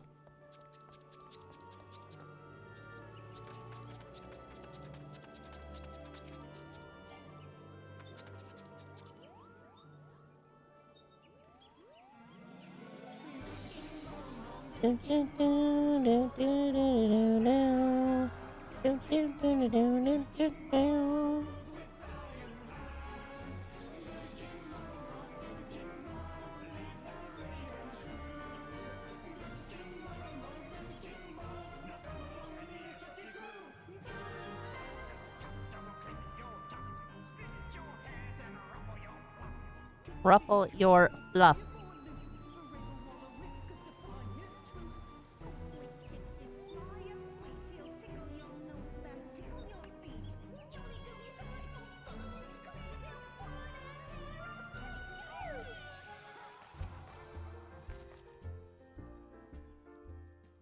Well met, adventurer.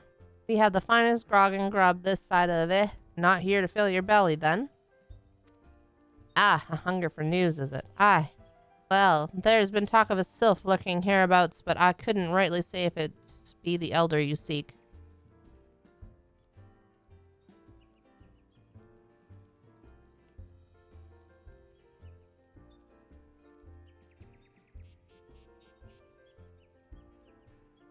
Those woodland scamps all look alike, short of painting one red and another one blue.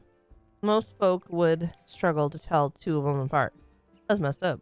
If you've the time, mayhap you could stay a while and see what the gods have in store.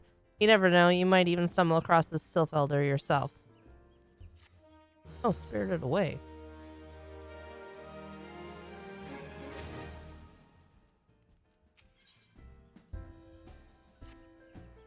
No word on the sylph elder yet, but I'm sure it's only a matter of time. In the meantime, how about doing a favor for old Buscaron in return?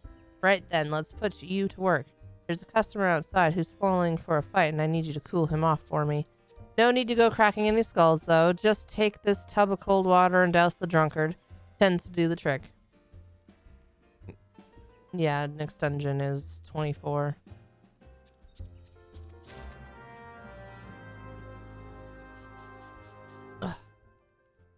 Jet, thank you for the host. I appreciate that.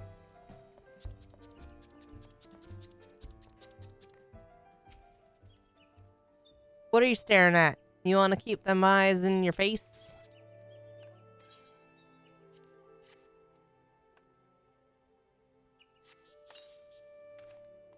Ugh, Nofficus cheats. That's cold. What do you mean no fighting? This dusk white scum was... Yeah, I know the rules. The bastard gets to keep his skin for now.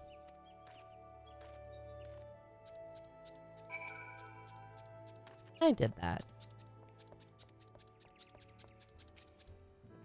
Nicely done, Alenia. I'll not have my patrons picking fights with each other over a bit of pretty prejudice.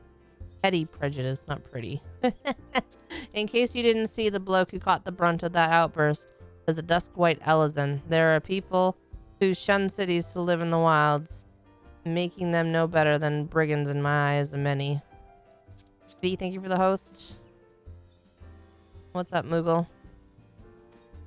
To be fair, the Dusk Whites can be unruly lot, but they aren't so bad once you get to know them, and it don't seem right to bar a whole race of people from the druthers of the misdeeds of a few. There should be at least one place where anyone willing to pay the coin and drink in peace is welcome, don't you think?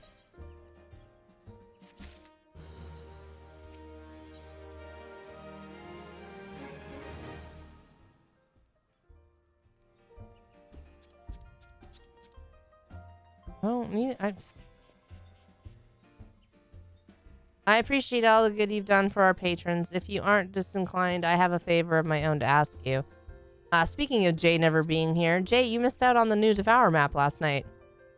There's a Keykern friend of mine you see, name of Teterun, a good lad. It was right after the calamity that I came across him fallen in the shroud.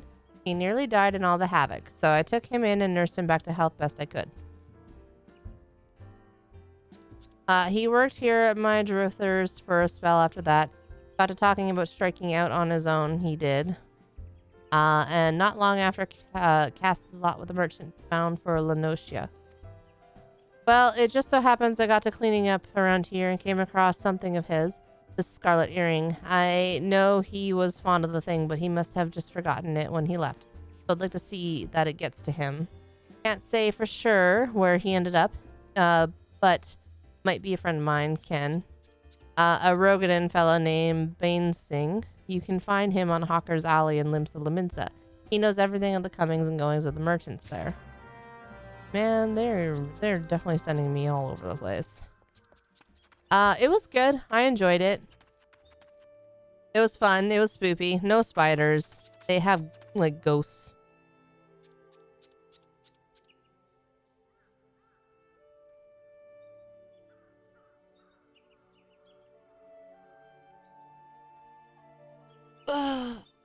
Big stretch. Sorry. Oh, goodness.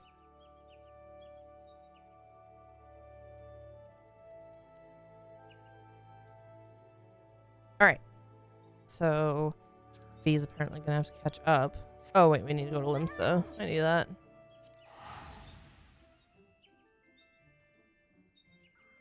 Oh, there was a... Oh, well, whatever.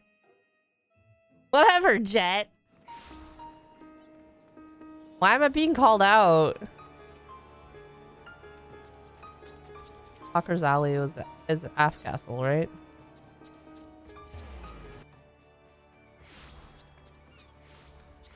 Or am I wrong? No, Hawker's Alley is not Af Castle. Oh. Hawker's Alley. Right. Yeah.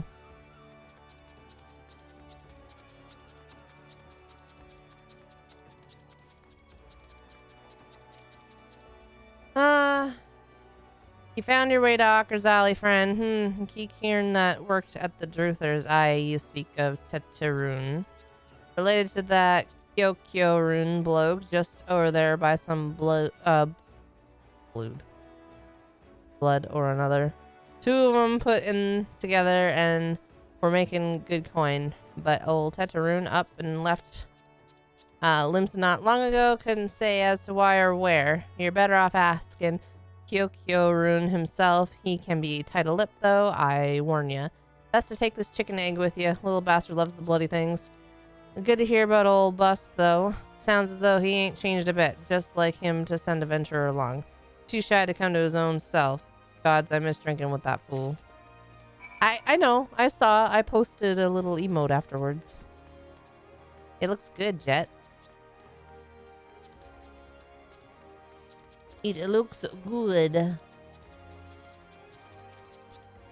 Customer, be welcome. Not customer, not come with custom. Kyokyo rune, busy with business. Too busy for blather. Chicken egg. Kyokyo rune, love chicken egg. Love chicken egg more than love customer. Looking for Teterun. Teterun no here no more. Teterun leave Limsa. Teterun go looking for sparklies. I like sparklies. Now working at Trading Post. Good Trading Post. Forget where Trading Post is. Weinberg, known Teterun. Weinberg, no Trading Post. Weinberg at Ferry Docks. You can go to Ferry Docks. You're making food? Oh, I see. Yeah, I saw it. It looks good. I hope it is comfy. What you making for foodies? Kyokyo rune, forget things. Weinberg, remember things. You talk to Weinberg, not Kyokyo rune. Okay, and they're where? Oh, Fisherman's Guild. Okay. Over by the rogues.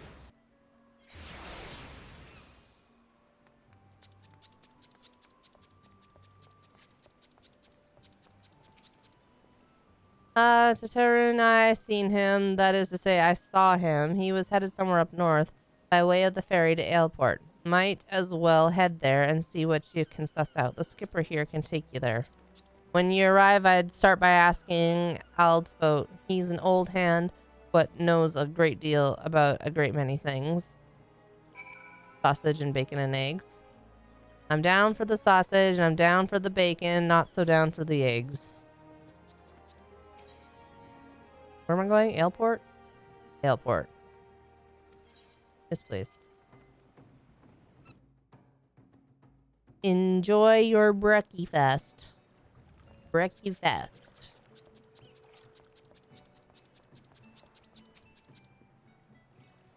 Tetarun, I saw him. This is to say, I seen him. He took himself north through Skull Valley into Oakwood. Was looking for a place run by his fellow Keekern. Is it Cheern? Keekern? I don't know. I can't remember how to say them. I reckon he meant the one right on the shore of Bronze Lake. Meemrun's trading post. Follow the road and you're sure to find it.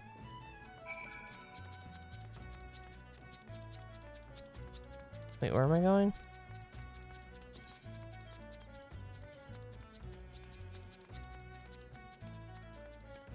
Oh.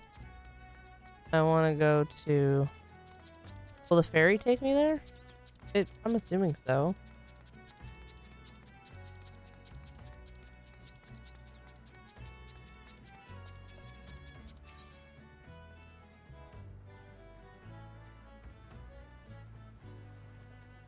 Uh-huh.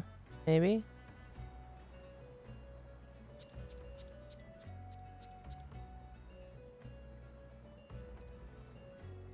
Is this where I am? No.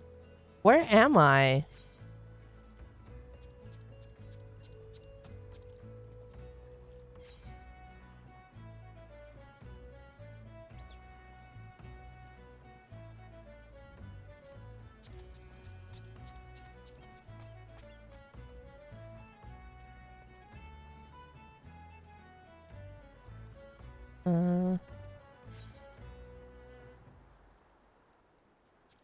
I don't know where I'm going.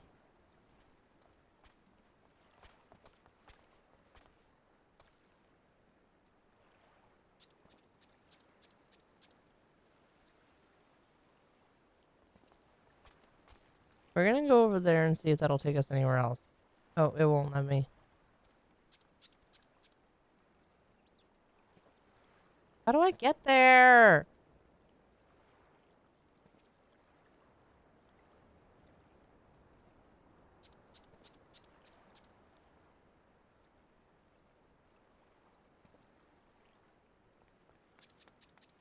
Okay.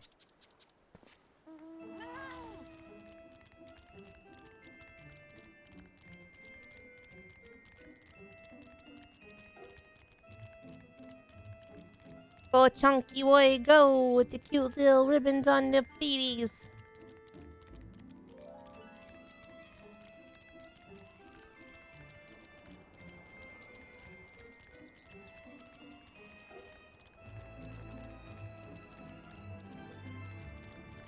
Can I just have bacon and hash browns? I'm not hungry though, but I just want bacon and hash browns. Can that be a thing?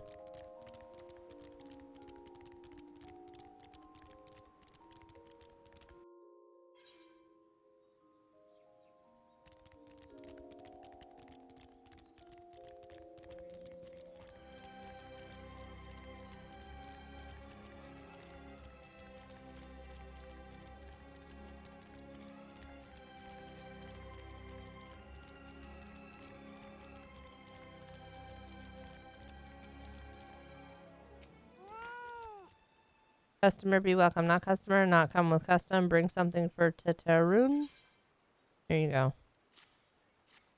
But I like hash browns. Tetarun, forget this. Forget at Druthers. Tetarun swore would never forget earring, but never forgot. Tetarun thank. Tetarun thank.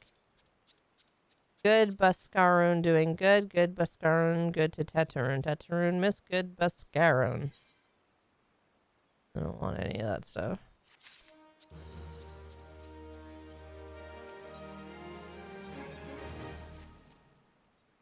Good Buscarun help Tetarun. Tetarun dead without good Buscarun. Must give thankies, many, many thankies. Tetarun make cheern. Cheekern. I don't know. Fire water for Buscarun. Buscarun love fire water. You help Tetarun make fire water. Need thingies to make. Need many, many thingies. Need coral pup whiskers. Need 3 good coral pup whiskers.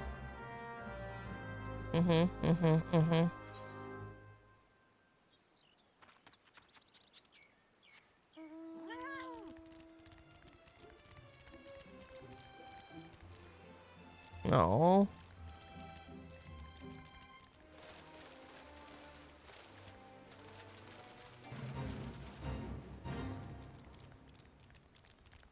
I should just go up and get the other area unlocked.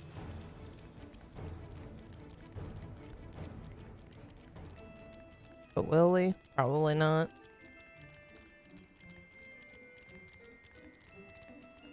Oh, hello.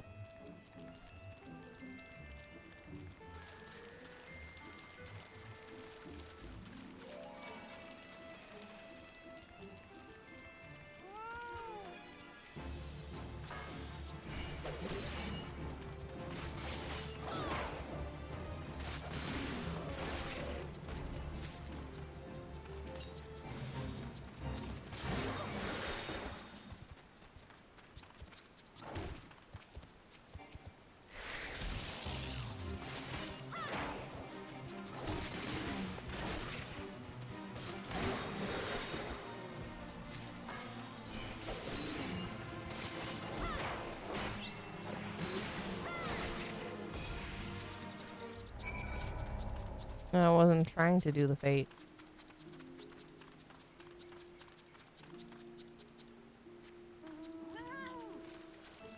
Well, good. Now's your chance to catch up. What is this? Oh my god. Its face is in the wall.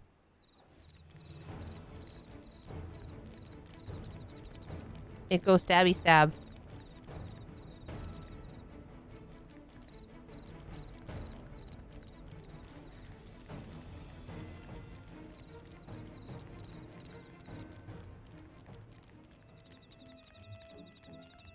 Yes, big tonberry.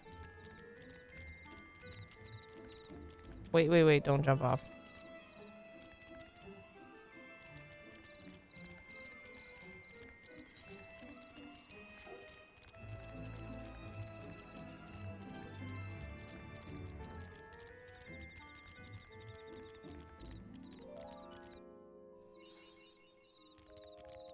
There we go.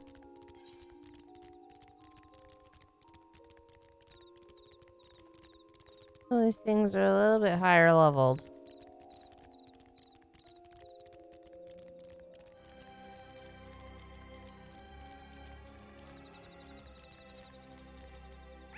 Oh shit. Whatever. Let's just go. Velociraptor.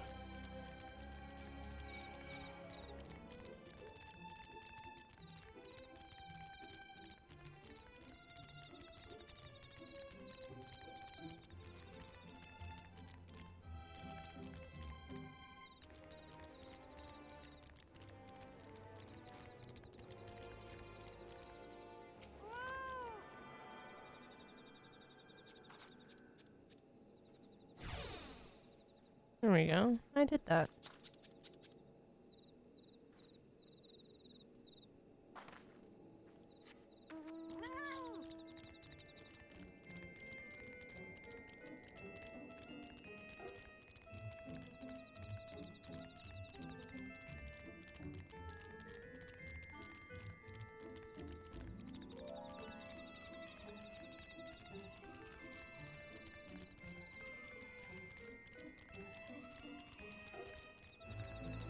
They don't let me go down there. I don't care anymore. Where do I have to go? I can't even teleport back there.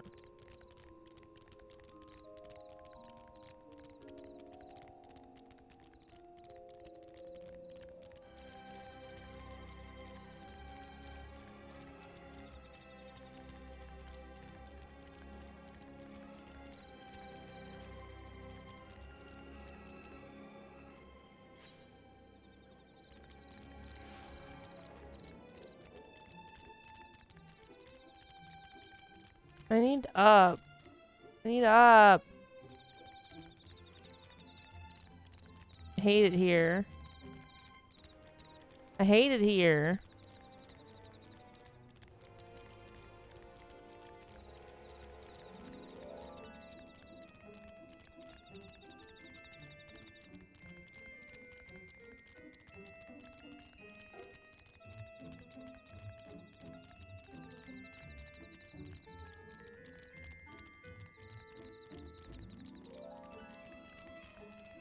The floating city of Nim.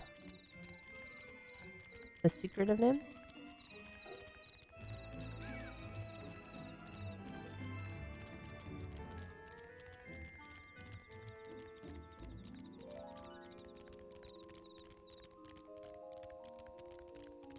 Me.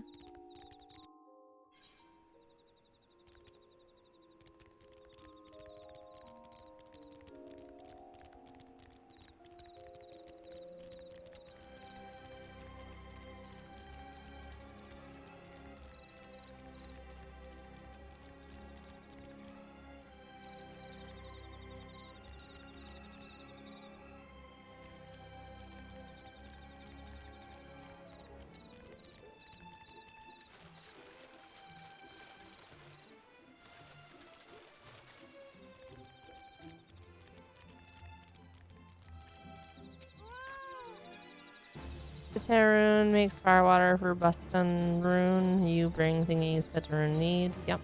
Here you go. You brought all thingies. Tetarune, make firewater now. Make good firewater for good Buscaroon. Tetarune, start making firewater now. Good firewater take time, more good. You come back later.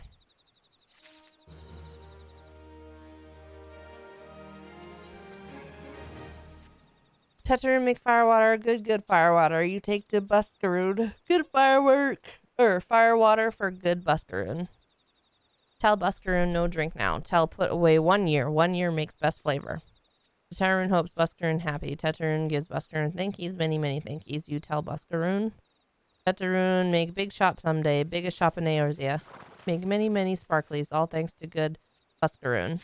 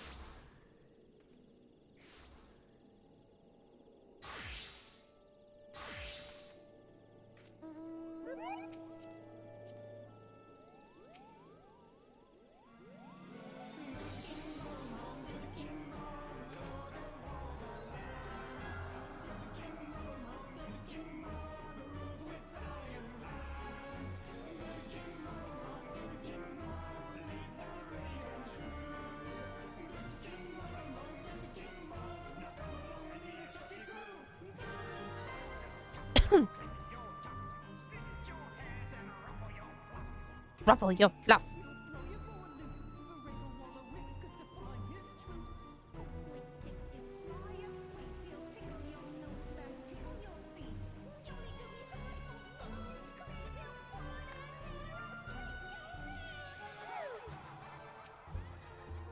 Hi, you've returned. Thank you for seeing Tatarune's belongings to him. What's this for me? Earkern Cheern Firewater. I don't know how to pronounce it. So he remembers my fondness for the drink, does he? Why that old bloody hells. Who's cutting onions back there? He says to shelve it for a year, does he? Aye, that sounds about right. I hate to have to wait, but I reckon it'll be worth it. This stuff has an aroma and body unlike any other drink I know. It's going to be a good long year. What say you come back then, friend? We'll see if we can make it through this bottle together.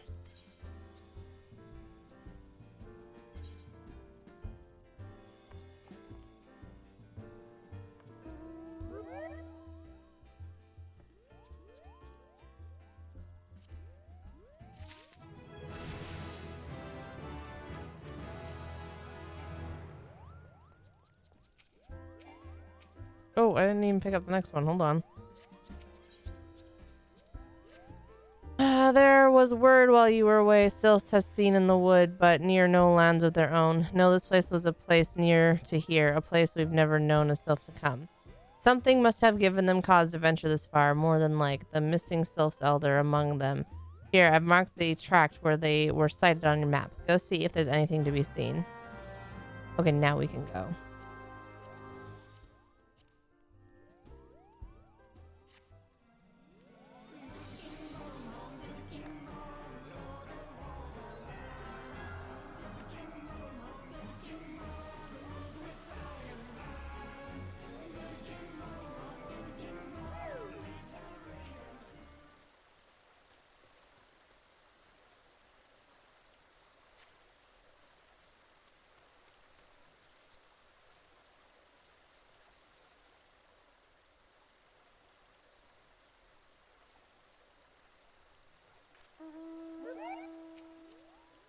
Let go.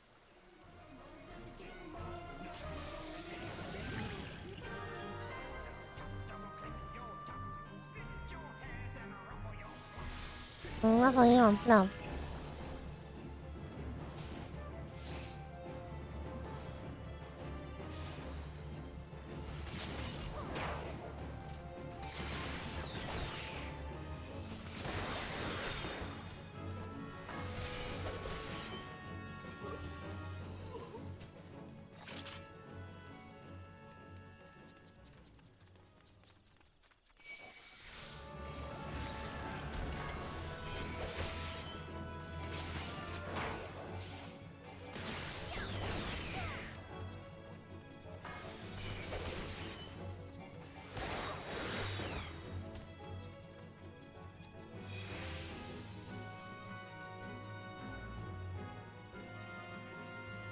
Look at me be a tough cookie.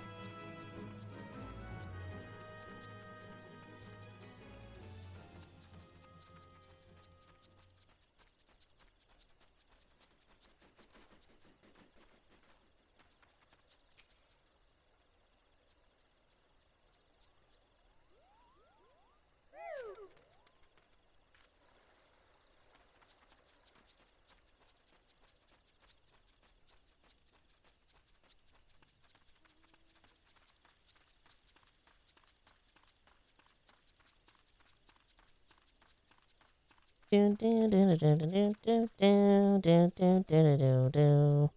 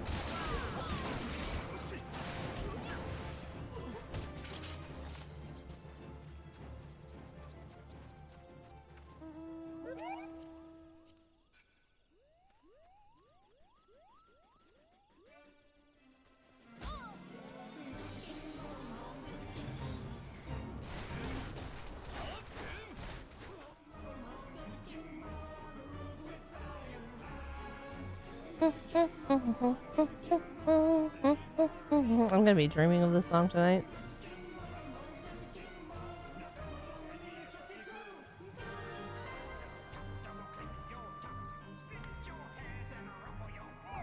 I like the ruffle your fluff part. So aggressive. Was there ought to be found in the wood? What did you come to? Garleans in this part of the 12's wood? First sylphs and now Garleans, and all in the same place. It cannot be mere coincidence. Might the Garleans be following the sylphs, tracking them or giving chase mayhap? But no, not this far into the forest. The whalers' spires are everywhere. Imperials could never have stolen past them all. How in the bloody hells could they? Unless someone guided them through. Someone who knew where the spires stand and where the whalers watch. A Gridanian traitor.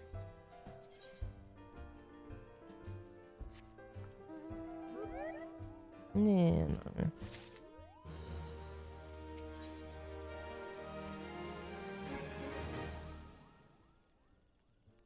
I'm glad you've come, friend. There's something I want to talk to you about. You know, I thought we might have a traitor in our midst, someone as was aiding the Garleans. Well, I'm thinking I may have identified our suspect.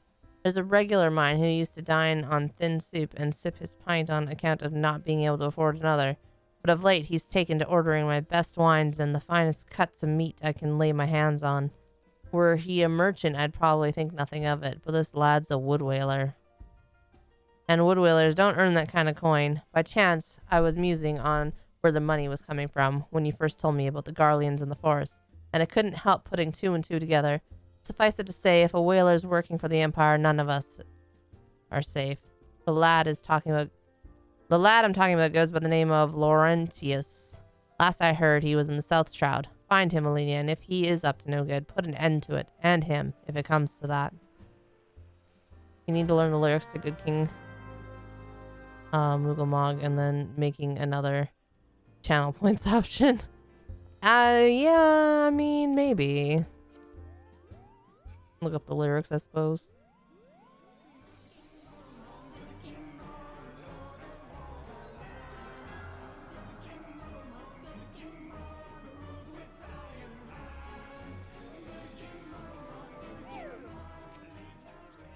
Can you not see I am on patrol? Be gone. If you have business with the whalers, take it to the barracks.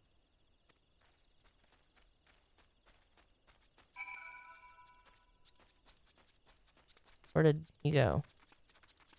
You're going down, bitch.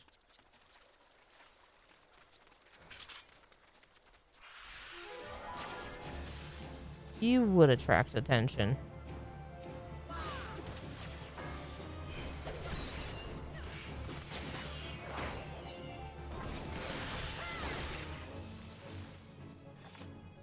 Not long now. To think patrol routes and rations would fetch such a price. No more than I deserve, though. 'Tis little wonder the Empire has risen to such heights. If only the whalers paid men their worth. You? What did you... How long have you... Help, help, help. Please come quick, my friends. It is I, Laurentius. I am under attack. Uh-huh. You already killed them. Didn't even let me finish the dialogue. How did you...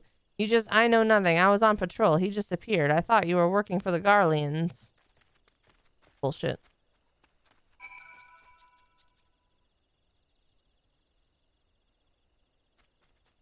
We're not speed running. I mean, I guess it's fine because it still let me finish the dialogue, but still.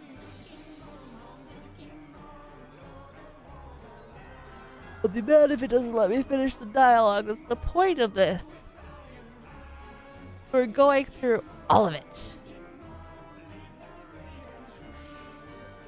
I don't know what to make for dinner tonight. Oh, look at that. Oh, look at that. You caused problems.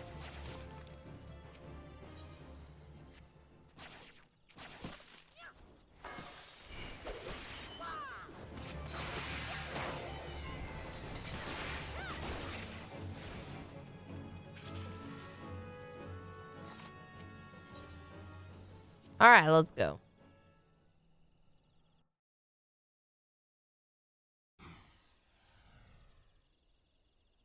No, never. How long do you mean to keep this up? What is it you imagine I've done? Enough, I say. It's over then. I sold maps and rations to the Empire. It was I meant no harm. I only wanted the coin.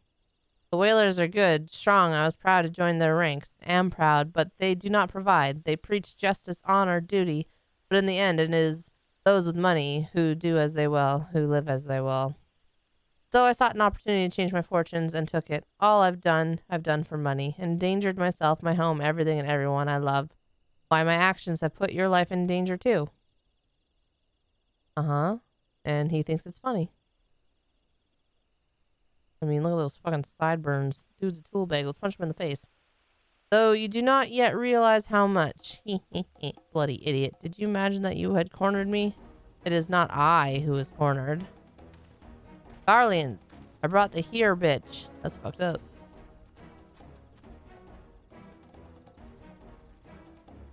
Permit me a question, if you will. Are all adventurers so deluded as to believe they can challenge the power of Garlemald? You would need a veritable mountain of gil to fund such an endeavor. Such is the cost of fighting great power, or of making it, or of remaking it. As we will, Gridania. So that's the way of it. Swapped your hard bunk at the barracks for a feather bed in Garlemald, did ya? You there, here. You stand here at old Busk's wish, no? Then you don't stand alone.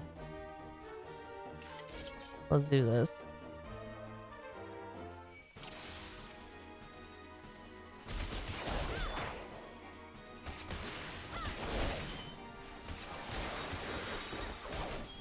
Oh, I don't have my 10. Never mind then.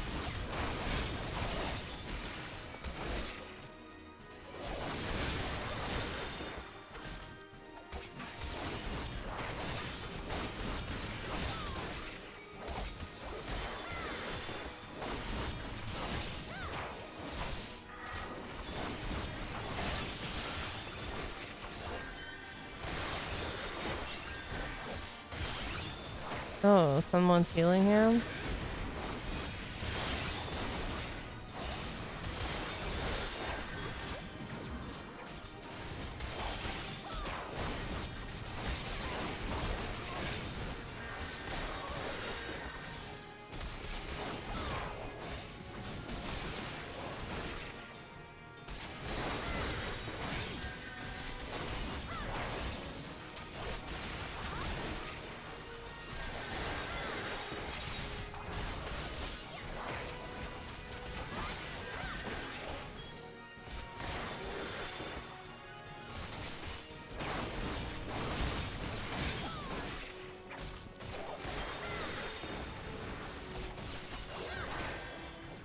Oh, he's healing himself?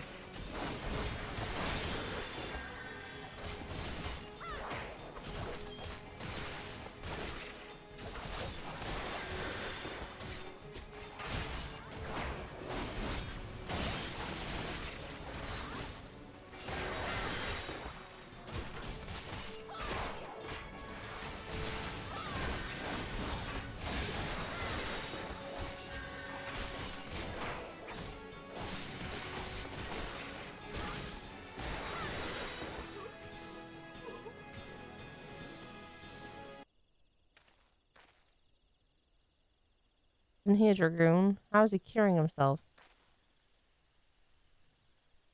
How did you best the Empire's finest, and with bandits and poachers at your side? They are your sworn enemies. Why do they fight with you and not against you? Ah, but I know the answer only too well. Buscaron. This is his doing. His words are want to inspire men to act. Better men than I. Gods, what have I become? What have I done? All NPCs, no matter what job, have an ability they can use to heal. I mean, but cure? I guess NPCs are just lucky that way. I'm sorry, no more will I pursue this fully. No more lies, no more bribes. I will go to the Order of the Twin Adder and confess my crimes. There is something I would like you to tell Buscaron. Tell him Laurentius, the fool, says thank you. I feel as though a veil has been lifted from before my eyes. Wait, I didn't get to punch him in the face. Yeah, I noticed that they were healing. Because they were healing me too, and I thought it was kind of weird. But I wasn't questioning it because they were helping me. But he's an enemy. That's bullshit. He's a fucking dragoon enemy.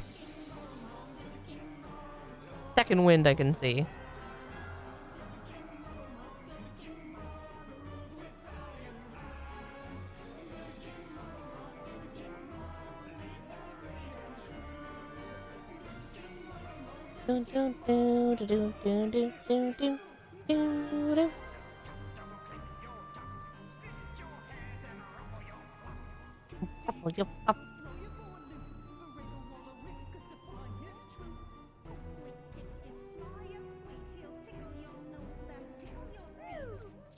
Laurentius confessed his crimes. I just had word from the Twin Adder. Seems he marched straight into the nest and gave himself up. The lad's had quite a life, you know. His mother was killed by a brigand when he was only small. As a young man, he joined the Whalers, hoping to spare his fellow Gridanians the misery he'd known growing up. The trouble is, protecting Gridania's too big a job for one man, and he came to believe that he couldn't make a difference, that it was hopeless. There are few things more dangerous than desperation, and a man lost in the dark is easily drawn to the glimmer of coin. I reckon he thought that if he couldn't change the lot of his fellow man, he might as well change his own. Thing is, he was making a difference, just not on his own. Somehow, he'd failed to grasp one simple truth, that those things we cannot do alone, we must do together. He asked you to thank me, did he? Then there's good in him yet. I just hope them at the Adder's Nest are able to see it. What he's done ain't easy to forgive, but I'd like to think he'd be afforded a chance to make amends. But let us leave fates to the 12. I have other news for you, Alenia. The Sylph Elder has been found. Oh, okay. That's good.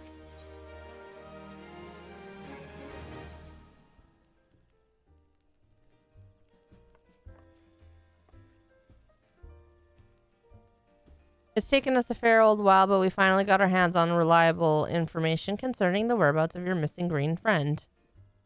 Ahem, his name is Freaksio, and he is the eldest amongst the Sylphs of Little Solace. Long has he represented his kind in dialogue with the Gridanians. Yes, he's like a bridge between us and them. A small leafy green bridge that we can't find at the moment, and bridges are no use if you don't know where they are. That's why it's so important that we find him. There's an abandoned dungeon called the Thousand Maws of Toto Rock here in the South Shroud. 'Twas by the entrance to the place that Freaksio was seen, and not long ago, neither. If you hurry, I reckon you'll find him. Walking ones! Please help this one. This one needs help. Needs help to help Elder One. Poor Freaksio. Poor Freaksio. Whoa, whoa, whoa. Hold your chocobos. Take a deep breath and tell us what's wrong, nice and slow. Elder One went into Toto Rock, but has not returned. This one is worried, so very worried. And you're right to be. The place fair crawls with nasties, waiting to make a meal of anyone daft enough to wander in.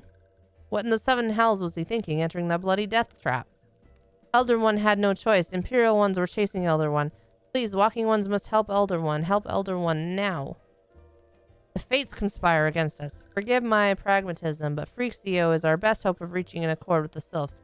Were we to lose him, all our efforts thus far would have been for naught. I will tend to her wounds. Ida, make haste to the Adder's Nest and request assistance. Understood.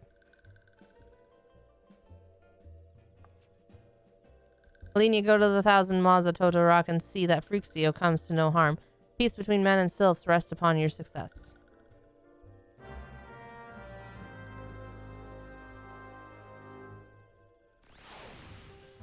Okay.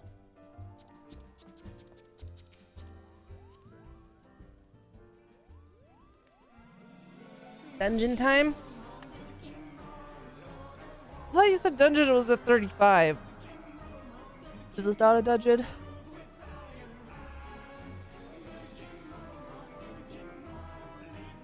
You'd think it would be. Where are the Elder Seats here? The dungeon known as 1000... Oh, you said 24. Oh. I don't know. The dungeon known as the 1000 Maws of Toto Rock has been placed under control of what? The Sylph Elders inside.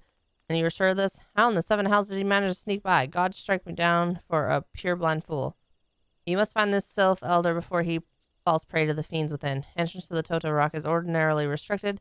These are exceptional circumstances. Pray assemble a rescue party and enter as soon as you are ready. Alright, well. Dungeon time.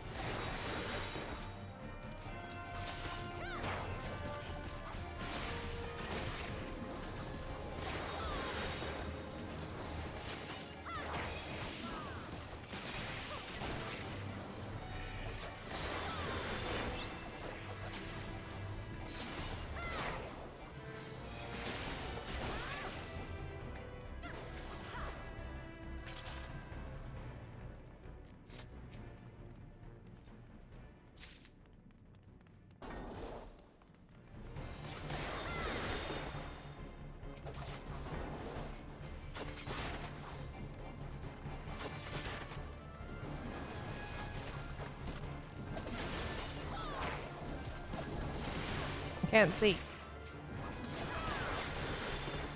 One day I will have an AoE. One day. It is not today, but it will be one day.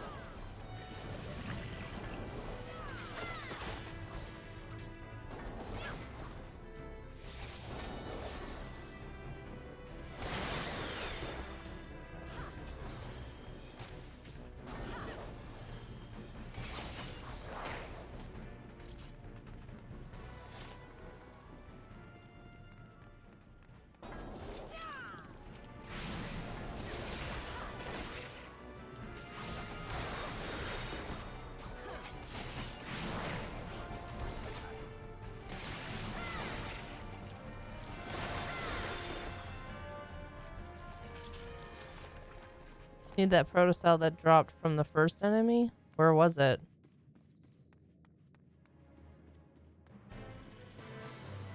Ah. Alright.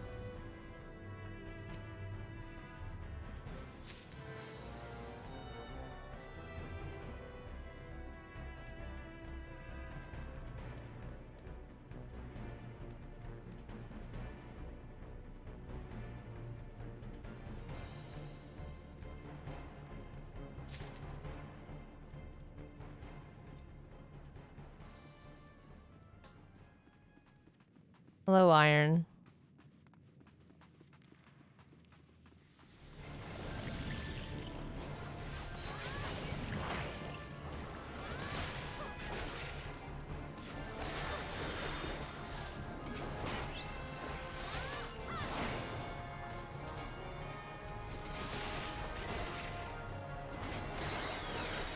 Oh, I just realized I have arms length.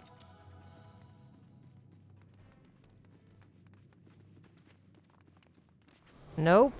I've been waiting on a response from you. We got it like plugged in and whatever and set up so like it works, but we haven't been able to fiddle around with it to get it to probably to the best it can run, you know?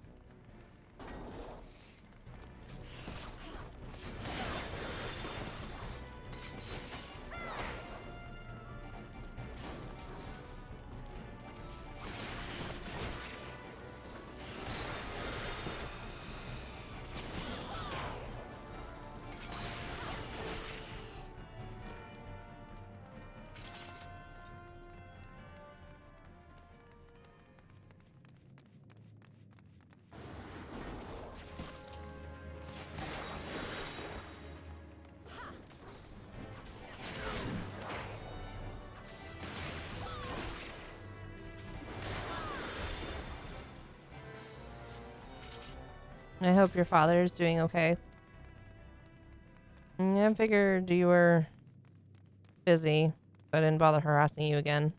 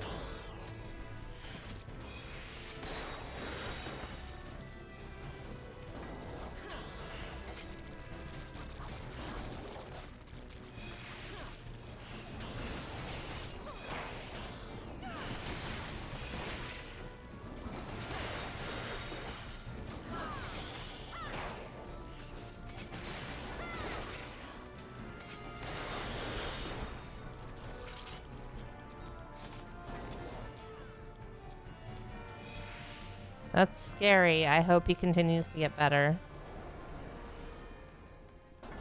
But yeah, no, I kind of figured that you must have some stuff going on that you didn't reply.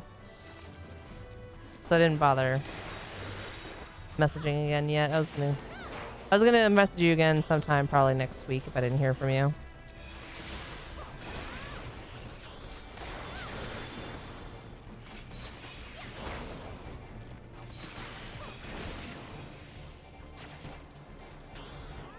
Oh, I'm not locked on. But yeah, no, like I did get it all set up and whatever for her, like to the point where she can use it, but that doesn't mean it has optimal settings and whatnot. Now my other thing that I'm having issues with for her is her VR seems to be having problems as well. I was trying to talk to Dayhawk about it. He was helping me a bit, but she hasn't tested it again since I did a few things. All the tech fun.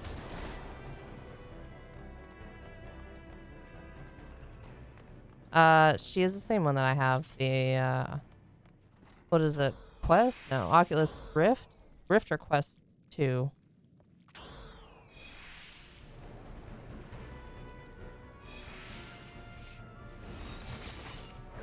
Quest 2, thank you.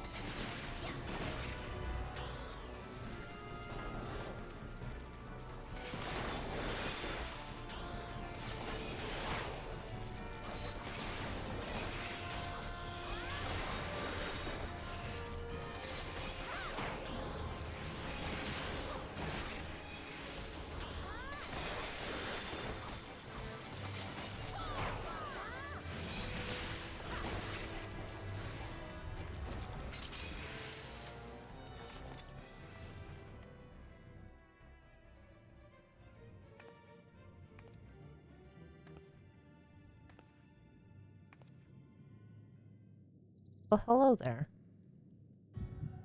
Darkness. What was actual talking?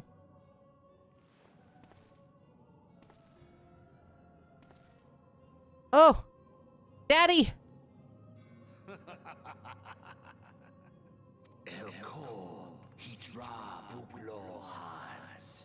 The mighty slayer of Ifrit comes now to me. With a countenance that bespeaks understanding. An intriguing power, the echo. I must needs choose my words with care. Oh. To speak in my guest crude tongue. We meet at last.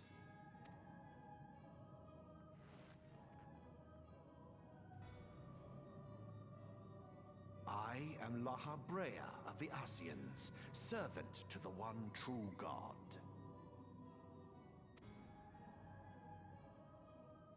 Yours is a most fantastical tale, truly absorbing. It is a tale to tell Eorzea's children before bedtime, and it will soon be dark, bringer of light. The dark minions. All that stands between this world and darkness is an irksome anomaly in the ether. The Echo. Yes, yours is a most fascinating tale. Alas, like all good tales, it must needs come to an end. But fear not.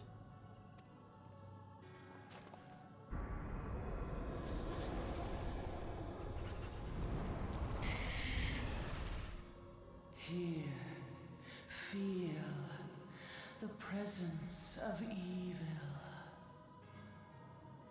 For the end of your tale is but the beginning of another. The tale of the crystal's demise. Lahabrea. Evil daddy.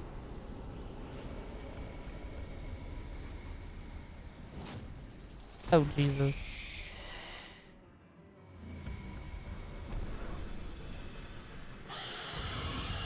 All right, we good. What kind of issues she having? She told me that when she's doing like VR chat, it crashes and freezes and whatnot, and she can't tell if it's the VR or her computer. So she tried switching from using Steam VR to just like the Oculus thing, and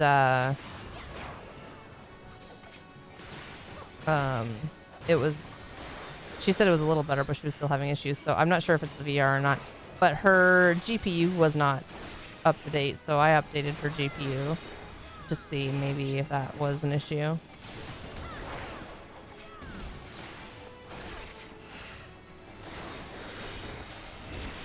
But she hasn't tried it again since then.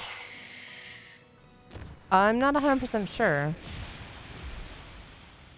Mind you, I was looking into it at like 2 a.m.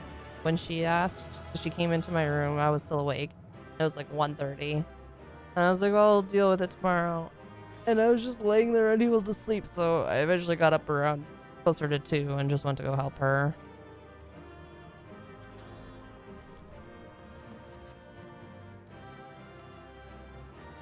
Yeah.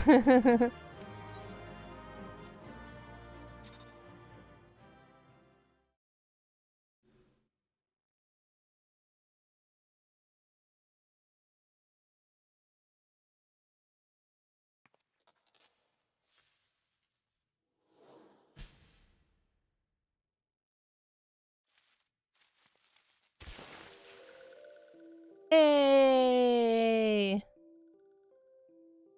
Finally, fresh air. Mayhap not so fresh, but better than before. Ah, sinister one is gone. This one can leave this awful place.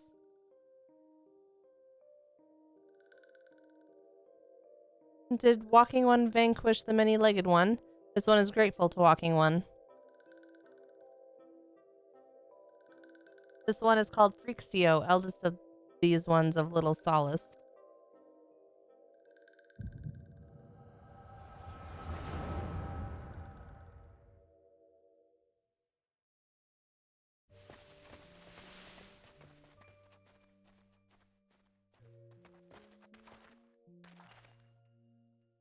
Alpha Squad reporting, sir. Nothing of note at Larkscale, sir.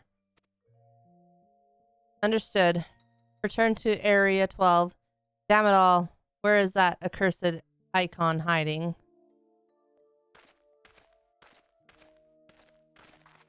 No sign of our wizened friend. I'm afraid not, my lord. Shall I order that the search perimeter be expanded? Absolutely not. We risk alerting the Gridanians to our presence. His Excellency bid us avoid unnecessary confrontation. Loath though I am to admit it, I have found no evidence to suggest that Ramu will be gracing the mortal realm in the near future. I ask you, what good is a god who does not grant one's wishes? Were I a sylph, I would strongly consider finding myself another idol.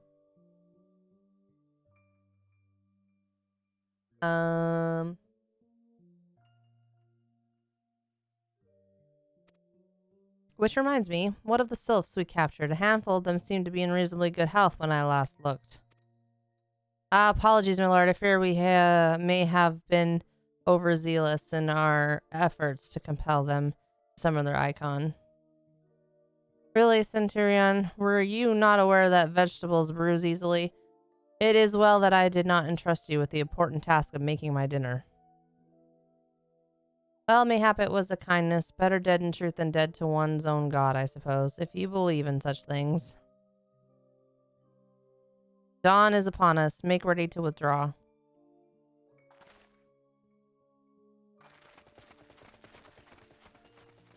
Useless.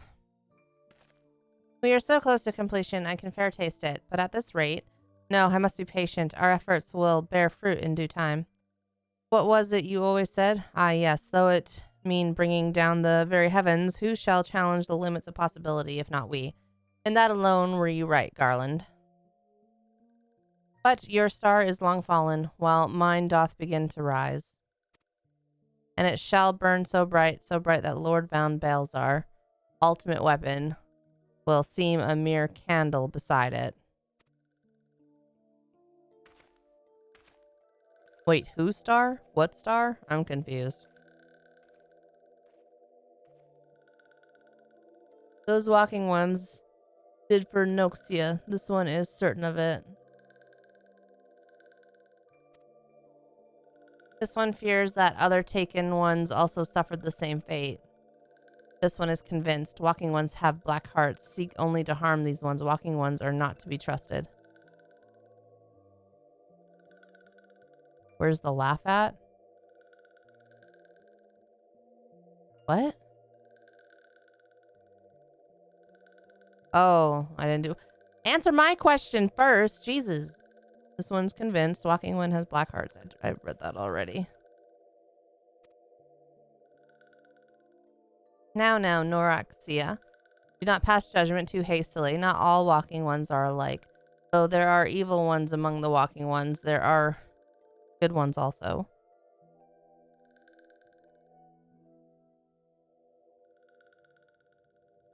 Yes. Does walking one feel unwell? This one would know what brings walking one to this place.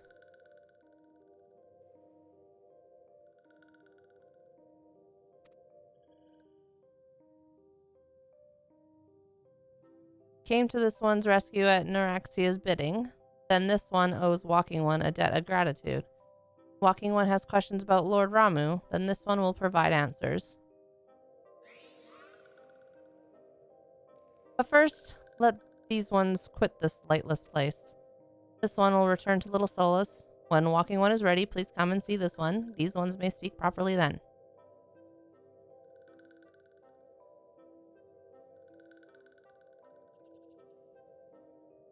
Then it is settled. Let this one accompany walking one outside.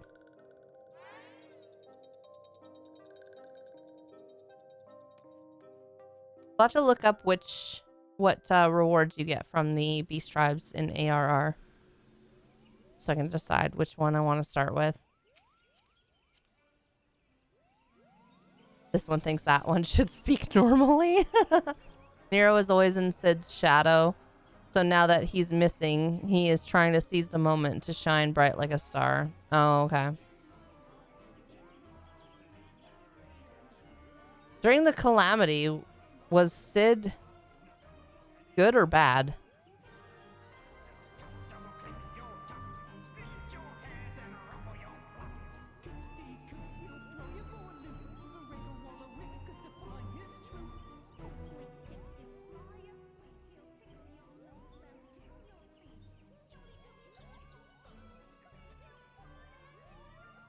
He was always good. He's just a Garlean. Oh, okay. I wasn't sure if he was like one of those ones that were good or bad that turned good. Like, you know, how we work with other ones later.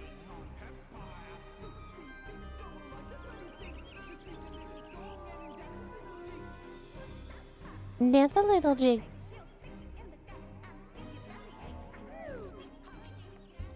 Now you're back. Tell me the Sylph Elder as well. Thank the gods for that. I don't really know what to make of the rest of your tale, but I'm so glad Freakstio didn't come to any harm.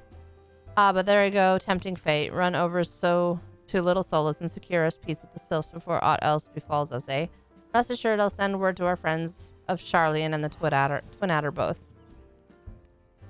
You've done Gridania a great service this day, lass, and earned yourself a place of honor here at the Druthers. In so doing, be sure and come by whenever you feel like the drop of the... Is it Keekirn or Cheechirn? Like, I don't know how to say it. Well, I know, like, as long as I had known Sid, he was not bad. But, I wasn't sure, like... Because you know how we have dealt with some Garleans that were bad, but then eventually they work with us type deal, you know what I mean? I wasn't sure if that was a thing after the, like, before the calamity. Like, in 1.0, when I wasn't playing. I wasn't sure. Say, friend, there's something I'd like to ask you to see delivered to the Sylphs of Little Solace. This Azima rose oil. It's a Gift to celebrate the safe return of their tribe's elder and a token of Gridania's desire to unite. The wood is not what it once was. The calamity changed the elementals, weakened them until their strength is returned. We must lend them ours to keep the wood safe, but ours alone will not be enough. We must have the strength of the sylphs as well. Only by working together and fighting together will we survive together, and the 12s wood with us. The gift I ask you to bear is a symbol of the hope that both Gridanian and sylph alike will live to see the light beyond this darkness. Where did you go? Oh.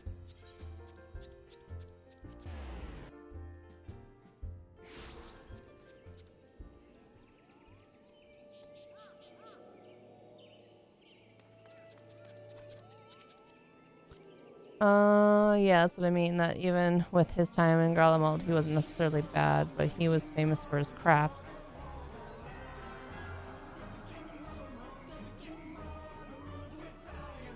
Okay.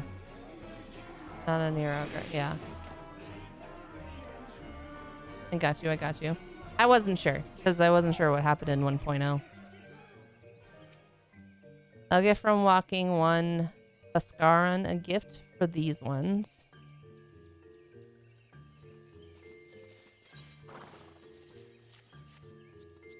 Such a lovely scent. This one has never smelled anything like this before. Walking One, Bascaran, and Adventuring One are very kind. Know that this one is deeply grateful. Many walking ones are scary. Many walking ones utter many lies and much deception, but this one is moved. Let all these ones be friends forever.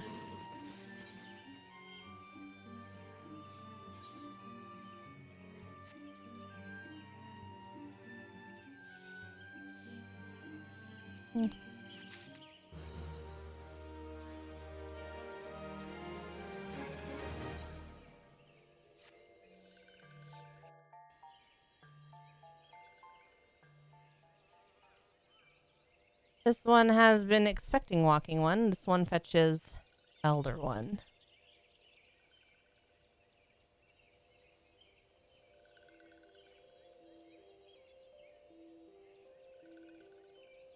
This one is pleased to see Walking One again. Welcome to the home of these ones.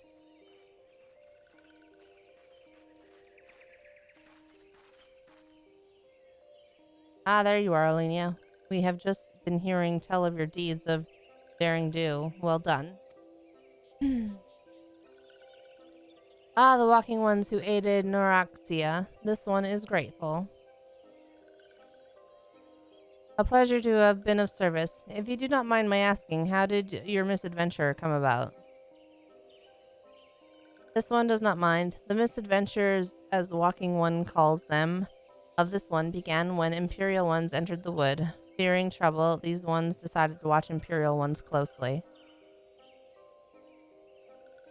But these ones watched too closely, and Imperial ones noticed and tried to catch these ones. Having nowhere else to hide, this one fled into Totorak. Would that this one had not. In Totorak, a sinister one robed in black tried to feed this one to a many-legged one.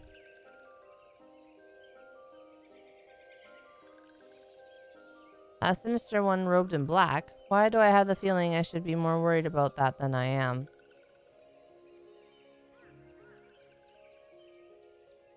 Elder Frixio, we come to you as emissaries of the nation of Gridania. This missive bears the words of the Elder Seed Seer. Follow. This one sees, so walking ones of Gridania are fearful of Lord Ramu. Plainly put, yes, your people summoned the Lord of Levin but once, yet that single occurrence occasioned great alarm. But it's not as if the Gridanians dislike you or anything. Actually, it's just the opposite. They think of you as friends, and they don't want anything to get in the way of that. That's why the Elder Seed Seer wrote to you. What's up, Spiff? Welcome. Thank you for the follow. This one knows well and respects Horned One, Kane Senna. Be assured, like walking ones of Gridania, these ones have no desire for conflict. These ones resorted to summoning Lord Ramu to protect the wood from Imperial ones. This one counseled against doing so, but was not heeded. Against this one's wishes, Lord Ramu was summoned, and all those ones who took part became touched ones. These ones want so desperately to turn touched ones back to normal ones, but did not know how, and still do not know. Touched ones, meanwhile, wanted to turn these ones into touched ones, and did know how. So this one fled to little solace with all those ones who did not wish to be bound to Lord Ramu. But walking ones of Gridania need not fear touched ones or Lord Ramu. Unlike other primal ones, Lord Ramu is not callous and cruel. So long as walking ones do not trespass on these ones' ancestral homeland, where touched ones reside, walking ones will not suffer thunderous judgment. But this one has spoken enough of touched ones. This one would speak instead of these ones. As this one said, these ones desire peace with walking ones of Gridania, and so these ones ask for a chance to set things right. By way of an addendum, my god, mortals who are tempered come to take on the qualities embodied by the primal in question. In the case of the sylphs, Ramu's influence has made them fiercely protective of their homeland. That explains why they're so hostile towards trespassers. But what about the abductions? A fine question, Ida. The abductions are, I believe, an expression of the tempered sylphs' desire for reconciliation, another quality traditionally associated with Ramu. In the crudest manner imaginable, they seek to bring their fellows back into the fold, a timely reminder that the challenges posed by each primal are unique. Elder Frixio, we thank you for making your will known to us. The people of Gridania will rest easier in the knowledge that they and the sylphs are united in their desire for peace.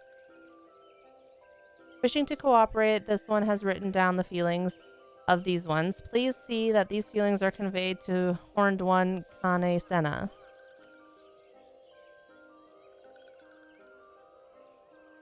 I think you can look up the story still. There's plenty of video from its story. Takes a while to get through. Yeah, I might need to look into it one of these days because I'm really curious. And with that, I believe we can lay the matter of Ramu to rest. The Sylph Elder is very reasonable, I must say. You could learn a lot from him. Was that a jibe? If so, I feel it only fair to observe that one of us wouldn't recognize reason if it punched her on the nose. Did I say fair? I meant reasonable.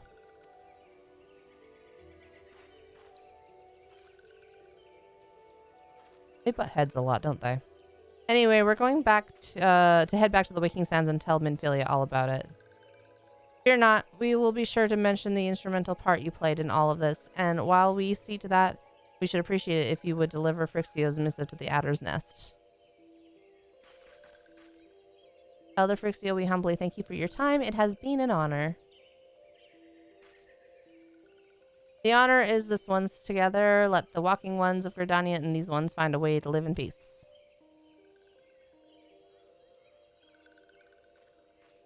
Goodbye, troublemakers. Please wait, walking one Alenia. This one has yet to give walking one a token of this one's appreciation. Oh. When these ones summoned Lord Ramu, these ones were gifted this crystal.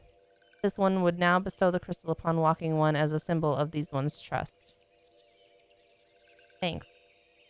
Very kind of you.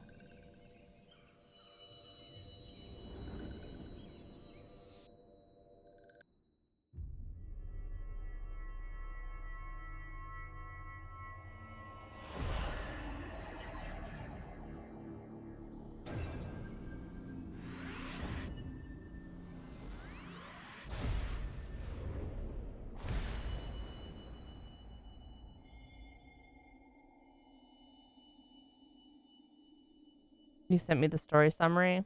Okay, thanks. This one was not mistaken about walking one. Walking one is destined to walk a fate far crueler than this one can imagine. A brilliant light from within walking one enveloped the crystal this one saw. Mark this one well. That crystal will one day be of use to walking one. Walking one must keep that crystal safe at all times. Alright, thanks. I appreciate it. Before walking one returns to Gridania, this one would ask walking one to watch touched ones. So long as touched ones are not troubled, touched ones will not make trouble. If walking one witnesses touched ones making no trouble, mayhap walking one can testify to walking ones of Gridania that these ones mean no harm. These ones' homeland is fraught with danger. This one marks down safe places to look out for touched ones. Alright.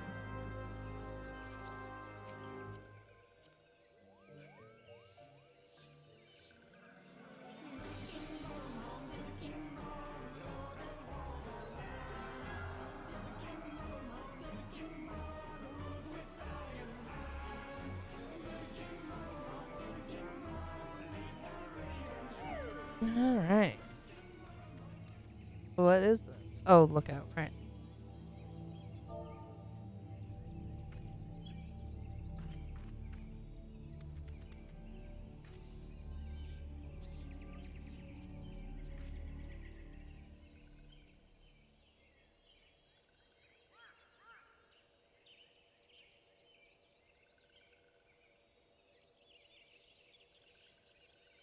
There are tempered sylphs in the distance. You do not sense that they pose a danger if left alone.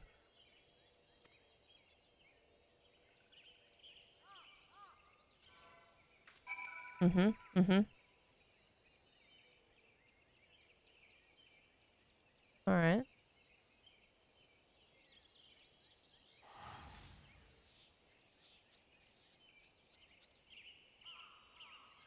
Little Namazu. Squeak, squeak, squeak, squeak.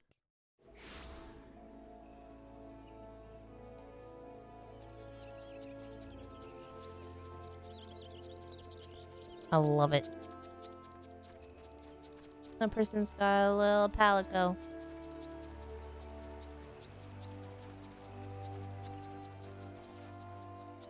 You excited to raid later, you guys? It isn't Alenia. How went the meeting with the sylphs?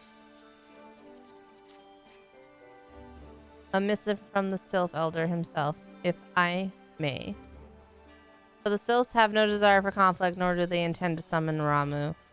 And so long as we leave the tempered ones be, we need not fear any aggression on their part. The elder seed seer will be overjoyed to hear that the sylphs have welcomed our overtures, and in the knowledge that they bear us no ill will, we may channel our resources towards lacking the more conspicuous threats to our security. You have done this nation a great service, my friend. On behalf of all Gridanians, I give you my thanks. No problemo.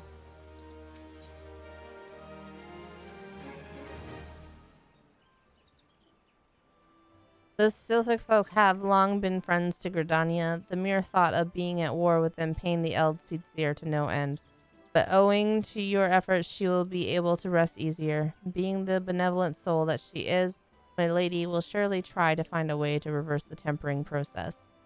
Once again, I thank you. Had the signs of the Seventh Dawn not offered to mediate between our peoples, suspicion and doubt may well have led us into needless conflict. Pray pass on my regards to Lady Minfilia. Hello, Alenia. Can you hear me? It is I, Minfilia. Ida and Papalimo returned some little while ago, and they wasted no time in regaling me with a tale of your exploits. Thanks in large part to you, the name of one primal may be struck from our list of enemies, and the Gridanians may turn their attention to more pressing matters. Well done. Yet the end of one tale is but the start of another. Pray return to the waking sands. What? At your earliest convenience, I would apprise you of the present situation in person. Pray return.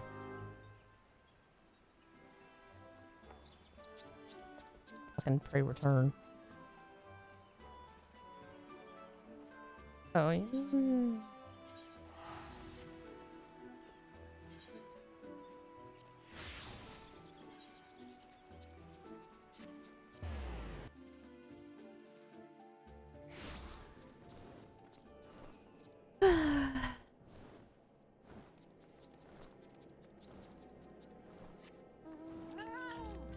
Cat.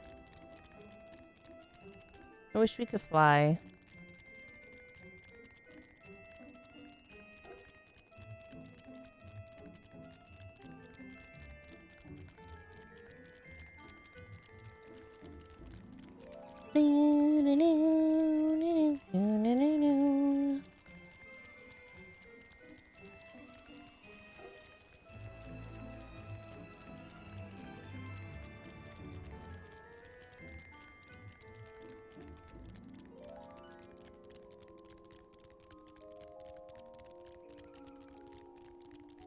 James Ward.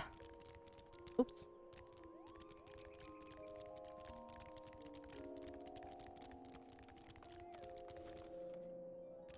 Taru.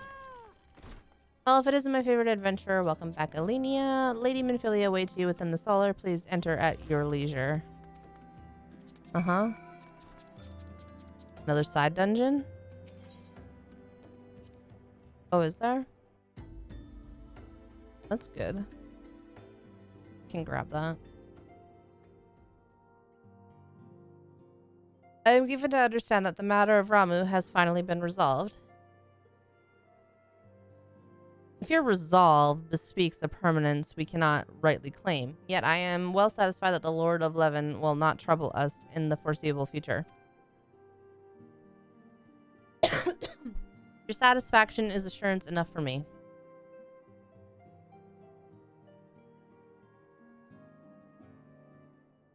You were so far behind on the stream. I just talked to Tataru. Apparently you needed a refresh. How fares the investigation? Well enough. Tancred is sparing no effort. They are many in one, just as you suspected. Their purpose, however, eludes us. I see. I have been meaning to ask, but is Alize quite well? I feel as if I have scarcely seen her in recent days.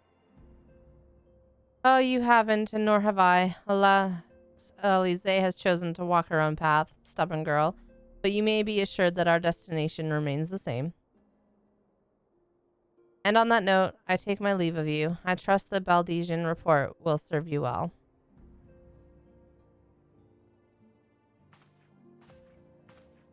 I take it we can proceed as discussed.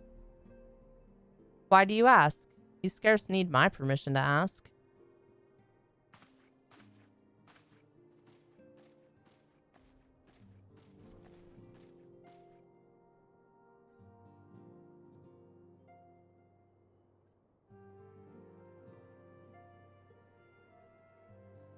It's good to see you again, Alenia.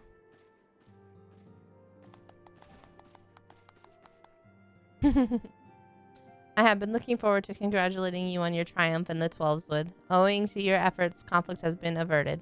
Surely you have done the Scions proud. With that, we can strike Ramu from the list. So who's next? The Sahagin and Leviathan?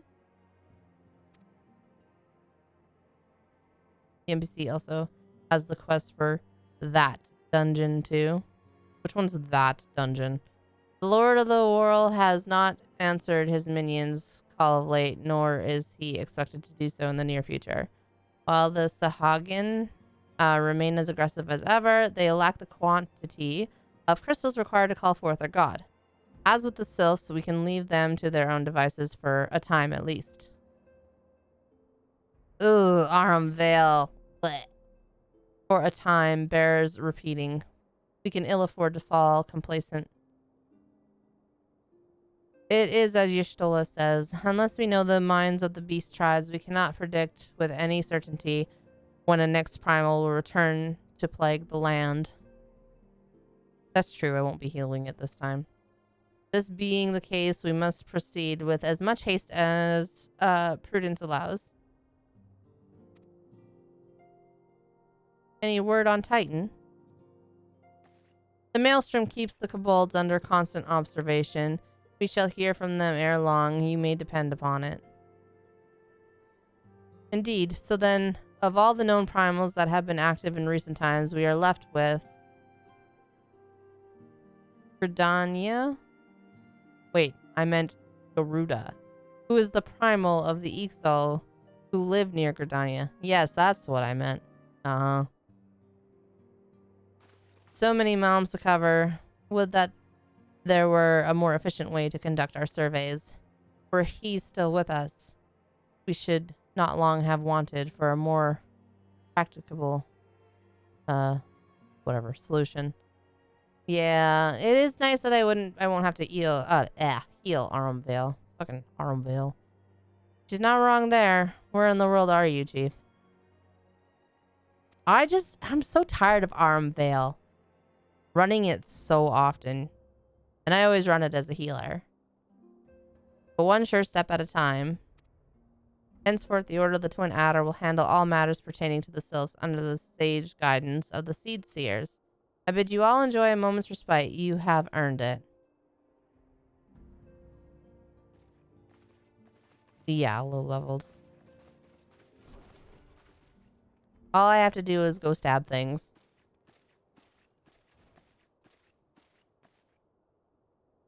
Is there something else, Alenia? Beg pardon? A man named La Habrea, sporting a red mask and robed in black. Well preserved. Prior to the calamity, the Astians took great pains to remain hidden. Why would they choose to cast off their veil of secrecy now? Gods, this bodes ill.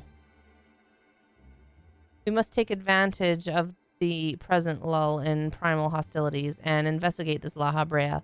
Learn all we can of him and his designs. I dread to think. Eek. Tataru.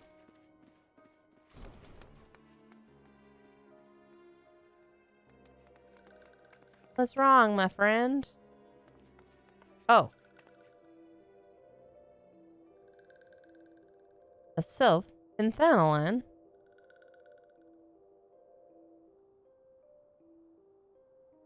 At long last, this one finds walking one Alenia. This one is most dependable of these ones, is sent by Elder One Frixio to help walking ones.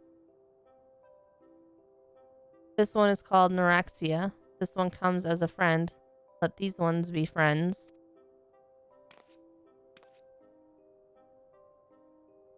Well, pleasure to meet you, Neuraxia.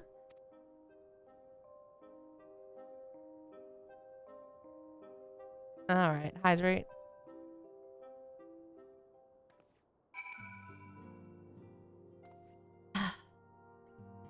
Baby cabbage. Look, there's Daddy. Daddy's not evil right now.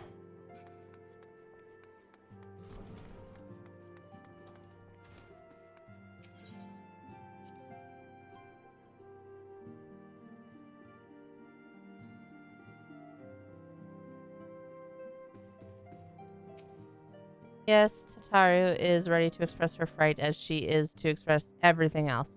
Not all of us are forged of the same steel as you, I'm afraid. But it takes all kinds to make a family, and it pleases me to no end to see ours continue to grow.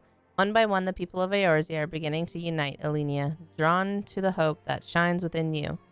Yet a darkness threatens to engulf this light. Never have I doubted the Ascians' presence, but that they have grown so brazen as to carry out their work in plain sight fills me with a sense of deep foreboding.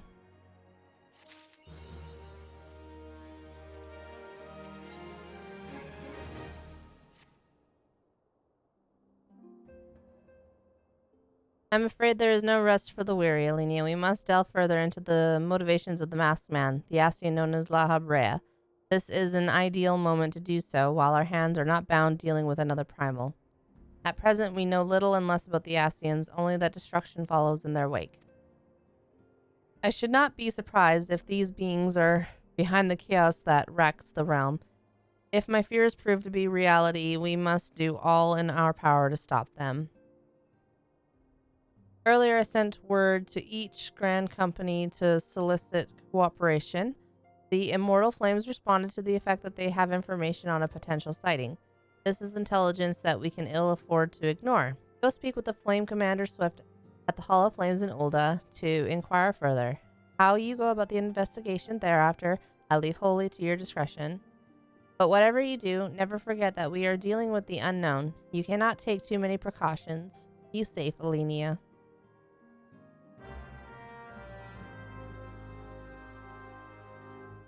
Yes, ma'am. Alright, so are we gonna go pick up side quests?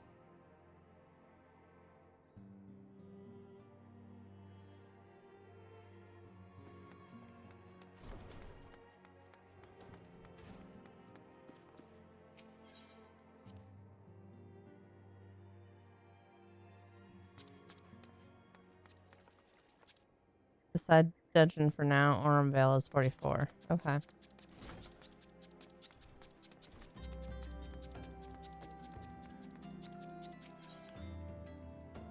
Alright.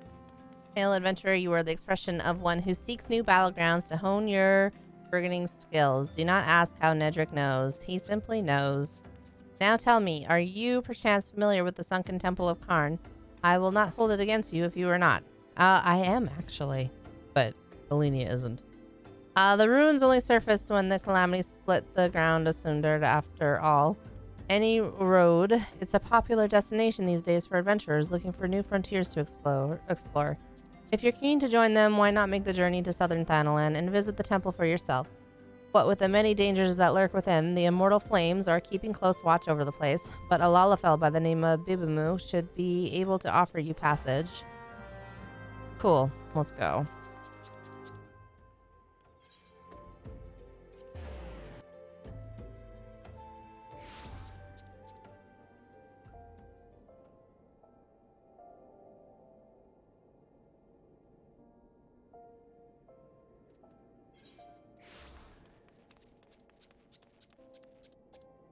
Are we gonna go with that later then?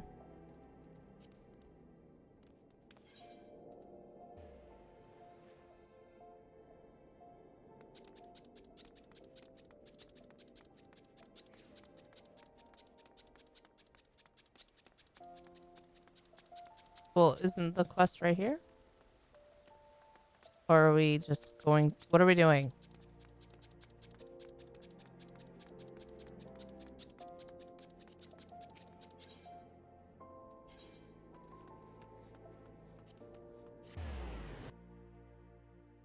Different quest. Oh, that was... Oh. Was that not this one? Yeah, no. That's the MSQ that I was walking towards.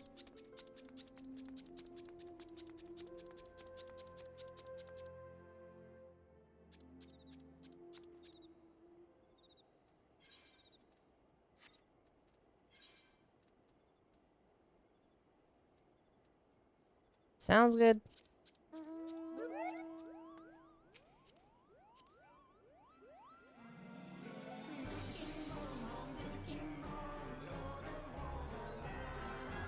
I don't know the words.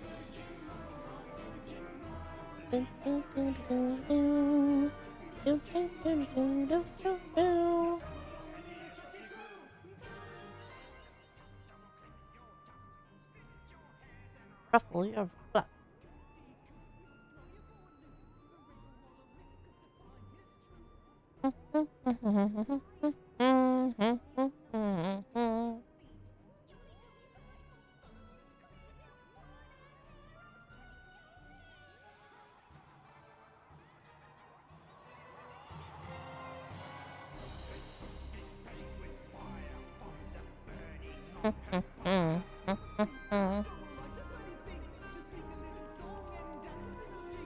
Gonna dance a little jig.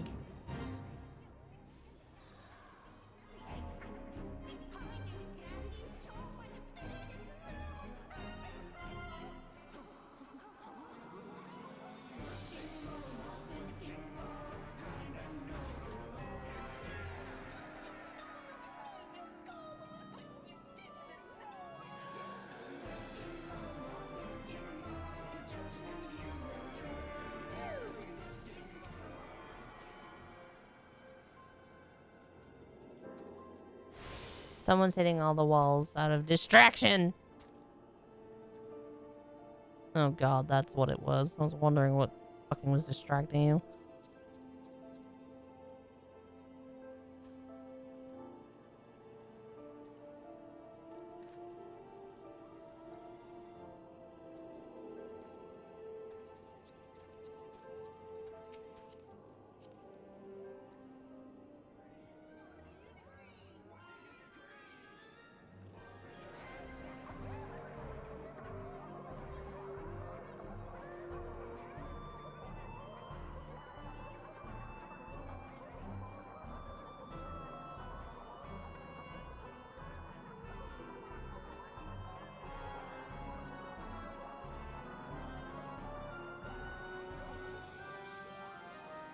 Oh, I need to kill these.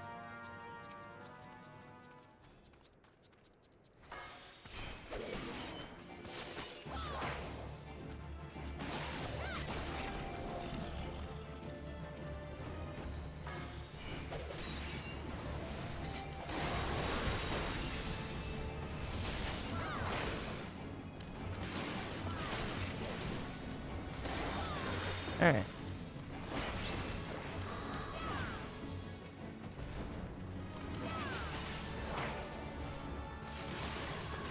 We're good now. We can go.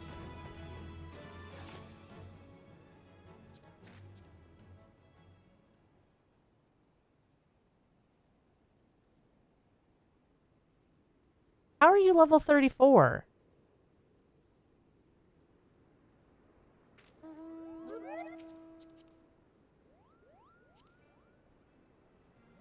You were wandering off killing things without me, weren't you?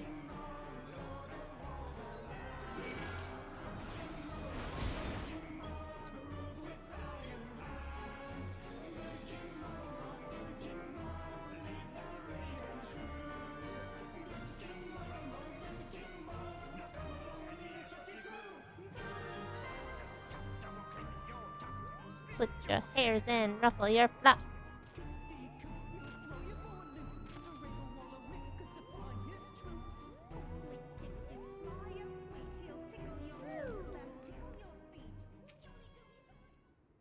Welcome to the sunken temple of Karn, or what remains of it, at least, used by ancient Beldians, as a place to worship the sun goddess, Azima. Much about the temple's history remains shrouded in mystery. While we have sent a research team into the depths, I regret to say that the investigation proceeds at a snail's pace.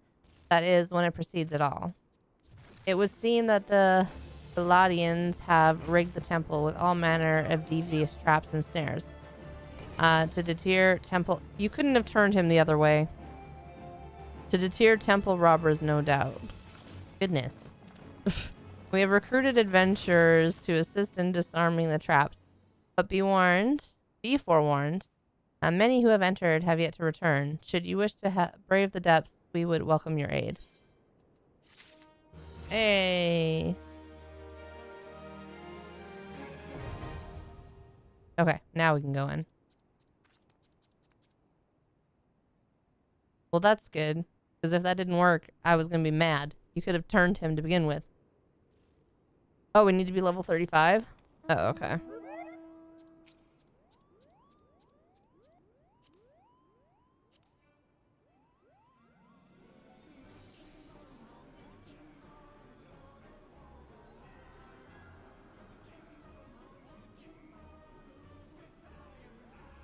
All of us can reach someone's shins. Oh, okay.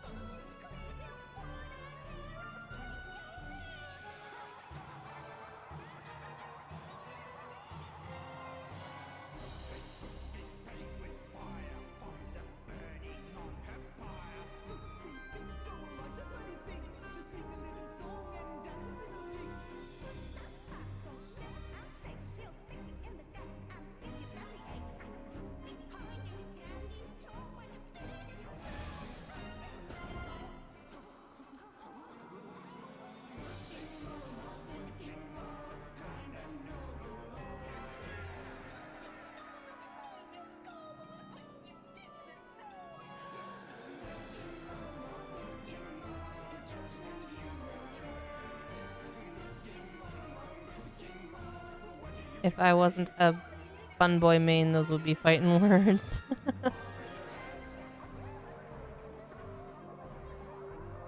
Hot bun boys are hot.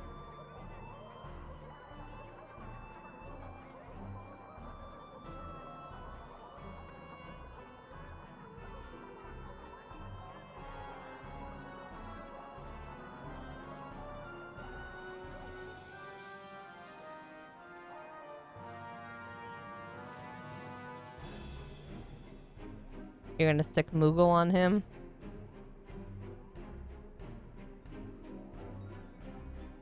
You can sick both, like, the 2 resident patats on him.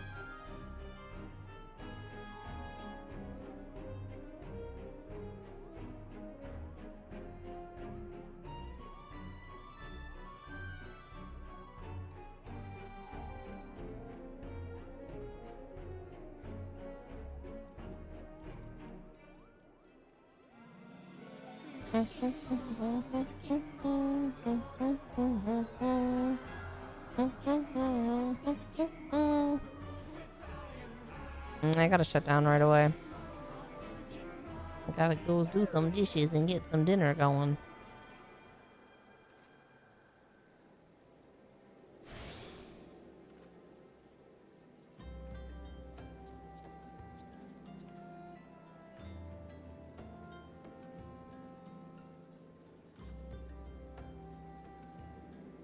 Sounds good.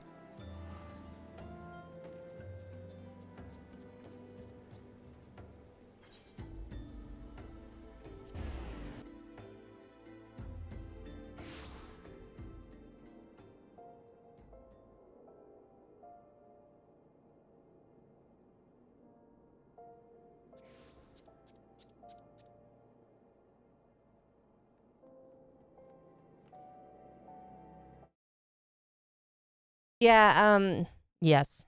I need to figure that out still. I gotta go downstairs and start figuring out dinner and get whatever I'm gonna make planned and cooking. Do some dishes. So, and then yeah, back here tonight to do some raid. I'm so excited. You're so full. I'm not actually hungry myself, but dinner, I gotta have dinner ready for around 5-ish. So, but yeah, raid night tonight. Make sure you guys watch the video. Should be a good, painful time, but I'm looking forward to it. So, I'll see you guys later tonight. And, yeah. Have a good however many, like 4 hours until I see you next. Bye, guys.